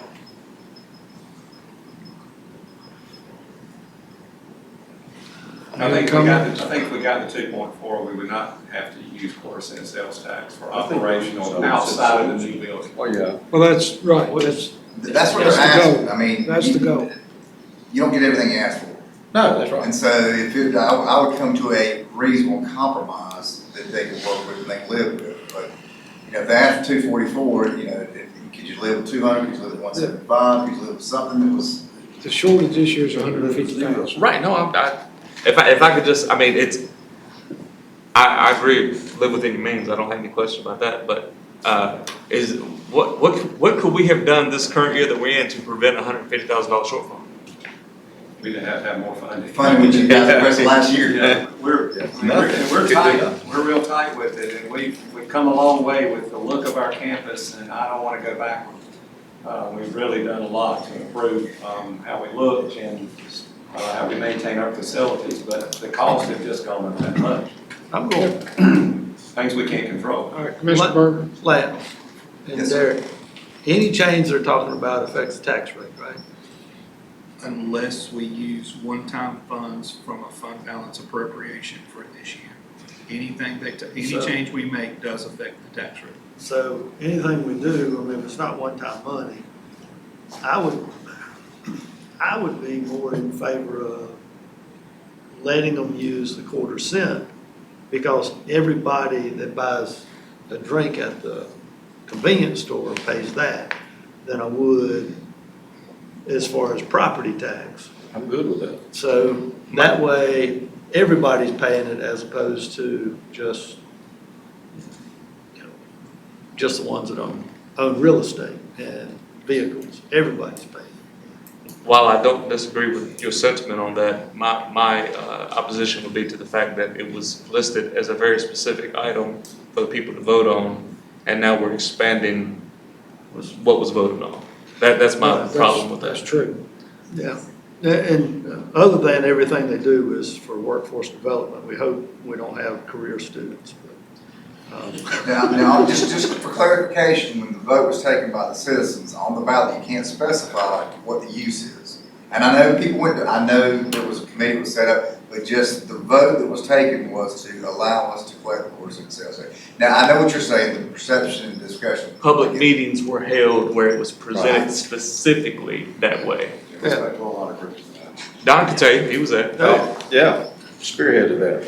But the thing is, are they gonna be, is the public gonna be more, in tune with raising their tax to cover this? Or something that's already there? Well, that's a good point. I just have a question. This is related, but not exactly the same. So I asked Lance to send me the email from the request that you guys send over. Basically, like, we need this. And I was sort of surprised. It was just basically one page. The reason I was surprised is because even though I know it's a larger operation, this is the proposal we get line item by line item from the public schools. So I'm just sort of curious why you guys don't send us something a little more similar to this breakdown than basically just a one page saying, hey, this is how much money we need. Tradition. We've never line item that things, we just have. Well, when we have $150,000 shortfall operationally, I think that would be useful. Please don't ask that question, because every quarter they send me something that's thicker than that. Be careful what you ask for, in other words. I just mean, it's very clear and transparent with the proposed budget, even if it's $11 million over, you know, it's very clear and transparent as far as where the money's going, and maybe we can say, well, you know, that looks like, that's an expense maybe somebody should look at cutting. But when it's just one page that says we need this much money, there's not a lot of transparency in that. I mean, we can do that. Is it fair to say that most of your operation is related to workforce? Oh, I think that's our mission. So you would say most of your operation is workforce? I mean, I think it all leads to that. I mean, that's our mission, for sure. It's every parent's hope. Well, I think that, That's In the future, that way it'll have all the transparency and stuff. Yeah, Commissioner Powell. if you've had a shortfall and you haven't had an increase in 13, we just had this conversation with the school system. it doesn't appear to me that there's not gonna be a shortfall next year if you keep on this trajectory. there will be. Right, so, Could be- I mean, at some point in time, we've got to do something to at least alleviate the shortfall. Now, what that is and what that looks like, maybe I don't know, but I think that it would be an easier sale to the public, and some of them are listening now, to say, we can take it out of the tax that's already being collected, and it doesn't impact your pocket at all. Or we can raise the sales tax ever how much we have to raise it to, property tax, to cover this. I mean, quite frankly, I would be ecstatic for them to use money that's already being collected, that have been paying for quite some time, as opposed to increasing the property tax rate We at this love point that in for time. this year. I just have to say, I'm a sort of a stickler for procedural due process. So if the way the funding is set up is that local funds are what's supposed to be allocated for operations, then that's the way it is. I mean, we can say whatever we want to say, but if that's by statute the way that it's supposed to be funded, that's the way it's supposed to be funded. Right. Now, if we're not funding them enough, we're not funding them enough. But to say, well, even though that's the way it's set up, as local funds are supposed to support operations, but we could use this other funding that we've already got. That's not the procedure. Well, so the local sales tax is It's local local funds, funds. quarter cent sales I tax tell you, is. if you want to, in the future, I mean, it's the ninth inning, and in the future, if you want us to work with the college to figure out adding additional funds, not what they necessarily ask, but what we can compromise with, they can live with, then we can do that. I mean, that's certainly palatable that we can work with them on that, like we did this year for the schools. So do we do the same Yes. thing for the schools? I mean, do we do the same thing for them? Because the schools is gonna be one-time money. Do we do one-time money this year and then you work it out in next year's budget? Well, Or if you do one-time money, it'd be out of the quarter cent sales tax, in my opinion. Commissioner Barron? I was just gonna say that I would rather, without any instruction from us, they've spent $150,000 of quarter cent sales tax for operations currently. Right. That's already done. I would rather us address this when we have time and when we've put thought into it, and just let them do whatever they're doing, and then instead of us giving them a directive to do something that we don't all agree on. That's just my 2 cents. So, well, not quite that, but the fact is, what we are discussing is using that quarter cent sales tax to pick up that $244,000 that's gonna be a shortfall next year. And as well as using it to pick up that, $180,000 in operations of that building. And see, there's a lot of variables now that we don't know. I mean, right now, we have almost 400 million in appeals, right? So that could drop and that could free up a little bit of revenue on this side to be able to help for some of these things. But we don't know now. We'll know, in the next 4 or 5 months, but not now. Well, do we just simply acknowledge that they're gonna need this 244,000 and they may end up taking it from the quarter cent sales tax, as Commissioner Barrow? I would suggest, and at least my recommendation, is that allow them to utilize the quarter cent sales tax for this year, and next year we'll come back to you all with a need for their local operations. The Commissioner. Just quick point, just the way you said that, we didn't allow them to do it for the year that we're in, they just did it. So I'm not saying allow, that sounds like we're approving what they're doing, and I'm not saying that. What I'm saying is, that's what they have done. We're just It's already- acknowledging that is what's happening. That's what's happening. We have to figure out how we want to move forward because they have a shortfall. That's the point I'm trying to make. Right, Correct. exactly. Very good. Gentlemen, thank you, Thank you. appreciate it. Appreciate it. It's Plan that.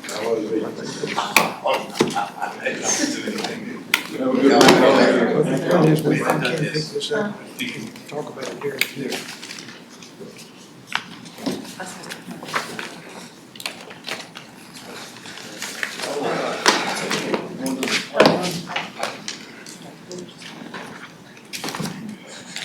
We want to go to capital improvement plan next. We've got got budget deliberations, which you had any questions, I've got the Cates was here, but he had a son that's graduating or something like that, so he's not here, so I've got the sheriff here, I've got Ronnie here. And I'm here to answer any budget deliberations, but we've done quite a bit with schools and community colleges. But what other deliberations you all want to do, certainly have staff come up here, and then after that, we'll discuss the capital improvement plan.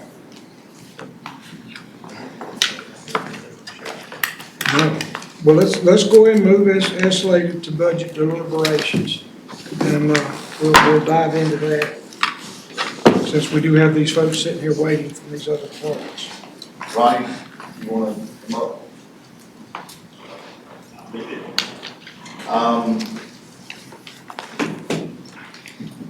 As far as projects you have, can you give us an update on some of the projects? Just snap something, which So, as you're aware, we've got several water and sewer projects going on. The main one, the force main improvements along 220. To date, it's probably close to 20 or 21,000 linear feet of force main pipes been laid. Red Birch Lift Station wet well has been poured. If you go out to the site, these are about 40-foot deep holes in the ground. That one's been poured. They're waiting for the lift station delivery. They've moved to Hogan's Creek to begin digging the wet well for that one. Now that there was a different contractor doing the booster pump replacement there at Hogan's Creek, and they're complete there except for startup of the booster pumps. And so Yates has moved into that area to construct the wet well. Once they're done with that, they'll move to Gold Hill Road. All the bores are complete. They were finishing up one on, Don, you saw me on the highway there on 704 going into Madison. That's the last one. They bored that one so they wouldn't have to demo homeowners' retaining wall, sidewalk, portable carport. So they bored that one. That's the last one. And so that project is right now still on schedule to be complete either December or January. That will bump the county's capacity up to 1.2 million gallons per day to the town of Mayodan. We will bypass the town of Madison completely. We have a force main under the river there, a 6-inch one, and that one we won't use that one any longer. We'll bypass that. As I said earlier, Hogan's Creek Booster Pump Station. Booster Pump Station was delivered about a month ago. It's setting in place. They're making the electrical connections and pump connections for that. That should wrap up in the next month or so. Bill is working on design for the relocation of transmission lines in the town of Madison to get us to water capacity that is needed on 220. He's also working on the design for the repairs along 220 in that section where we had water lines bedded on bedrock there, boulders. So that's in design. I got an email yesterday from the state saying that we can proceed with bidding the Fishing Creek lift station relocation out of the floodplain. So we got permission yesterday from the state to proceed with that. I'm working with Clyde. There's a easement that we're going to need there or some additional property for that relocation. Got a question for you. Yes. With regards to these lift stations, there was one that was temporary measures were in place to allow operation of a few homes. Mm-hmm. Is that complete now, or are those temporary measures still in place? So that station is complete pending state certification. And so it's up to their engineer to submit to the state for certification. We did an inspection this week. They've got just one minor thing to correct. They've got a temporary generator in place till as you all know, generators have a long lead time. We're still experiencing that. So they will replace the temporary with the permanent when it comes in. The county has a bond for that cost to cover it in case something But does. so they're able to use it as designed, they're not having to do these other temporary measures, pump and No, haul? I think the thought was that, we were so close to having this station ready, there was no need to use the temporary measures now. Okay. And so, I'm not sure that anybody has moved in yet, Okay. but they're ready. Okay, And so that was my So question. that one is complete. Okay. Yes, All right, thank you. yes. When we said about Fishing Creek, you say that it's approved? It's approved to bid out. The state, has approved everything, and we got the letter yesterday, or the email from the state saying it's ready to bid. I got it yesterday. So, or Bill got it yesterday, All right. got it sent to me. Commissioner Richardson, you have a question? Yeah, all our pumps, including lift station pumps, are electric, right? Yes. If we have an electrical power outage, now I understand for water supply, we've got tanks with X amount of reserve. We have generators. How long can we, yeah, So we have generators at every lift station. We also have generators where we have booster pumps to power those because the tanks will not fill without booster pumps. So, but we have generators at every lift station. They're all diesel powered. We keep them between half full and full almost all the time. There is a line item in my budget you can see for fuel polishing. We fuel polish those once a year, so the diesel fuel does not contaminate the motors. And we have a budget for refueling those during the year. And so they come on once a week for testing automatically, and the folks with Envirolink also test them when they run the lift station test. that's very thorough explanation. Yeah. The answer, We're- you got backup generator. Yes, and we are very fortunate because we have them for every station, and we have them for all the booster pumps and for the tank to power water to the tanks. Natural gas sales, when is that gonna start? Oh, so the Wagga project is, you guys approved that, I think at the first meeting in May, I believe. So that is, a 22-month project from, signing the agreement and till when they anticipate, processing natural gas and selling it. So They gave us money up front, though, right? they are going to give us money. My So, my question was actually gonna go to Kim. I remember what you briefed us on. mhm. I didn't see that money in the budget. Not yet. It's not in there because it's not been given to us. Once they give it to us, it'll go in there. But it's anticipated to come in this fiscal The year. time we prepared this, it wasn't anticipated. You guys just signed off on it, so. Y'all, this was printed to come to you the Friday before the meeting. So we didn't anticipate. You're gonna have it next year. We will. So, At this point, I wouldn't plan on That's all right. I chickens. just want to know where it was. We're anticipating getting 2 million once it's bought. so, yeah, so Lance is correct about that. So the way the contract is stipulated with both Wall and Wagga is 30 days after execution of the agreements. They have 30 days to present us a check. The one from Wagga is $250,000. The one from Wall is $2.031 million. So, I checked the execution of those contracts this morning. The 30 days is up on Saturday. So if we don't have a check by then, Monday, calls will be placed where, where's our money? You have 30 days. So, Thank you. you haven't received it yet. No, have you seen the wall check? Not So we'll do a Wall. budget Well, revision for that. they were both executed at the same time. Same night. He's getting you. Yeah, so, yes, so, It's funny, we're gonna be able to spend next fiscal year. Yes, sir, yes, sir, but we're hoping to get some of this fiscal year into a budget. No, for this one. But if we receive it this fiscal year, it'd go in this year. But maybe we spend it next year. All right, so. very good. Any other problem? Well, those are the water and sewer, the main water and sewer projects. We have them going. There's some money from the state that Senator Berger's office, I think, converted over to OSBM money instead of DEQ, which is extremely helpful. when we go to working on these projects. Bill is preparing, scopes for those, projects to submit back to the OSBM office. And as we move through those, we'll be bringing you to the board to look at and approve for those. So, construction-wise, I think Lance mentioned Stoneville Library.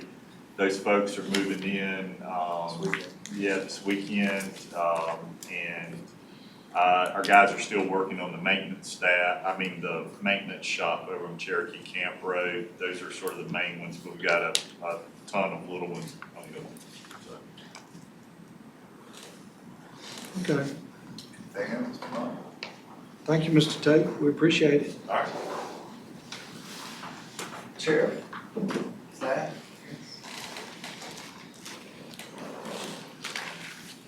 Do we charge them? Ladies and gentlemen. Morning, Sheriff. Morning. Thank you for coming, Sheriff. Good to be here. I've got a bit of sinus drainage, so I may have to have my chief deputy, Greg, fill in for me on my voice a little bit.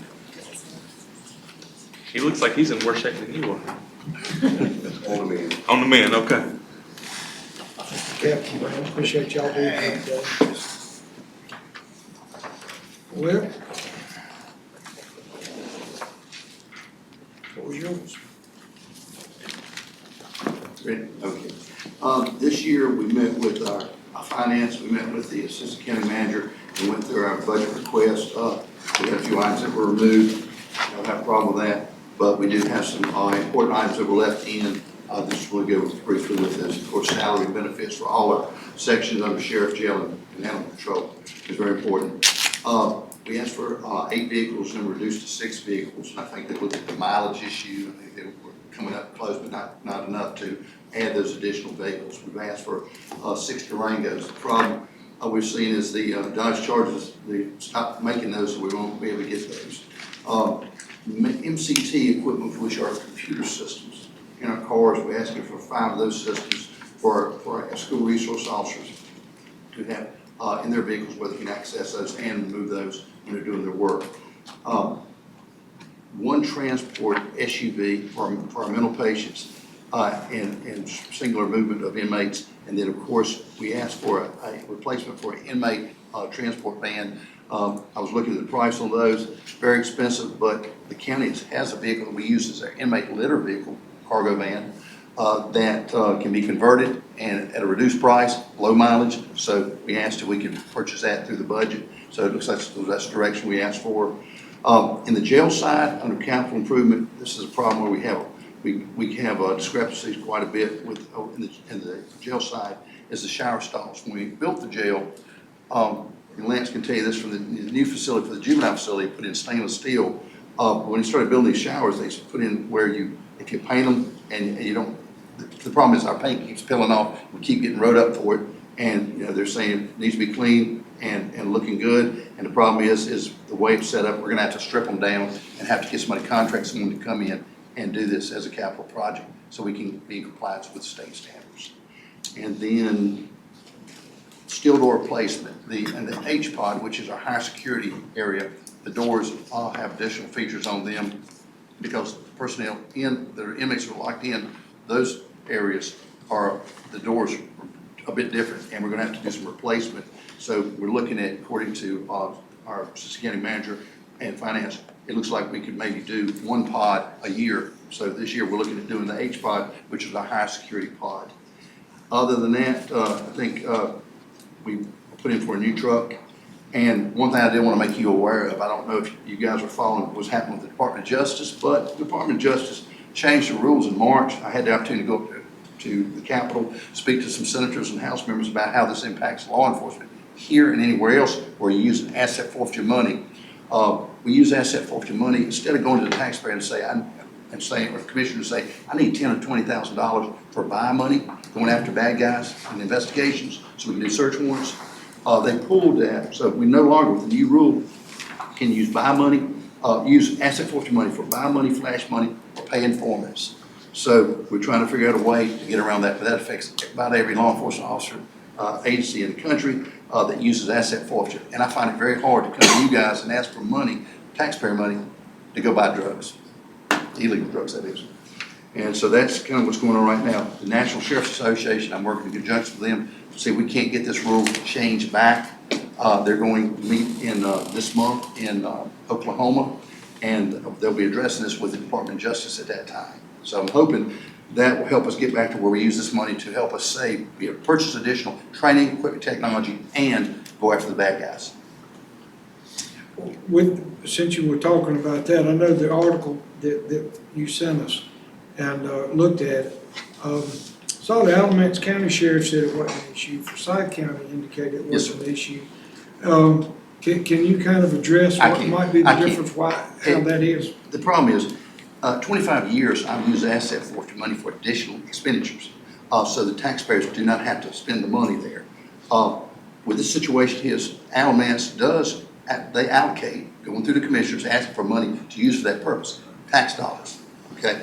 Randolph County, they said they did also. So some, Forsyth County, they're bigger agencies, maybe they can go to their tax base commissioners and ask for that money, but it's a conflict with my thought process of going to ask you for money to buy drugs that are illegal, that are brought in here by the criminal element. And I'd rather use that monies we have there in hand for that purpose, which is buy flash and to cover informant costs. So, Sheriff, do you have a figure on how much you're using for buy money? I was thinking we used to allocate quite a bit, but I think we've got down to maybe 10,000 a year. So, under the new rules, would it be possible to use that money to pay for something else? Yes. Use our money? Same thing, as long as you don't supplant, yes. Right. But we also looked at we also received money through the substance tax. And we made an inquiry working with legal and also working with finance to see if we could move that money over, that amount over to use for buy money, those purposes that we talked about for a lawful process. Sheriff, I'm gonna be quite honest with you, I don't think $10,000 is enough to buy money for drugs. So I would be, I'd be inclined to give you more if the time ever comes for that purpose. Yes, sir. That's a huge problem. Let me throw this at you. We do have a good amount of money in that substance use tax money. So if we're legally allowed to do that transfer to go back to the way we're doing this, I agree with you, because $15,000, $20,000 wouldn't be uncommon. Right. But I've been trying to work with the commissioners to make sure that I don't have to draw any money from the taxpayers. Understand. Question, Commissioner Berger? Is that being used for local investigations, or, because I know we also fund a position that's elsewhere? That's what we use primarily for local investigations. And then, of course, the DEA supervisor, I talked to a supervisor over there, and when I brought this up to them, I said, how are we gonna, and they said they may be help a little bit through the federal, because through the HIDTA money, they have money appropriated similar to the federal government. But, it's case by case. Very good, Commissioner. Just a comment, Sheriff, I understand this, you said it's against your constitution to come and ask for that money, but I think that the public leaves it to you. They don't really want to know how the sausage is made. I think they want you to enforce the law as you see fit, so I don't think that taxpayers trust you to take care of that. I don't think anybody's going to say, Sheriff, we mad at you for saying you need money to bust that. Sorry. Right, and I respect, and I appreciate, because I appreciate when you allocate funds and stuff like this. It just, personally, I think it's a better way, and I've tried to make it work, so I didn't have to ask you. I appreciate that. Okay, thank you. Sheriff, you listed as one of your significant accomplishments the recruitment board. And I'm just curious, it hadn't been very long, so how's that going since it's listed as a I think I have to say this, is recruitment is slow. I think the information, I do get a lot of response back from people about seeing things we publish on the board about Crime Stoppers and information.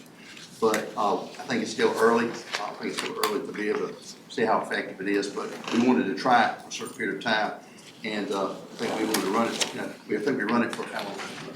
We ran it last year for 13 periods, and we renewed it for this year.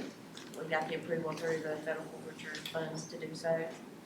And we have had several people who come in who said they saw the openings or the advertisement on the billboard. But I don't think we, at this point, have been able to quantify just how many or how that's affected us yet. And we do ask when people come in, how'd you find out about us? But you said you did it all last year. Yes, We we went through the started process last last year. year. We went through and had it approved, through the correct process here and had it approved. So you didn't have the billboard last year? Yes. Yes, sir. Okay, well, what Yes. were the numbers from last year? I don't have I quantified don't- numbers from how many people that have come in and said Okay. they've seen something from the billboard. But I will say, just in general for applicants, it's been a slow process. And we're struggling, and staffing is an issue in all different divisions. And Lance answered a question earlier about department goals that are listed as part of our budget book. And he said that that's really the departments that are setting those goals. Do you think your goals that are listed are where they need to be? I think our original concept, we were on point. Again, you never know how it's gonna affect until you run it. But, sometimes you have to run a project for longer than a year or so. Well, I'm not talking about the billboard, I'm talking about the goals that are listed as in the actual budget book. We've got department goals, and Lance said that those are drawn from basically the department heads do it based on the mission statement of the county.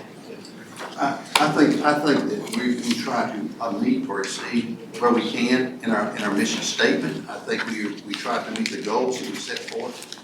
So I don't think anything different. Well, I guess I'm not sure that we're setting goals that are very hard to reach. And we've got a lot of green check marks behind some things that have been in the news recently that are a concern. Sir, before. Well, I would just like for you to review those goals. I'm just gonna, if you're referring to anything in the news, I've spoken to council, I spoke to the county attorney with the council. I released this information to the media this past week. Following statements from Sheriff Page will be released shortly. It's my understanding several requests have been made by news outlets, and also commissioners could apply to you also, seeking comments on pending litigation against the Rockingham County Sheriff's Office. As a sheriff, I take any and all allegations against our organization seriously. As such, it would be inappropriate for me to make any public comment in this case at this time. We have the utmost trust in the judicial process, and that is where all the facts in this matter will be brought forward at the appropriate time.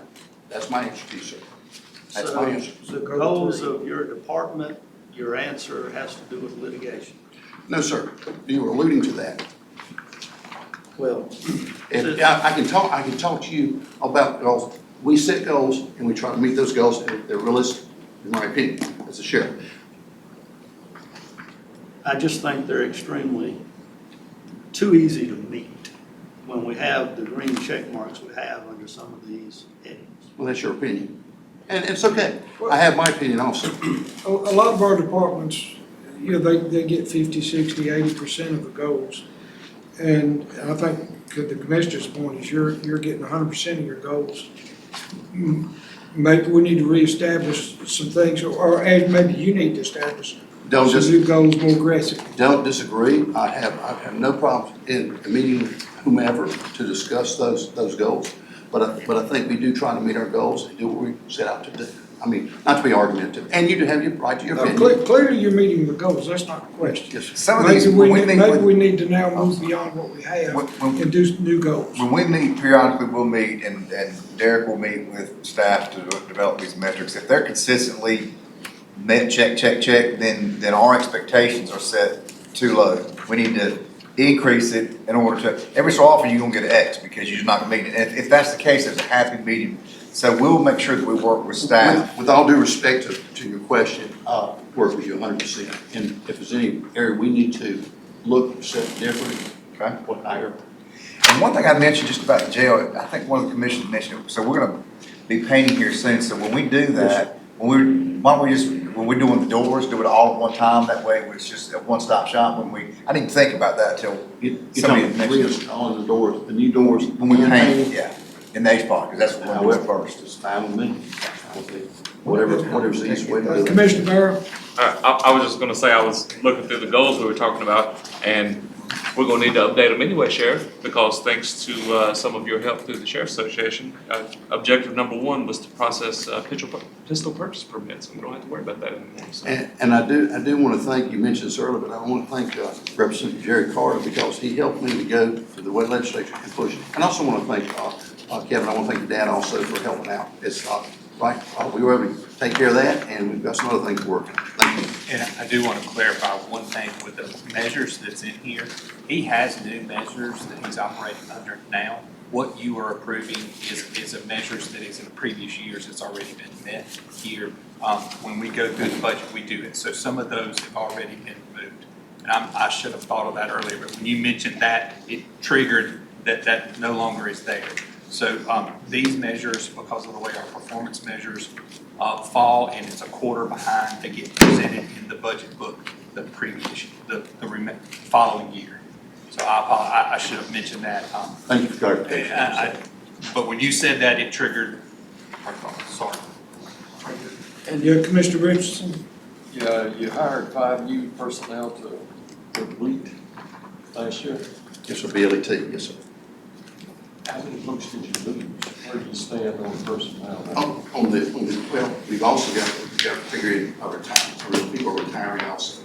But we did have one person that came through BLET, we were sponsoring, I believe we sponsored 2 at that time. And when the person finishes BLET, Don, you might relate to this, is we didn't have a contract where if you leave within a year, and this person in the middle of field training left, so basically we got stuck with the cost. So we have implemented a contract with all retirees going through BLET. If you leave within a year, you reimburse for those educational costs, which I think is How many of fair. your 5 left within a year? I think there's one left. Just one. And he didn't make it through the field training, he left once. Commissioner Powell? Sheriff, I think it would be remiss of us not to discuss some issues in the jail. Now, I want to make something perfectly clear. I understand that we have to be very careful about this conversation, okay? Sure. So I'm looking at it more from the standpoint of where we can help, okay? So my first question is, during the course of the events over the last few days, I understand that you have a scanning machine in the jail, okay? It was my understanding that you can scan every inmate that you take into custody, but during the course of the last few days, I understand that that could be considered a body cavity search, which would require a search warrant. Is that correct? So Not at that point. Okay. When the person, this is why I wish you all could come over at least 2 at a time. I can show you the process. Right. But, and I want to thank you for helping us purchase the system. But it's an internal and an external body scan system. And I think one of the parameters was the only thing, the person you can't scan is someone who's pregnant. okay. The recommendation of the company and Department of Health and Human Services, 2 different. So we're following Department of Health and Human Services rules. But basically, when a person comes in and they're turned over to us, the person is brought over to the machine, they're scanned. If they detect some type of anomaly, then you usually have 2 booking sergeants who've been trained on this machine. They look at it. If the nurse is available, they let the nurse also look at that. And if it looks like there's a problem, somebody's hiding something, then that person is taken to the hospital immediately to be checked. If it's an emergency situation, the doctors can go ahead and act. If it's a situation like you were just saying, like a search, then what we do is we apply for a search warrant. Our detectives get the information, they do the search warrant, and they request that the medical staff remove the option. So, all right, so I'm just, for clarity, to make sure I understand, because I thought the way you're telling it. Yeah. Okay. So when you book a person in the jail, they automatically, barring any physical reasons why they cannot go through the machine, okay? Then they're taken through this machine, all right? And then if there's something spotted that looks like it may be in a body cavity. Yes, sir. then you would be required at that point to get a warrant, or that issues you probable cause right then to take them and have it? That gives us enough to take that person to the hospital, and then, we would go through the process of search warrant at that point.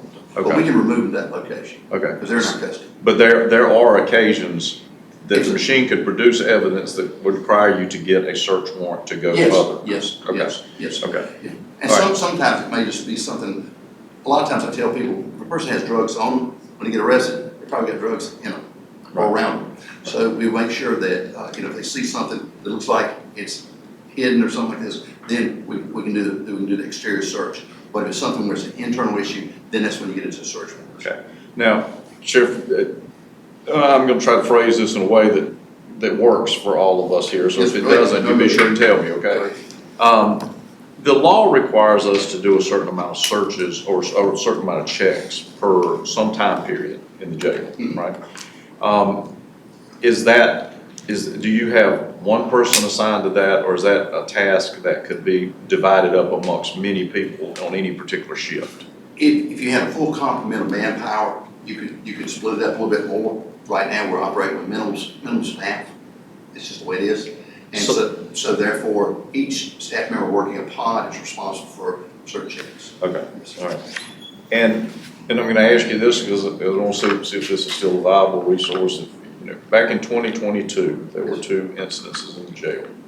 I called you after one of them, and we had a lengthy conversation about what may or may not work up there. And at that time, I offered to come to the commissioners and ask for 2 nurses to do nothing but make the rounds so that they could visually see the people. Maybe they pick up on symptoms that the jail staff would not. You told me at that time you didn't need them, that you were making you were complying with the law. Is that something that at this point in time you may consider? Yes, and let me explain. We're also, and I can read it here too, because I've got a little prepared communication. But I've been working for about 2 years now on medical assisted treatment, talking with the county manager. The biggest problem is roadblock is money. Okay, back to it again, money. There were no places where you could go to write a grant, or so like until this year, DPS came out with a grant, and we received a grant for $473,000. Knowing that, now we have the monies to start the program for the medical assisted treatment. We will require another medical staff member to help do an overlap so we can administer that Suboxone to the person that qualified for it while they're in our jail. But I'm just wondering, I guess what I'm wondering is, would it, Are you saying, do I need extra nurses? Well, so I'm just wondering if we had dedicated people per shift that all they do is make the rounds, so that if there's a fight somewhere else, they're not pulled off of that, because that's where our liability lies as to what is required by state law. So I'm just wondering if we had dedicated people to do that, would that help your situation? In a perfect world, if we had applicants coming in and pushing the doors open, come in and go to work in detention, it would be perfect. But let me throw this at you. You not necessarily have to have a nurse to do that. If we had additional personnel, when we work with our manning, right now, and our manning is 10 per shift, but back go back a little bit, we were down 13 positions. Sure. So everybody was all hands on deck. But the point is as it is right now, we'll still have some deficiencies on checks, because if you get delayed, you just brought it up, you get delayed by an inmate, because I need a towel, I need this, and you get delayed, and you're doing the checks. If you're delayed 1 minute, you're deficient. So what we're trying to do, like you said, is get the manpower up where we can consider what you just brought up. So the reason that I had brought up the nurse was just simply because that they would be more trained in recognizing symptoms. If they saw a patient that was exhibiting symptoms of depression, for instance, then they may want to go back and talk to them. Or if they was seeing an inmate that was exhibiting signs of withdrawal, for perhaps, you see what I'm saying? Yeah. I'm not sure if that works or it doesn't. I've never had any opposition to additional medical staff, but the problem is, the way it generally works is you're working with what you have, and I think the manpower, because all the staff are trained also on what to look for: suicide awareness, suicide prevention.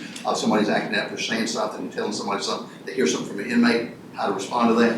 But I think think that with the medical assistant treatment, adding an additional medical staff, that's gonna help stabilize the inmate population with substance use disorder.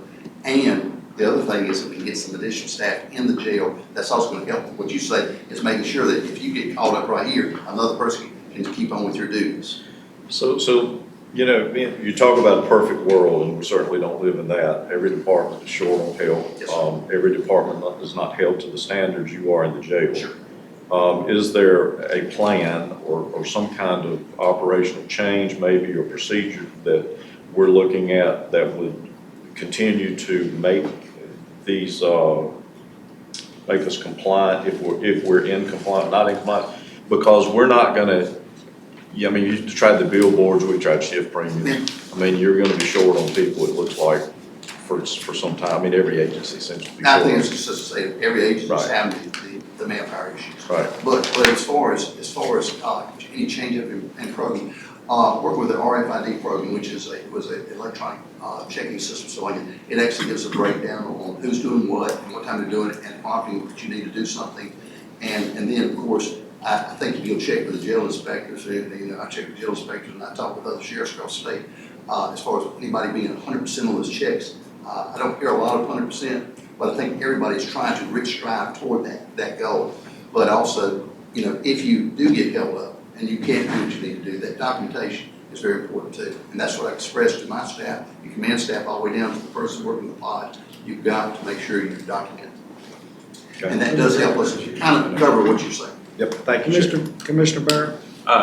Thank you, Mr. Chair. So, Sheriff, we've been trying to work with you with the Rockingham County Recovers, which is formerly Opioid Yes, Task sir. Force. Yes, sir. We were very excited to hear that thanks to Mr. Southern, we were able to get that grant from the Yes, state to help cover the medications for Yes, the MAT. That grant is not related to startup funds for the MAT in the jail. So I just want to be clear about that for you. Well, it's, right, go ahead. But obviously, with the opioid and settlement funds, we are very eager through the Rockingham County Recovers and working with. Sorry, you got promoted. What is it? Colonel Smith? Thank you. So working with Colonel Smith to try to get this implemented. So we are all working toward the same thing and working with Dave Moore to try to get this going. And we appreciate it. Yeah, and I know Derek's been doing a lot of research into this. So I'm hoping that within this fiscal year we will have this MOUD in the jail. So we're all working toward the same thing. And I totally appreciate it. And a lot of people, I did some recent reading, that about 41 to 49% of people that enter the jail system have substance use disorder. So we're dealing with a monster that we haven't had to deal with over the past 20-some years. Now it's here, and now we got to deal with it. But this is moving us in a good direction. I appreciate the support of the opioid and the recovery process. Commissioner Berger? Sheriff, you mentioned staffing. I noticed we're shifting 5 positions from the jail to sheriff's, to outside the jail within your department. What do you mean shifting? I can speak to that. That we're not moving positions. It's how it's reported in the finance and how they pull down state money. Okay. We're not. It is. When we try every year, we fight this battle of the sheriff's department gets this many employees, the jail gets this many employees. Is the bailiff in the jail or is the bailiff reporting to the sheriff? That's what that change is. It is not a move of employees. Sheriff, you said you had prepared communication. I'd like for you to be able to read that. If you would. Can I let my colonel read my throat? Would you like some water? I've got some. Come over just a little bit. Colonel Smith, welcome. Thanks, sir. Dear County Commissioners, as your sheriff, I'm responsible for the operation of the local Rockingham County Jail to provide the care and safety of the inmates while they're housed in our facility and also provide the safety of my detention staff. There are times when I must ask for support from the Board of Commissioners, primarily during the budget process to cover jail operations, funding, and inmate safety issues. In 2020, I implemented the jail's first COVID prevention shot clinic in conjunction with our jail medical provider, Southern Health Partners, and Rockingham County Public Health. Between 2020 and 2022, there were no loss of life in our inmate population in our facility due to COVID. From 2021 until 2024, there have been 11 non-suspicious deaths affecting our inmate population at the Rockingham County Jail. All cases investigated by the North Carolina SBI and the North Carolina Department of Health and Human Services Jail Inspectors Division. Since that time, I've implemented training for all staff in the areas of inmate mental health, medical and training and screening at the point of intake and booking. Training has been conducted for suicide awareness, prevention, following consult with our inmate medical providers. Annually, our detention staff receive 24 hours of mandated training by the state jail standards. Review of our staff's supervision and current policies are reviewed regularly. To our commissioners, inmate safety and well-being is always and will be a priority with our detention staff. In 2022, 2 behavioral health clinicians were added to our jail and supported by Daymar Recovery Services for mental health concerns. Since 2021, I've implemented new technologies for inmate intake, screening, and monitoring. I've added additional intake pre-booking screening processes involving all arresting officers from all agencies in the county to reduce the chance of missing important concerns regarding care of our inmates. I have encouraged all agencies to be aware of inmate safety and medical and mental health concerns and to obtain medical clearance from our local hospitals before bringing their arrestees to our local jail, thus saving tax dollars and saving lives and communicating with our jail booking staff upon arrival. Our jail is inspected by Department of Health and Human Services, jail inspector twice a year, and you receive a report of those findings. Upon receiving the inspection report, we review the discrepancies and make the corrective actions. Sometimes there are associated costs, and the county managers advised of same for funding considerations. Since 2022, I've met with our county manager, public health, our jail medical provider, Southern Health Partners, to consider inmate medical concerns dealing with substance abuse disorder due to the detox risk of inmates that are addicted to opioids and fentanyl. I have asked to consider medical assisted treatment inside our jail, but the cost to implement it and the lack of funding sources until our DPS grant has been the biggest roadblock to that program. Currently, we have the $473,000 grant to start the MAT program in our jail, and during this budget process, we will be asking for an additional LPN to support this program. This program will help stabilize those inmates working with Daymar Recovery Services while in our facility and hopefully lead to recovery after departing our jail. Statistically, most persons addicted to opioids will overdose and possibly die shortly after leaving correctional facilities if no treatment is provided. We have to break the cycle of addiction, and many times it is long-term. I was reading an article recently that said nearly 41 to 49% of inmates entering our jails have substance abuse disorders, something that we haven't seen at this level in the past few years. Fentanyl has not only created a crisis in our country, but in our county and our jails also. I was notified this May from the Rockingham County Risk Manager, Chris Elliott, regarding travelers insurance regarding a request for new incident and inmate death notification process, which we agreed to. You need to note this has been the only request I have received that I'm aware of from any insurance carrier in 25 years as your sheriff. Recently, there was a news article that was published with our insurance carrier that had not been notified regarding inmate deaths.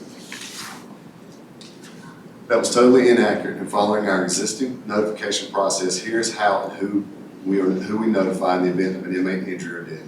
My chief deputy notifies the county safety and risk manager and county manager by phone.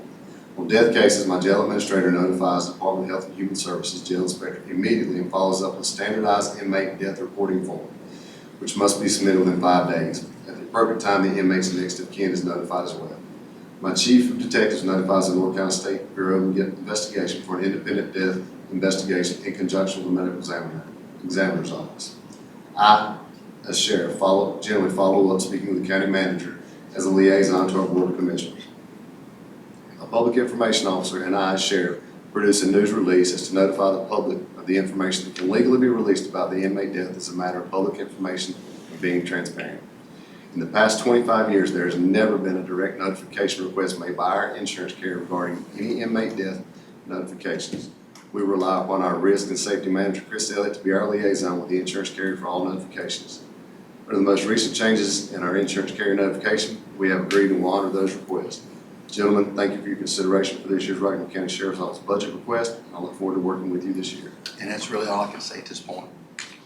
So the policy that you're saying, that the procedure upon the incident or potential claim, so that's a new policy that you implemented? Yes, sir. Yes. That was a request as of May 20th. We have never once been asked for any paperwork from our insurance company.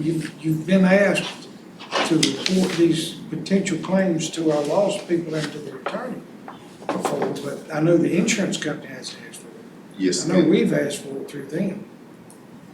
I would say this is my understanding of the way it works, and I've always made sure that we report to our loss risk officer as our liaison. Right. Because he connects directly to you, the attorney, and the county manager.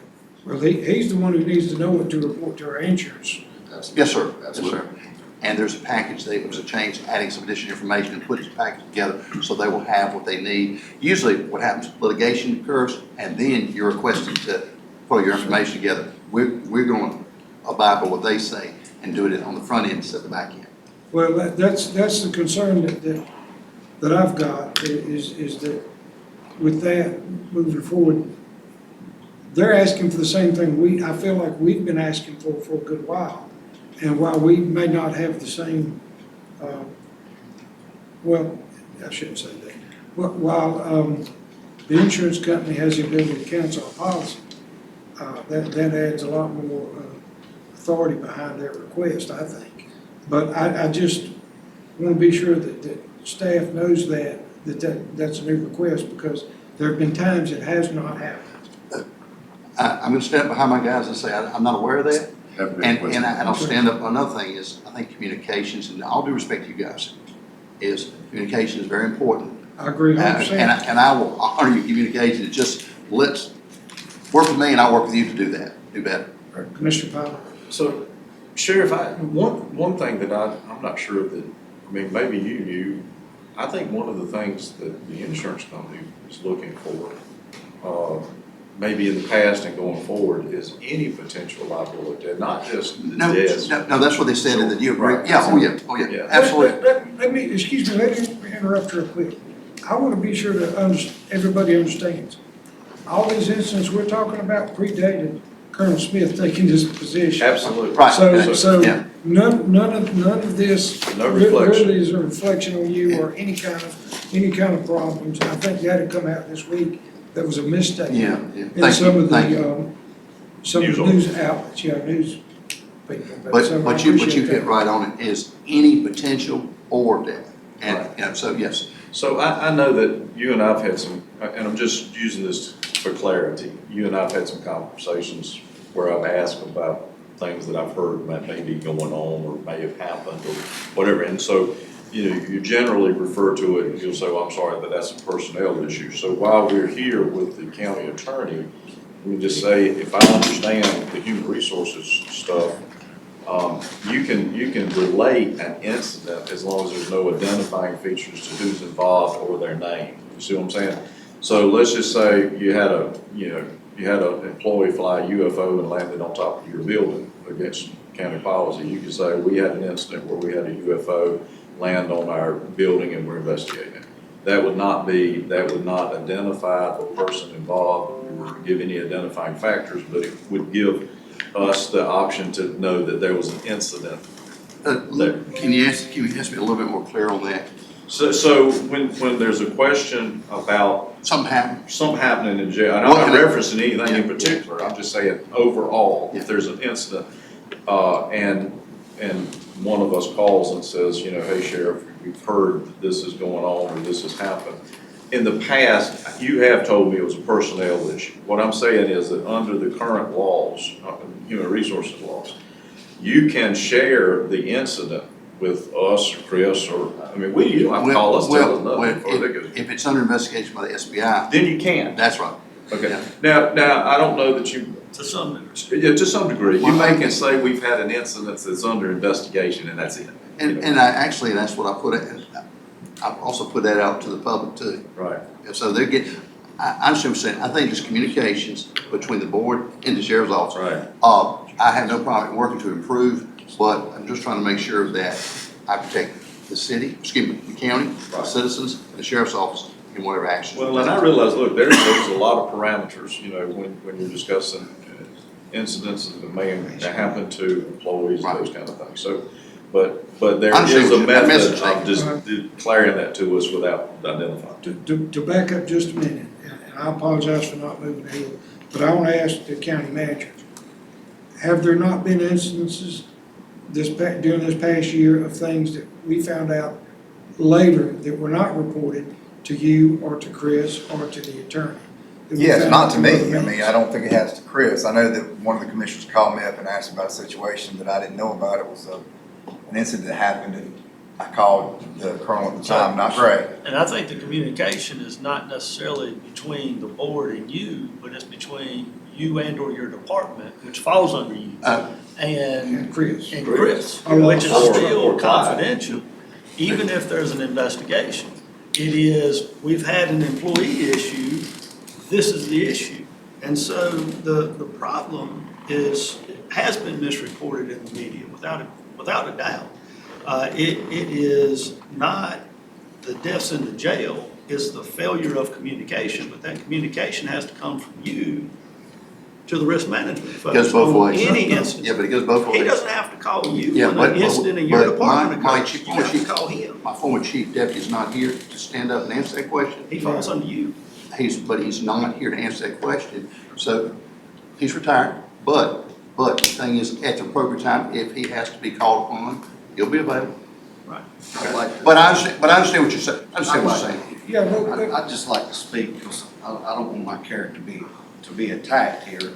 We have an email, on October 31st, 2023, where I emailed Colonel Farron, asking him at that point in time if there was a death in the jail that I had to find out by the news agency. Nobody contacted me.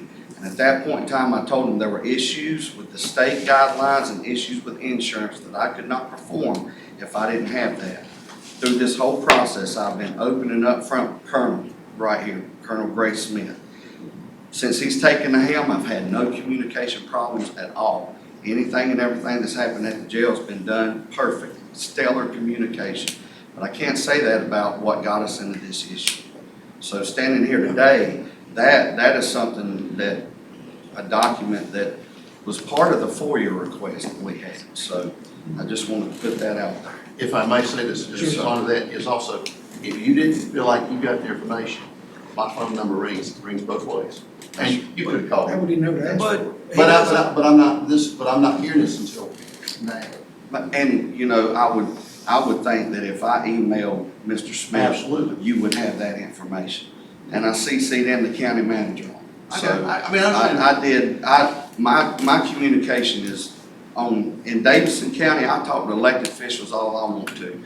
But here in Rockingham County, that's not my job to talk to elected officials. My boss is the county manager. But you listen to what Mr. Burger said, and I had no problem talking directly to my risk manager.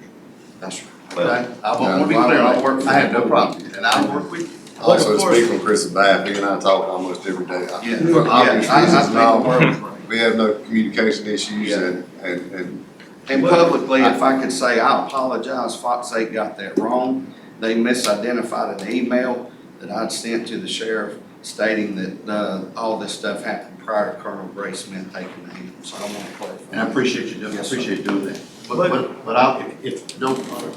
if you take it, don't take it wrong. Yes, sir. But I want you to know that there is an open line of communications. If there's a question, In the you need future, I will something, put all you you gotta do on is there. call. Yes, sir. All right, Yeah, Commissioner Berger? But the point is, the risk management folks don't know when an event occurs. It's the sheriff's department that knows an event occurs. So it's not his job to pick up the phone every day and say, did something happen I yesterday? got that, I got that. And so it is a reporting issue, which is what's caused us to lose the insurance. And it's reporting from the department to the risk management folks. That's the insurance issue. So yes, it's a communication issue, without a doubt. Okay. Well, I listen to what you said. I hear what you say. So let's move on so I think we need to talk Yes, about sir. the insurance just a little bit. Do we have, I was unaware until this issue come around that the sheriff's policy was basically a rider attached to the county administration or the county's policy. Chris, you may can answer this. Yes, sir. Do we know, do we have any indications right now for budgeting purposes of what that insurance policy may look like going forward? No, sir, not of right now, but I did speak with the TPA today. And he says that he's almost 100% sure that we'll have something here within the next week or two that we can bring before the commissioners for coverage. For the benefit of the public, TPA?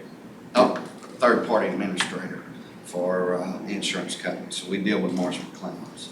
All right, one last thing, Mr. Messler. Since this policy, I mean, it's been attached to the county's liability policy as a rider, it's now going to be a standalone policy, as I understand it, because the insurance company's not canceling the county's liability, right? That's correct. So would it be appropriate to put that cost under the sheriff's budget Sure.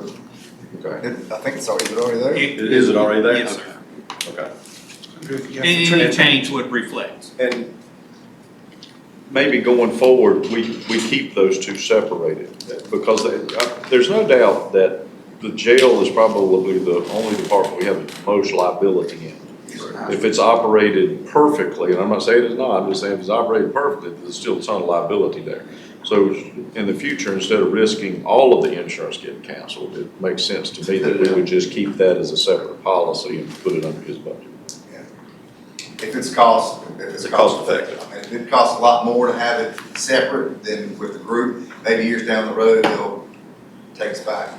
Well, but the only thing about that, and I just throw this out there for your consideration, if the county's whole liability policy hadn't been canceled and we were seeking to move it to another company, there's a good chance that it would have went up even more because you got a bigger base, you see what I'm saying, percentage-wise. 100%. Okay.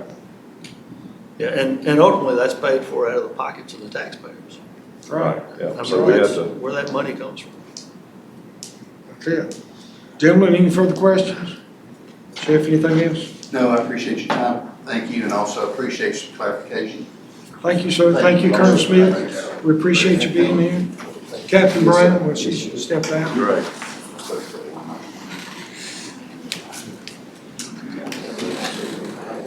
Colonel Smith, thank you. Captain Brown, thanks. Are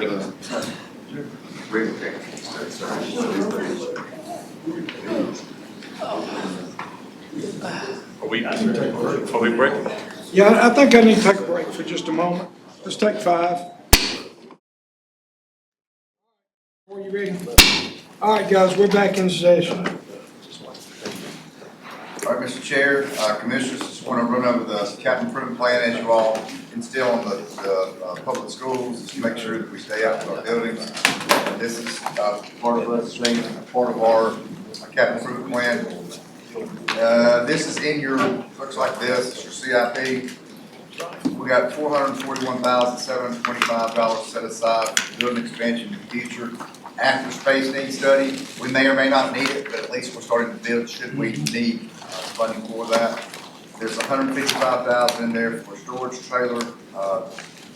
For equipment, we have a ton of equipment out there that gets inclement weather, the sun, the rain, snow and all that. We want to make sure that's covered. We have $155,000 in there to replace the roof, improve parking lot, and replace the flooring in our Eaton library. As the sheriff mentioned earlier, we have $281,000 roughly in there for paint the jails. It's not like the paint we had before. This is actually a epoxy like we use at the animal shelter that will last several years and so hopefully we won't get dinged on that. We're going to replace a floor mounted kettle and a tilt skillet in the kitchen. These came from the old jail. Don't know why we've got a gold lead standard courthouse with all these nice things, but yet we take stuff from the old jail, but they've got to be replaced. And replace the doors, door placement and repairs to H-Pod. Doors are messing up, so as I spoke with one of you, we're going to do both at one time while we're doing the painting. We'll do the doors, that way we don't have to keep moving inmates from other places.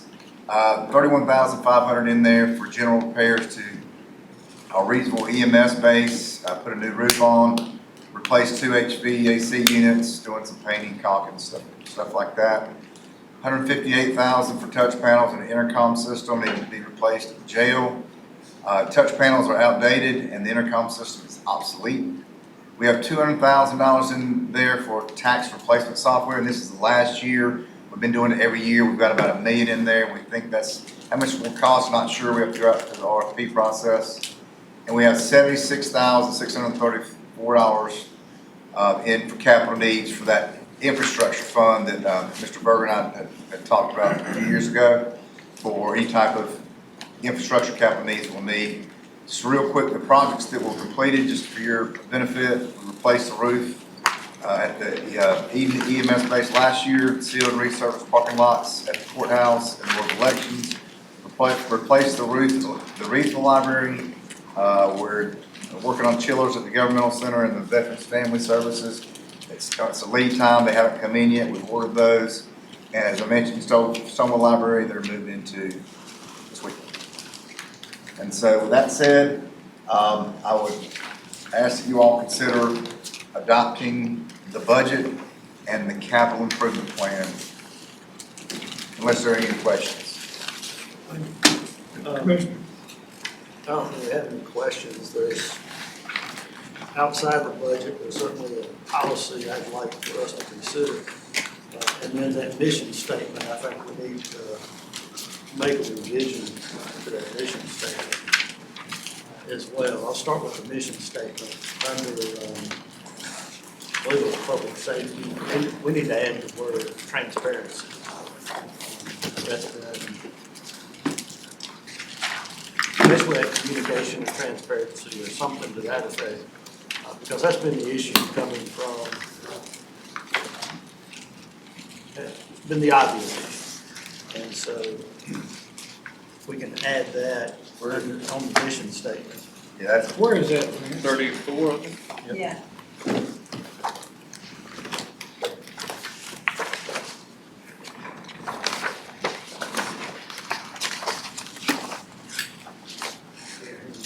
You would add that under one of your goals as your public safety. You would just add, you wouldn't change the mission statement itself, you would change the Just add accomplishments. transparency. To public safety. We can do that, Oh, yeah. if that's the consensus of the board. Right. Gentlemen, That's- any issues with that? All right? And then, as far as a policy, I'd like to see us do something with any out-of-state training to require that it be approved by the department head, the manager, and the chair of our board. For any training that the county's paying for that is outside the state of North Carolina. Any training, any conferences, any classes, just so that there is full transparency. You're talking training, right? Because oftentimes we'll get DSS calls in the middle of the night saying they gotta go to. Yes, training and conferences. Okay. Yeah, that's all I'm talking about. We don't have a whole lot of that, but. No, well, that's right. We have a little bit. Yeah, we got Texas, Arizona, Washington DC. I got you. Well, I think you may have, I think it's valid, because I think you may have more than you realize now. No, you don't. I gotta sign off on every out-of-state travel. And we don't have a whole lot. Well, we used to have, you know, we were invited to a lot of recycling conferences and stuff like that. Oh, I would call that training. That's all Out right. of state of it. Yes. So whatever we need, if it's That's just okay at with the the chairman's level to it. rest of the board, I mean, if they could bring back, I don't know if we need, yeah, I think we need something in the form of a policy for that to also add the chairman signing off on that. Okay? Yeah, they're. We could just amend our travel Yeah, policy. that's fine. Can you handle that? All right. You know that, that's been done. All right. All right. That's it. Gentlemen, have we made any changes at this point? The only change you made was that the school board comes back and that's not even a change. Yeah, that's not a change in the budget. I was or gonna the make, tax sure. rate. So we got that, that's covered, they can come back and Yes. we're gonna do what? Yes.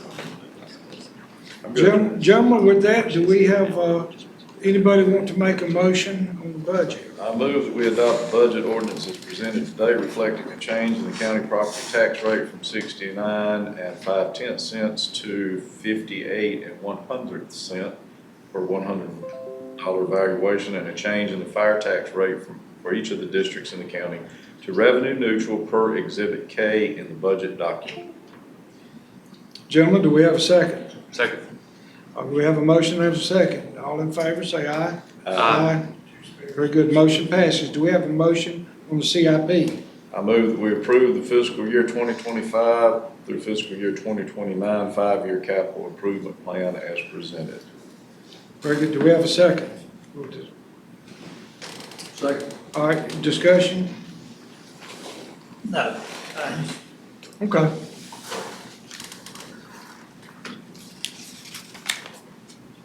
Seems like we got discussion.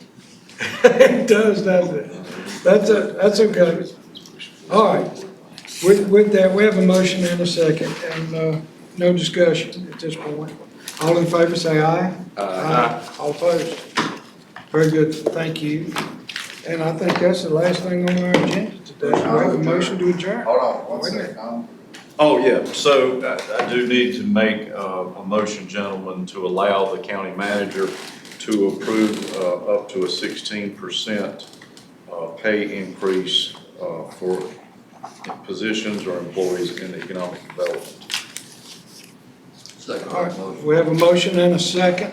I just want to make sure I heard the motion. So the motion was to approve for a position, A position. a 16% increase for a position in In economic. economic development, that's correct. Okay, thank you. Very good. All in favor, say aye. Opposed? Thank you. Now we'll move to a motion to adjourn. All in favor, say aye. Aye.